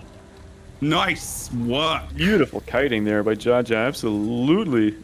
They have so many cooldowns, man. They become available. Like, engineer kit in that is, it's ridiculous. If you use those light fields and you use those the condition removal right and the shield, there's so much condition removal now. It's a lot more in core than core, but still might not be enough because the Necro is looking low here as the Jar Jar and Zin are coming in trying to take him out. They do get it down here, but looks like USA Zeromus is right on that heel. He gets right back up, and he's got every button on his bar to use once he gets right into Shroud. That's beautiful. Armor of Earth again from Zeromus. Pots. I'm pretty sure that and also some protection there. Like, it was, I'm pretty sure that's what it was. Helio down. That's the target they need to go. Kill me as well. Can they get away? Nope. Zeromus trying to get the res. Are they going to be able to get it? They don't have Earth, but they do have enough people. Up. Bang. Look at that res. They weren't going to give him the extra. They weren't going to give him the kill there. Nice work. Good job. They recovered here. They get to take this node out, but they did lose mid. If this was a longer game, perhaps blue team might just be getting like sort of a past the fatigue, getting right into it. But Jar Jar's gonna go down there. No, Lichful. No. Tremodex with the res. That's 21 seconds left. Beautiful. Got him. And they got their res up soon as well with the Signet if they keep in this fight. Red team has no nodes right now. This might be the big blue comeback if they can keep this node spread out. They need to heal. Jar Jar is really low. Nice CC Kill Me as goes well. down. Kill Me goes down. XCD is also down. Oh my gosh. Double kill. But Jar Jar's going to go down as well. Zeromus looking a little low, getting pressed, but escaping effectively. They do get 2 kills on Team USA as Photon Leap goes straight towards mid, but he's pressed as hell. He cannot escape. Blue team is on every avenue that he's trying to get away from. Overlord trying to run back up into mid. Grabbed the capture point. Overlord heading straight back, trying to take that Ja duel right there. Wow. Watch out, Necro. C-Cod needs to be careful to... Okay, now back to you, Homage. What a red team got to do to come back into this game, even though they need to win this team fight at the windmill node decisively right now. They need to squash blue with this man advantage they have. But it's... Should they be in this team fight? I don't think this team fight is good for them, man. I think there's too much tankiness from the blue team. Oh, this is Could a 5v5. be at this point. Oh, maybe not. Maybe I'm lying. Yeah, oh yeah, it's been a 5v5 for ages. I mean, this 5v5 is not in Red's favor. Mark's this down. is brutal. Mark's down though. Oh, but the blue No, team member down. Mark is down. The ref, nah, he should be able to get him back full up. hand res. Yeah. We're coming straight back into this, and blue still owns the down. node. They're not pressing the node enough. This is not any pressure on this. Why are they still here? Why? They want to win the fight so they can win the game. If they win this fight, they win the game, but they're not winning the fight. They do, but they are not winning this fight quickly enough. This is going low. Overlord is low as hell. Naru is pressed right now. Who did they pay? Who did they pay? Engineer's going mid. Who's going to follow him? He's finally left this node, going that this is not a winning fight. He's trying to get something here, but blue team's catching up just enough to follow. Leave. He might have to decap this entire map. Here he goes. What are they doing? Blue team, come on. Unless they're going to try and get the kills on Overlord and maybe Fing as well. No. Blue team is scattered right now. Red is scattered in a way that is very organized, and blue team is looking a little pressed at being scattered at all. What? The big fight now is at Red is at blue home. Yeah, everything's decapped except the red home. Ink's trying to plus one the fight, but Ink is coming in to plus this, but Ink is very low and very pickable here. This is going to be an interesting thing here. What does Photon Leap do here? Sort of deal with these guys. Fine. Doesn't have to do anything. He's like 1v2. This is perfect for them. Ink needs to leave and go mid. The Ink shouldn't be in this fight. Yeah, but here's the problem. Once Ink leaves, XDZ is right in there, coming straight in. Yeah, but and blue are better and pressed. Blue, yeah. Taken right out. This is turning around very quickly in blue's favor. That's the rev right there. This is coming down to CCOD versus Kill Me on the mid node. Can Kill Me hold this red node? Red team desperately needs this node right now. And CCOD is in no danger of decapping it. This is going to be a huge fight here. Zink comes in, CCOD's pressed. Someone said it in chat very well. Team USA is just playing with their food, but I think the food is playing with them. Yeah, I don't know. Like on that home node, they went hard in on that fight, thinking they should win it and could win it, and they didn't. If this gets kept, if this exact map state gets kept, like Team USA is in a bad position here.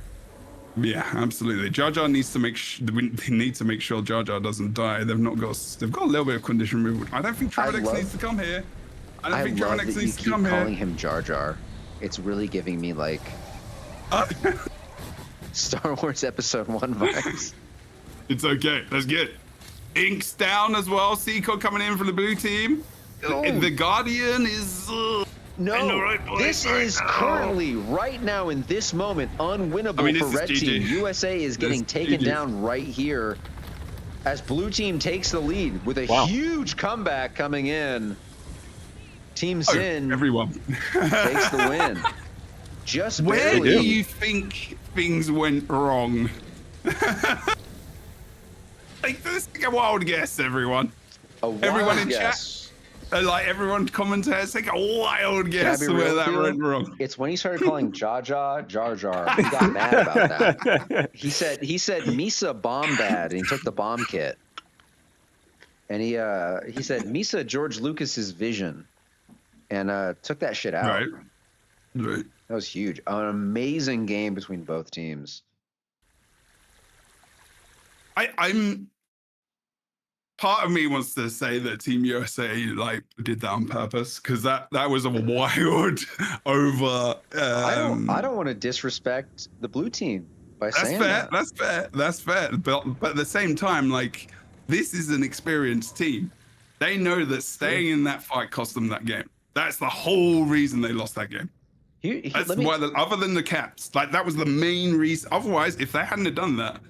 They won that game. Let me spin 100%. This for you. Let me spin this for you. Are you ready? Blue team now feels like their comp is perfect. Understand? It's much better now. I see why you're saying that. But let me also say this. USA just, for the first time in 2 years, lost a monthly tournament. Yesterday. Did they? They did, for the first time. And... In the times that they've played, they might have lost before. But you mean in the recent years? In the last 2 years, I don't think they've lost a single monthly. Oh, I don't know about the last 2 years. That's fair. And they might be a little pressed right now. They might be a little like, you know. I mean, teams coming up. They got the yips, maybe. Teams coming up. I'm and absolutely, like I've been like hyping up this blue team the whole tournament. They're like absolutely. Now, yes, is it that they pressured them? into the windmill. Did USA get heated and take an ego duel and just think, oh, okay, team fight v team fight, we win, and just get pressed? Essentially, it happens. I'm interested. It's happened so many times. Because here's the thing, CCOD is bringing those blow up fucking minions, and the blow up minion trait is very strong. It's just, who would stand in that? But like in the middle of a team fight, do you even notice? Who knows? I mean, there's a lot of visual clutter. I mean, they're gonna know if have they got poison cloud up as well? That's a big one. I mean, there's a lot of poison. You know what? This is the final. I'm gonna take this coat off. I'm coming in. You've got a coat on?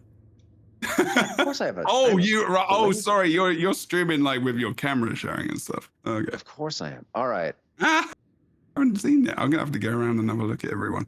Homage, what do you think? Like, what happened? What do you think about that game? Who is Kiva? Have they been on this team the whole time? What's going on here? Who is this? I don't believe so. Sorry, I'm watching the rosters. What's going on here? I need some clarification. Before we start this next match, Naru, can you DM me? Who is this? Who's Kiva? If this is an account swap, I need to know, because I'm going to be real with you right now. Like, accounts are locked. Can't bring in another for prizes. Can't bring in. Yeah. No swaps right now. You let me know what's going on. This is the final, peeps. You can't change players. Or is it accounts? Like, what's the deal? If it's an account swap, like, I'm not trying to do this account swap BS. Like, I would like the same account. Like, if you need some time to create a character and set something up to be correct with the same account, I'd prefer that than you introducing some random bullshit. I'm not interested in that. It's Helio. What, on Faith? I'm hearing it's Helio, but like, does Helio not have regular Thief on his normal account? Like, what's going on?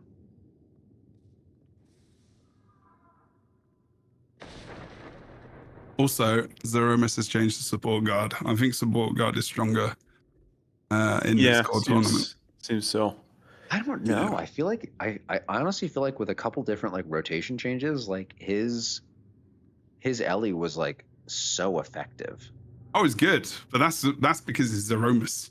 That's true. You know what? That's fair. That's fair. Actually, maybe I'm overestimating it. But at the same time, versus the pressure, like Guardian, I feel like Guardian has got, and I could be wrong about this. I guess I can't remember specifically, but I think Guardian can really push survivability more instantly rather than over time. And I think Ellie is more about like, they haven't got Tempest, which is where they were like really kind of strong when Tempest came in. So Ellie was still strong. But, yeah. I am like, I don't like account swapping in the finals. I really don't like that. I don't want to set a precedent where if you account swap, I'll still give your reward to the previous account. I don't want to do that. Oh, Hilo's been on that account the entire Is that the same account? Okay. That's what has been reported to me. If you're confirming that's what's been reported to me. We can look in the post game, and if that's not the case, then we just won't hand out rewards. That's fine. All right. Yeah. Cool, we have a lot of ANET prizes here. We're trying to like be consistent. We've had a lot of people trying to say stuff like, "Oh, if I play this account, can you send the award to this account?" I'm like, no. It's the character who plays who gets it. But we'll deal with that afterwards. If this has been the same guy the whole time, ain't no issues. Ain't no issues on my end. Let's do this. Are you guys ready for round 2? This is the elimination match for Team USA. If they lose this match, they are out of the Core Cup. Are we ready? Both teams hit me with an R. I like this comp from USA a lot better. This is a powerful USA comp. Especially for this map. How did Helio play Thief mostly before? I feel like Helio might have been a Thief. I know he went on to Guardian most of the time. I wonder if he played Thief originally. I don't remember. The match starts soon. Sorry, let me say it like a pirate. The match starts soon. Is that good? That's great. That was beautiful, man. Great job. Take theirs. Great job. That was good. Pirate. stealth moves coming out from both teams. There we go. Hold on to your points. Oh, Boom. interesting. And they're going to cross. Interesting. Jump in the no. Wee-hee. Oh, look at Mark. He's kind of setting himself up for a 1v2 here. Oh, but yeah, he sees it. He doesn't like it. Okay, he gets the Trauma Dex. Team USA just sent 2 to the blue home, and they it looks like they're going to take that.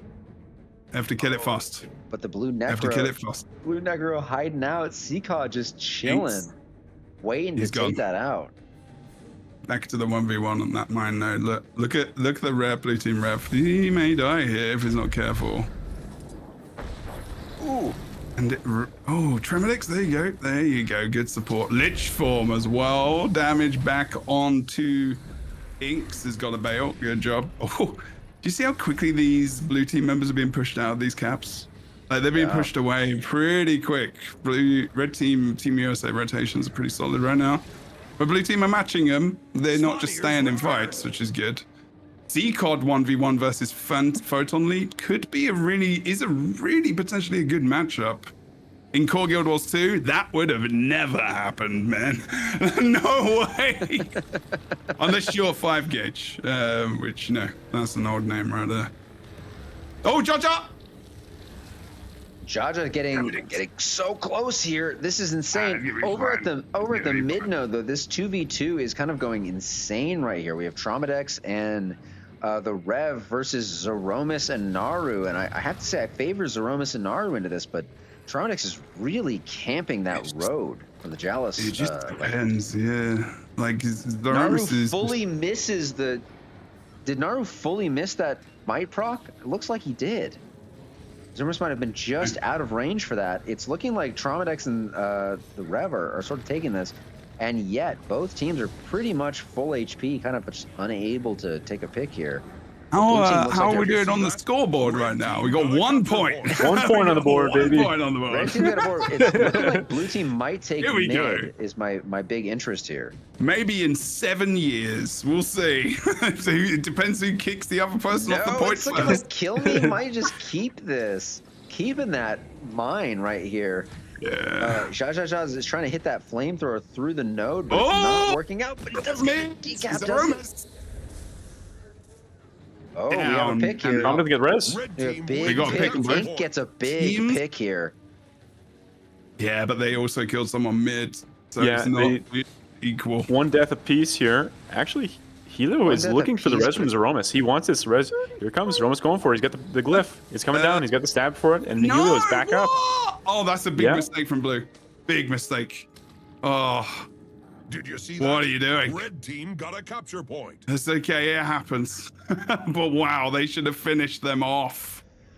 This is a big mobility map, and what I'm seeing here is just red. It has the rotation, has the mobility, has the ability to just sort of like maintain these 2v2s. These, they're just winning the fights now. Honestly, they're maintaining the 2v2s. Yeah. And here we can see it right here. Helio's coming in on the thief, and it's instantly turning into a 2v3, and that is not going to be good. As a necro core player, you are not going to escape the thief, and that's brutal. Seacod is down. Dude, USA means business now. They're like, we are not losing this tournament. We are not messing around anymore.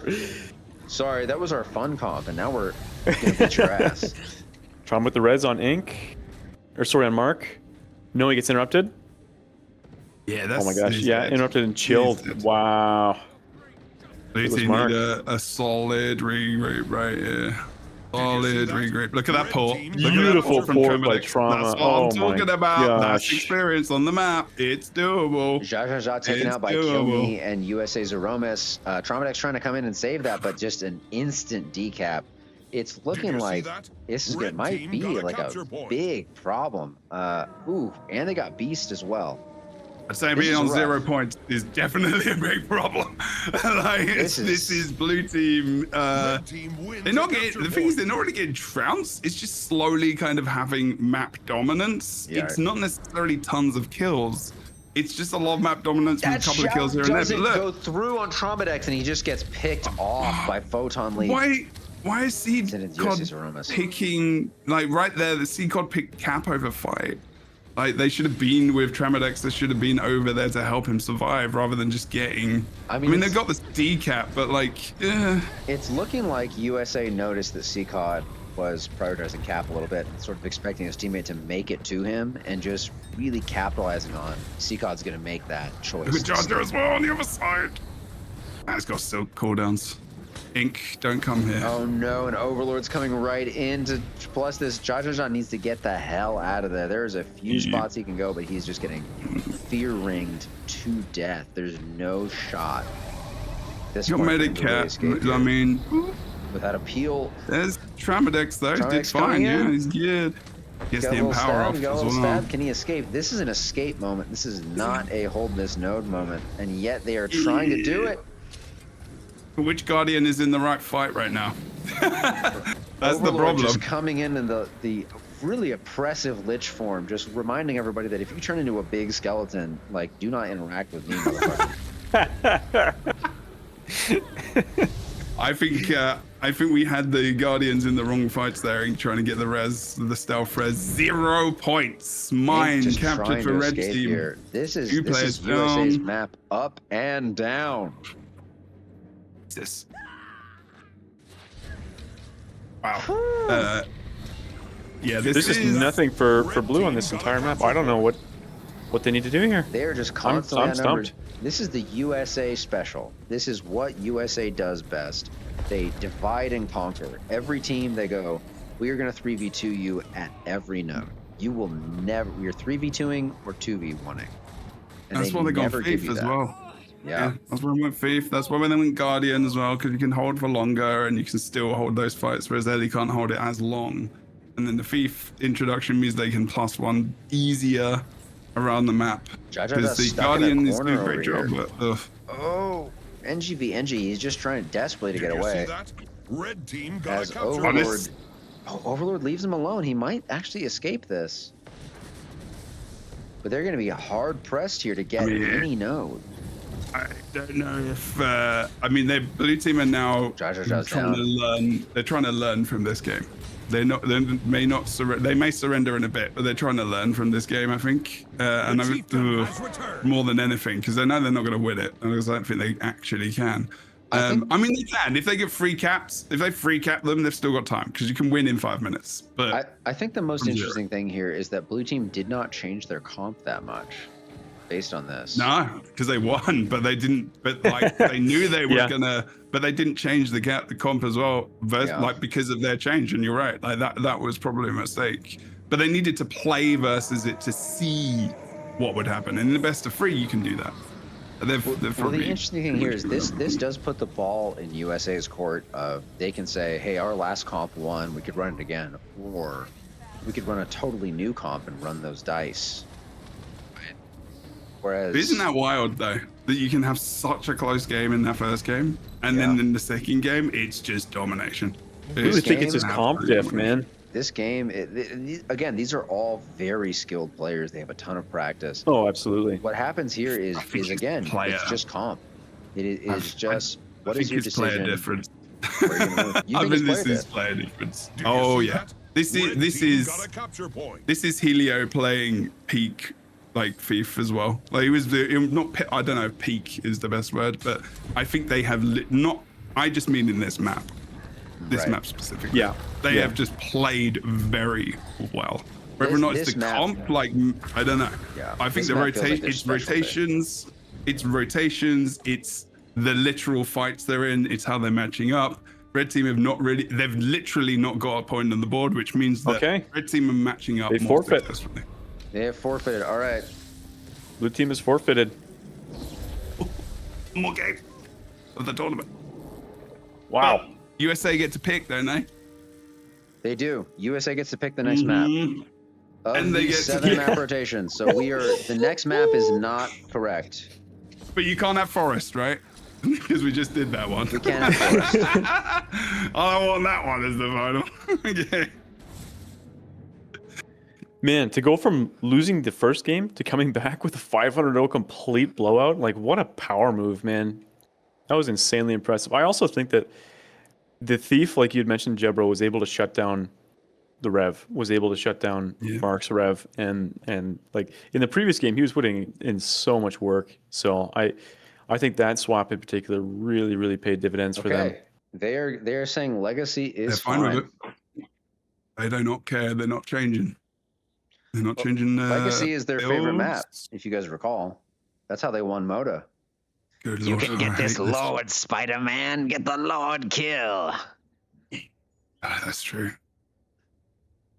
Let's have a look at. I wonder if there's a difference in these Guardian builds at all. Let's go through the builds again, if you guys don't mind. I'm very interested in this. Altruistic healing. Yeah, altruistic healing Guardian is how we basically support Guardian is how we used to describe it in core. Oh, that's how we always called it, altruistic healing support Guardian. It's the same. It's pretty similar, other than traits changing. I guess pretty much the same. Whew. The Necro, they've not now. It's gonna have to be changes from the blue team, from Zip. They need to change it up. Yeah, you gotta they really change do. it up. What do they change up though? Are they gonna gamble that their previous comp, which won? Oh, there you go, Warrior. Oh, interesting. That's a change. I mean, Ink is one of the best thieves to ever do it. Ink's been running around doing his thief thing for a long time. And I feel like he's probably very confident coming into this as, you know, I'm going to continue doing my thief thing. This is a map where there is a bug where thieves can kind of just like jump into the zone. Oh, dear. That's been around for years. You can just jump into the fort and attack Lord. At this point, do we even call that cheating at this point? It's been around for years. Yeah, I'd say it's cheating if you can do it. If it's I about was, the game, you're taking advantage of it. Question: was Ops playing? I thought he wasn't playing. Blue team's Warrior. They just switched. I mean, didn't his power go out earlier? Oh, is this a different person? Who is he? Are they subbing out the sub? It looks like. I do want to be very clear here, and let's wait a couple seconds for them to hear, just in case. The rewards are going to go to who is in this last game. So whoever just subbed in, you're not getting shit. I'm sorry. If you guys are subbing back and forth like that, it's going to go to the person who played the most games. We can go back to the footage and see who played the most games. If Ops played just this game and didn't play a lot of others, the other person's going to get everything. I want to be fair to who's playing the tournament. If people are subbing back and forth, I allow subs, but subs is supposed to be if there's an emergency. For example, someone loses power. I understand. You have a sub. That's fine. You're not both going to get stuff, though. Like, when you put in a sub, my assumption is that other person is gone. So I'm not here to divvy out awards like crazy. Oh, we both played evenly. I'm so sorry. Whoever plays the last game gets the rewards. All good. Easy peasy. So we're going off Rev. We're going to Warrior. That's the big change. Looks like the only real change. Yeah, and the core NG on blue, I keep saying core out of years of habit, but the NG on blue is currently on power. Oh, Moa. Yeah, let's go. Toolkit for survival. This is closer to the core NG I have saw a lot more of, although Alchemy was probably more in there. Oh, there's a few changes in traits there. I didn't notice before. Explosives, lots of damage. Whew. That's flick shoes as well. Look at that. Look at that. There's not a lot of defense overstate there. this. This is the final game of the Core Cup. This is who takes the big bag home. If you were coming in here hoping to run away with all the rewards, this is the match to see. We know you're out there. Hold on to your points. Right. I'm really curious about this power NG. The R with the E, as Mr. Cam says, rifle with the NG. And he's got the elite elixir. This is the funniest freaking ability of all time. Like, if this works, focused really hard, dude. He certainly will, but on the off chance he pulls out something crazy, I want to be there to witness it. All right. That's why they're stealthed so much. That's why they got bomb kit, so they can be ninja. They're gonna have to be a bit of a sneaky bugger in this one. Photon leap with 2v1 over on that side of the node. I don't think this is a good idea to consistently jump into this 2v1. This double.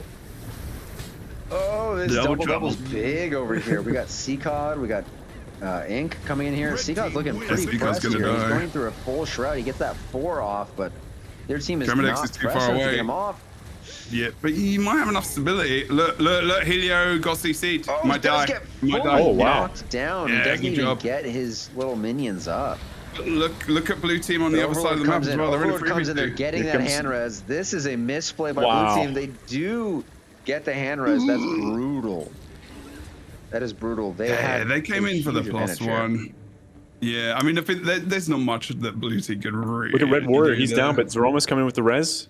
Excellent res by Zeromus. Huge. Yeah. CJ continuing to be CC'd though. He needs just life support from Zeromus here. He's a Moa now. Oh no! Oh, well, go into the zoo. Look, he's out. Wow, he's gonna kill me. So I'm sorry. To the zoo. That's why he's going home. He's going to the zoo. He's like can't cope, but he's fine now. Look at Overlord. Is Overlord a thief? They were on the other side of the map just now. What the flip? That's kind of okay. Right now we've got. It's Helio. He's got Shadow Portal. Oh yeah, right. Oh, here comes Nar with the big Lich form. This is gonna be. He's trying to get marred. He's hit every single ability he has. Running that scepter, coming in. Does he get this pick? He does get the pick there, but are they going to be able to hold that pick down? Just because they do not. They do not. What is that res? Takes that out. Holy shit! I gotta loosen my collar for this. Are you kidding me? Blue NG back against the wall. He's down a second time. No glyph in place. Trauma's out of there. Ink went over to the 2v1 on Kill Me to try and get them and try and equalize up the kills, and this is too split for blue team. They're in a bad rotation here. Oh, Tremonix is using all they've got. This far push is not working out for them. Actually, Photon Leap's going to win that 1v1 technically on Waterfall. That is, when they get the cap, that is kind of a win of a 1v1, to be fair, because now that's how much time are you going to spend here doing this? I mean, you're gonna have to fear him off like for a solid 4 seconds. But Raw Blue comes in trying to get this off. They do get the They don't get the decap. They moved off the node for even 1 second. One person always has to be on that node when you're decapping. You never know when you're about to get plus. That is a brutal sustain by Team USA here. USA is just sort of climbing away with this. This fight on Waterfall is bad. Photon Leap off that node. They're still climbing up. They're ticking up. You got the decap. Blue team needs this. They do not have the decap still. Look, Ink's dead. Mid. It don't matter. Like they need to reach on mid. Yeah, I mean they're being outnumbered again. So they're being outnumbered on the map consistently. They're staggering back in, but like they need to stick on Waterfall to regroup. I think Warrior needs to go mid. Close. They need to have a team fight. What were they good at before? Team fighting, but it was versus the other comp. So if they do that, they have to win it. If they can steamroll the map and come back. This map is flippable. Oh, they are And when it's pre-cap, they are hot stuck in this 2v4. This is brutal for the blue home. The rest of their team needs to either be just supporting them here or, I mean, this is doing great. Decap mid. Now, if Tremonix survive... Tremonix cannot survive on this. They're running over 2 different sides of the same hill. They did need to be together there, and Tremonix takes the L for that. We'll see if CCOD can get in there, but it's not looking like he can. Did you see that? I mean, they get the quarry. They split them across the map, but they still lost a team member. And so now they can come back into the match a little bit. But is it going to steamroll in their favor? No, they're just going to get that capture point back because they've got more members on the map. Now CCOD's over on the waterfall. They're not going to really achieve anything here other than distraction. Their current comp desperately needs them to be able to out-rotate, and they just can't out-rotate this team right now. They're too fast. They're paying attention. They're not going to get decapped via not paying attention. Overlord versus CCOD is kind of big here. Inkopolis coming in to try and stop that with a little bit of CC coming in. Traumadex coming in as well to fortify his teammates, but it's not going to necessarily be enough. They have to win this 3v2 right away, but USA Zeromus is coming right in to make this a 3v3. About to get a free cap. Indefinitely held. Photon Leap is the biggest threat to blue team right now. They just cannot get this guy off the waterfall node. Yeah, it's free cap now. This game is going to go hard towards the end. We've got 2 players downstated as well. You may even see a Team USA Lord kill. I think this is probably going to be the end of the game unless we see blue team really switch it up, because yeah, I mean, Team USA. I mean, the red home node is completely open, but the mid node is also open. Blue team is just on the back foot nonstop, about 225 points down right now. I don't know why they're still doing this waterfall thing, man. I don't know why they're doing this. If they were like surviving and getting the map in their favor, I'd be like, yeah, sure, do it. But you've been stuck on waterfall as if there's some kind of magical water that's going to fulfill your dreams and fantasies and turn you into a fountain of youth. Like, you know, exactly. Like the hog increasing waterfall. Interesting. Whoa. That's where I'll be. Bigger hog. All right. Big burst on Mark here. They do finally get a cap, but they sacrifice Ink's life to do it, and it's a 1v3. That's just not going to be able to do it unless this thief somehow evades detection. They're waiting for this man to start trying to recap himself up. Demon Time's been over. Demon Time's been over at Quarry so much that, you know, we thought that they recreated or brought in the dwarf class to go mining. Like, I mean, dude, like, you know what I mean? Did dwarf just come into the game? Like, I mean, it's just a quarry. Like, I just need to mine, man. That's what I'm loving that capture point. I thought we were putting Tengu in at some point. Oh no, God, I hate them. They do get the res on Ink. Yeah. They do get it. Are they going to have the energy to? They need a res on this Dragon Time. They need res on Dragon Time very bad. They do get it. It's looking like they're about to get this. They do get it. Absolutely. This is suddenly turned into a 4v3, turning into a 4v4. This is what they need to do. CCOD is just off by himself. They do need to just get together here. Ink is leaving this. This is the last opportunity here. If they flip the map into a free cap, they can win. But this is the only opportunity. And look what Helio is doing, or whoever's playing Thief. Ink is going straight for the decap, but Helio's coming in to match him there. This Mesmer is going to be the biggest problem here because Photon Leap just has a fucking chokehold on the Mesmer. Wait, what? Oh, because they did a Moa? Or that's a Mesmer brand? They had a Chaos Aura. My bad. Oh, okay. All right. I was like, okay. We got a Mesmer. This is great. Y'all, I'm stupid. I'm stupid as hell. All right, we know this already. You saw the combo. I get it. Devastating. If we don't get a cap in the next 3 seconds, I do think that this is going towards Team USA. Absolute crashing, honestly. A seriously good job from Blue Team. But wow. Yep. Domination. I'm so impressed by USA, though, I have to say. After that first round loss, to come back with such force is really impressive. Really impressive. And that is the end of the core tournament. The core tournament champions are Team USA, coming back from a grudge match against Team VRN, dominating and then never facing them again. They take over the entire tournament and win as the dominant presence in the Core Cup. Well done to everyone who came through, who came to us and said, I'd like to see what it was like back in 2012, except if Revenants existed. And I'm glad we delivered that for you. Honestly, builds wise and stuff, like there was some stuff which I didn't see, which I'm sad to see, like Mesmer Thief combo. Rev was great, fun to watch, but we saw the Core Guardian. That was going to be I think that was always going to be the thing that came back in. That Engineer decap build coming in. Necro was pretty popular as well. We didn't see we saw, I think, 1 maybe 2 Ranger players. an elementalist for Zeromus, maybe one other person, but otherwise it was, and warriors as well. Is there a class we didn't see? Not a lot of Mesmer. I'll say this. It's just Mesmer, really. Not a lot of Mesmer. I say let's reconvene with everybody, and then let's see if we can get both Naru, like both the top teams who just played in here. Let's see if we can get the team captains in. Cool.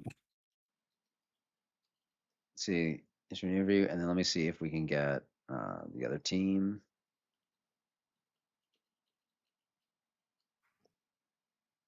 Hello. Well. Gentlemen. Hello. What a finals. Yeah, geez. Great, very well played by USA there. Mm-hmm. Yeah. Can I really want to ask you about the Ellie versus Guardian support change and what you think was stronger and why, and the switch there and how important that was to kind of winning those last 2 games. I know like Zeromus was smashing it, but like it felt like the Guardian support is just stronger. But could you maybe talk a little bit about why? Is the question to me? Maybe we can ask Naru. To Team USA. Sorry, yes. Okay, well here's Naru. Here's the man of the hour. Congrats, Naru. Very well played. Thank you. GG's everyone. Thank you guys for hosting. It was a very fun tourney, minus the the outbursts. Sure. Yeah, we ain't gotta worry about that. I don't even know what you're talking about. What are you talking about? It didn't happen. Man, I can't believe you guys didn't just change the password. I was just like watching him join over and over again on different accounts. I was like, can you just change this password already? What is going on? Right. That was as intended, because that account is all of his accounts are banned now. Anyways, we first of all appreciate you guys, all the USA guys, coming out, playing clean, doing a great job. So thanks so much. You guys rock. Huge respect for you guys. Thank you. What do you think about the support Ellie versus support guard debate? Because you kind of struggled with that, and then once you swap support guard, and then you also got a thief too. Like, how did that kind of play out for you guys? Well, my team thinks Ellie's better. I just wanted the Guardian. Because, I mean, obviously, I think the biggest reason we lost our lead in Kylo was because even though we were interrupting the signets a lot, the Guardian still managed to get too many hand reses with the knockback because we didn't have any stabs. So I just wanted to mirror and just play that way, and it worked out obviously. But the Ellie's not bad, honestly. It was a good cook. Okay, pretty good. It actually does a lot of healing, a lot of cleansing. It just does not do too well when it comes to rezzing, and that's the biggest difference. Yeah, sure. That makes sense. Staff Ellie core was around for a bit as well, so it was a popular build. Not as popular as Guardian, but he did a fantastic job. Really nice. Was the thief for you as well? Like, was that a big deal as well to switch over that from Guardian? No, it was fine. I mean, Helio plays Thief. He was actually more comfortable on Thief than Guardian, to be honest. So I thought so. I said that at the beginning. I think he used to play it a lot more, and then he switched out. Or I don't know if he switched. But what was the difference between having that Guardian versus Thief? Was it to try and +1 more? Was it trades? Was it what was the main decision about that? Was it like switch guard, also Thief? I mean, the biggest thing with Thief is it allows you to play all 3 nodes. Absolutely. Because if you're fighting a Thief and you don't have one, you kind of just have to try to play 2 and rotate between them, and that is risky because you're just giving them like 250 points for free. And obviously that's why we couldn't hold on to our lead in Kylo. Eventually we're just constantly chasing something that is way faster than us, and eventually we die. But yeah, I think the Thief is definitely better than the Guardian and the Rev in this instance, because the burst is just very strong. It doesn't do much, and it's kind of squishy, but the initial burst is actually very hard to deal with. So I think that was a good cook for sure. Nice. Very cool. It's wonderful. Good stuff. Well, you guys played a really solid game, my man. Good work. Thank you. Appreciate it. Thank you for the Core Cup stuff. Please, your roster is the same as the one you submitted to me earlier, correct? Well, I haven't sent you the account names yet. I can do that soon. Or I'll have Helio do it, because I do have to leave very soon. Yeah, right. I remember that. Okay, yeah. Go ahead and have Helio send me that. I'll. Yeah, we'll go ahead and send you guys your stuff out. Thanks so much for doing well. To Zin's team, thanks, man. I think I reached out to them as well. They're not available for an interview. It looks like. That's fine. That's fine. That's okay. That's yeah. So it goes. Thank you so much, Naru, for showing up. Yeah, thanks guys, and appreciate you hosting these tourneys. They're honestly very fun, and I think they're very good for the scene, and there's really good viewership, so we appreciate it. Thank you. Thanks, man. All All good. right, have a good day. All good. See you, dude. Yeah. Good job. All right. I'd like to hear from all of our casters. Do you guys each individually have a favorite moment? What happened today? Oh, dude, I think I have one. Oh, Seacon. I think we might have the same one, honestly. The J Crew was casting, and I don't know what the heck. It was like a Kylo match, and then it was like a freaking 3v4, and I'm like, all right, yeah, it's going to lose. And out of nowhere, the 3v4 wins in favor of the team with 3 players. I'm like, my whole brain just exploded. I'm like yelling at my computer, like, dude, what the heck is going on? That was awesome. So that's definitely the highlight for me. Absolutely. Huge. I'm going to go on and second that because I don't know how Joppa got hit with confusion IRL in a way I have never seen before. It was like 30-40 stacks. Down. Yeah, it was crazy. Yeah, it was crazy. It was, oh my God. Talk about, yeah, that was awesome, man. When he got confused, that was the best part of the tournament for you? No, not when he got confused. Watching everything play out, watching that whole fight play out, where it was a 3v4 situation, the 3 people winning. On top of that, Joppa getting hit with confusion on top of that, it made it perfect. I got a Keemed or something. I got like Malik's pulled or something IRL. Yeah, like, dude, that was a clippable moment. Oh my God, it was insane. Very well played by every team involved, man. I love it. It's good. Zin's team is offering up CCOD for an interview. Do we want to take him up on that? I've also been told this. I told him to join the lowest pig channel he can, and I'll just pull him down. Very excited. Where are you at, CCOD? Yeah, what does this mean? They're offering him up, like as sacrifice, like they're just they're like you're sending CCOD into the grinder here or something. That's the vibe I get, but I mean, we'll see what happens. The offer's open, CCOD fans. The ball's in your court now. Send it back with CCOD in it. All right. I've actually never spoken to CCOD in comms in my whole life, and I'm so excited about it. I have. Really? I'm so ready to cut the stream. I played a map with him. That was like my first and only ever tryhard map. Was it good? When you talked to CCOD, I mean, was it, like, fun? We kind of got the place. We got the place that we kind of were expecting. I see. Yeah. Okay, well he's not joining, so maybe we wrap this show up, gentlemen. Thoughts? Yeah. I like it. Is it? Sorry, is he Switch 420? Is that him? Let me pull this down. No, I think he's just CCOD. Is this CCOD? Hello, are you CCOD? Hello, CCOD. We just ganked some random AFK guy. I'll pretend to be CCOD if you want. Okay, hey CCOD. Hi. I'm CCOD. You like CCOD? I won like about 5 1v1s and I carry my team. I'm just a necro with oh wow, problem and hope. I hope of winning. Hope of conditions. I don't know. That's beautiful. Wow. End it. That was honestly like that felt like I was reading the Spawn comic. That was great. Yeah, the big thing for me was seeing some kind of little potential stories pop up between teams. So like seeing Vern versus Zin in the upper bracket, then going back to the lower bracket, so they have the opportunity to play against each other again. But then Zin winning that and going to the final, and they went out in the lower bracket, in the upper bracket.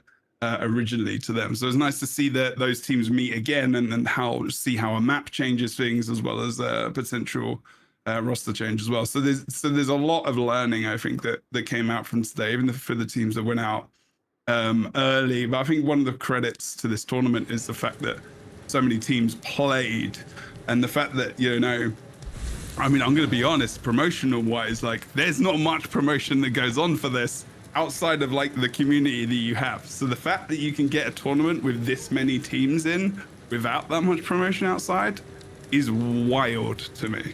Like it is a credit to what you do. And it is nuts that we have so many people watching this. And like we are the top row of the Guild Wars 2 directory right now. I love that. That's cool. As we should be. Here he is. Maybe I'm CCOD. We got Merp. We got Maybe I'm CCOD. We got Vern. Huge. All right, gentlemen. What's going on? Vern. How's everything? Explain yourself. Are you actually CCOD or are you LARPing? No, I'm CCOD. Yeah. This is the fakest shit. Are you lying as yourself? This is the fakest shit I've ever heard. No lying over here, brother. I can confirm, bro. I remember the voice. Okay, my voice impression of the lowness was pretty close. Like, I mean, come on. Okay. I'm just gonna say, everybody just keep it Twitch TOS, and everybody is totally welcome to be here. Okay, we have a different person named CCOD who was previously named VRN. So, go ahead. No, that's Vern. That's Vern. No, that's CCOD. That's CCOD, the one and only. Yes. Yes. I'm here, boys. You know, just trying to make the Minion Mancer work again. It worked out the first game. You know, we dominated the Frenchies. You know, there was nothing they could do about it. I understand why they were upset a little bit, but, you know, they took it a little bit too far. Why does this sound so much like Helio? Me? No. I don't think it sounds like Helio. Nah. It's okay. You're paranoid now. Let's just go. It's okay. Listen, I would love if Helio was in here. That's my boy. What is what do you think you struggled against the most in those kind of two games? Okay. Last game? Yeah, the last two games. Honestly, like I'm gonna erase both of those last two games because there's nothing you can do about it. Yeah. I mean, listen, everyone needed to play to their strong suits. In my opinion, if your Necro's 1v1ing, which I was taking, like I would say, a lot of 1v1s, then you should be plussing it. And I wasn't your just ordinary Necros. I was on Minion Mancer trying to revitalize it. It was working out. I got top damage all three games, a lot of games, pumping. You know, we sent the French people home. You know, they didn't belong in America. There's nothing you can do about that. Oh, no. You know, like, I understand their frustrations with the substitutions, but in my opinion, there should have been more substitutions. Why? Like you say, you sent the French home, but like Team USA, the representatives of America, you couldn't beat them. They're great, right? Like, do you think that's part of it as well? Is just that experience, and that's like, I don't think it's a skill level, but they know each other really well. I don't know how long your team's been together for. Like, I don't know you guys that well, so. I mean, listen, everyone has played together. You know, like I personally say that I'm just a 1v1er, so I know how everybody else plays, and you know, being able to play together, it really does make a difference. But it was still fun. I played with everyone that was on my team multiple times at multiple ATs. It was a fun tournament. I was actually saying to Sea Monster that I would like to see a HOT tournament because I feel like a lot of the HOT classes are actually very strong. And it would be fun, actually. We were actually talking about doing an HOT tournament, a POF tournament, an EOD tournament, and perhaps even whatever this last one was called, acronym tournament. Visions of Eternity. Well, what's really important is we would like to keep doing these if everybody enjoyed them, had a good time, and would like to see more. If everybody hated it and wants to back it up, we'll listen. But if we want this to continue, the only people that hated it was the French team. So. If you guys want me to stop running tournaments, just send me a lot of hate mail and I'll stop doing it. Don't even worry about don't do that. If you hate running tournaments, let me know. Hit me up. Send me in-game mail. Blow up my inbox. I'll stop it. Don't even worry about it. Yeah. Stronghold tournament. Yes, let's go. Let's fucking go. Also, like a push. Like, I mean, a push one would be hilarious. It'd be crazy. Like if somebody ran the world's first push tournament, that'd be crazy. It's not happened before. It's never happened before, right, Homage? Do it. No one's ever done it? Yeah, it's true. Maybe we could be the world's first. Rotation. Just put stronghold and push in the map rotation. My team is asking what's the prize for second. I guess they're being a little greedy now, but they also don't know that I'm just gonna pocket everything. Become the sandwiches. Yeah, so I was gonna send. I was gonna send all the rewards to CCOD. Yeah, is that okay? Fairly distribute it. And he'll spread the gems out, the ANET gems out. I'll send you. You know what? You're here. I'll just send you USA's prizes as well, and you can send it to them. Yeah, they've got enough prizes. They don't need anymore. Thanks, CCOD. Thanks, CCOD. Good guy, CCOD. Give it up for him. I mean, if anything, Mark won them that game. You know what I'm saying? So it is. Oh my God! Hold on a second. Holy moly! He played really well. I think since I listened to the interview with him and Naru. Like I respect it. But there needs to be a little bit more competitiveness in Guild Wars 2. Let's just say. Agreed. Like, I love the French team. I'm just memeing when I'm talking, but not really at the same time. Like I have all their numbers. That's not how that works. I know you have phone numbers. I know you paid that private eye to get everyone's information. I know that. I have WhatsApp. Yeah, everyone has WhatsApp, right? Yeah. Signal. CCOD is streaming himself speeding on Kick, and like that's how he makes all his money. We know this. I'm a boomer, boys. I'm very old actually. Really? You're not as old as me. Are you a boomer? I don't think you're a boomer. I'm not. I don't think anyone's a boomer here. Boomer 2, maybe. It's hard to keep up with the Gen Z. I'll be honest with you. So like, being able to CCOD's 19 actually is the most fucked up part about this. Yes. That's all. Yeah, I would like to see more tournaments from you guys, specifically HOT, and going forward. And it was fun. That's good. Appreciate you, man. I don't know time frame. I'm down to donate. I have gold that I don't spend. Hit me up, dude. Okay. Would love. Like would love the rewards. The rewards are cool. I forgot to shout this out. Butter Peanut, 100% funded all of the lower. Like, if you were in the bottom 8 of this tournament, Butter Peanut funded your rewards. By the way. Oh my goodness. So, I love rewards, but I also like the glory. You know what I'm saying? See, you know what, CCOD, while I've got you, I think we would be remiss to gloss over this. There were some allegations of funny business to your team. Would you like to speak directly to those, please? Well, what do you mean? I mean, there was a couple people that it was late for them, Yeah. They're from EU. Thankfully, the French team stayed around to, just to lose anyway. But it was fun. It was I didn't appreciate what they did afterwards, but at the end of the day, they got it out of their system. America's on top again, right? Right. I know the MAT. Yesterday it was a fun MAT to watch. I'll be honest with you, but USA definitely got outcomped, and there's nothing you can do about it. Just play better, right? Right. That's how it goes. Right. As you were saying, you want competitiveness. That's it. That's right. If you had one message for Team USA, it would be to play better next time.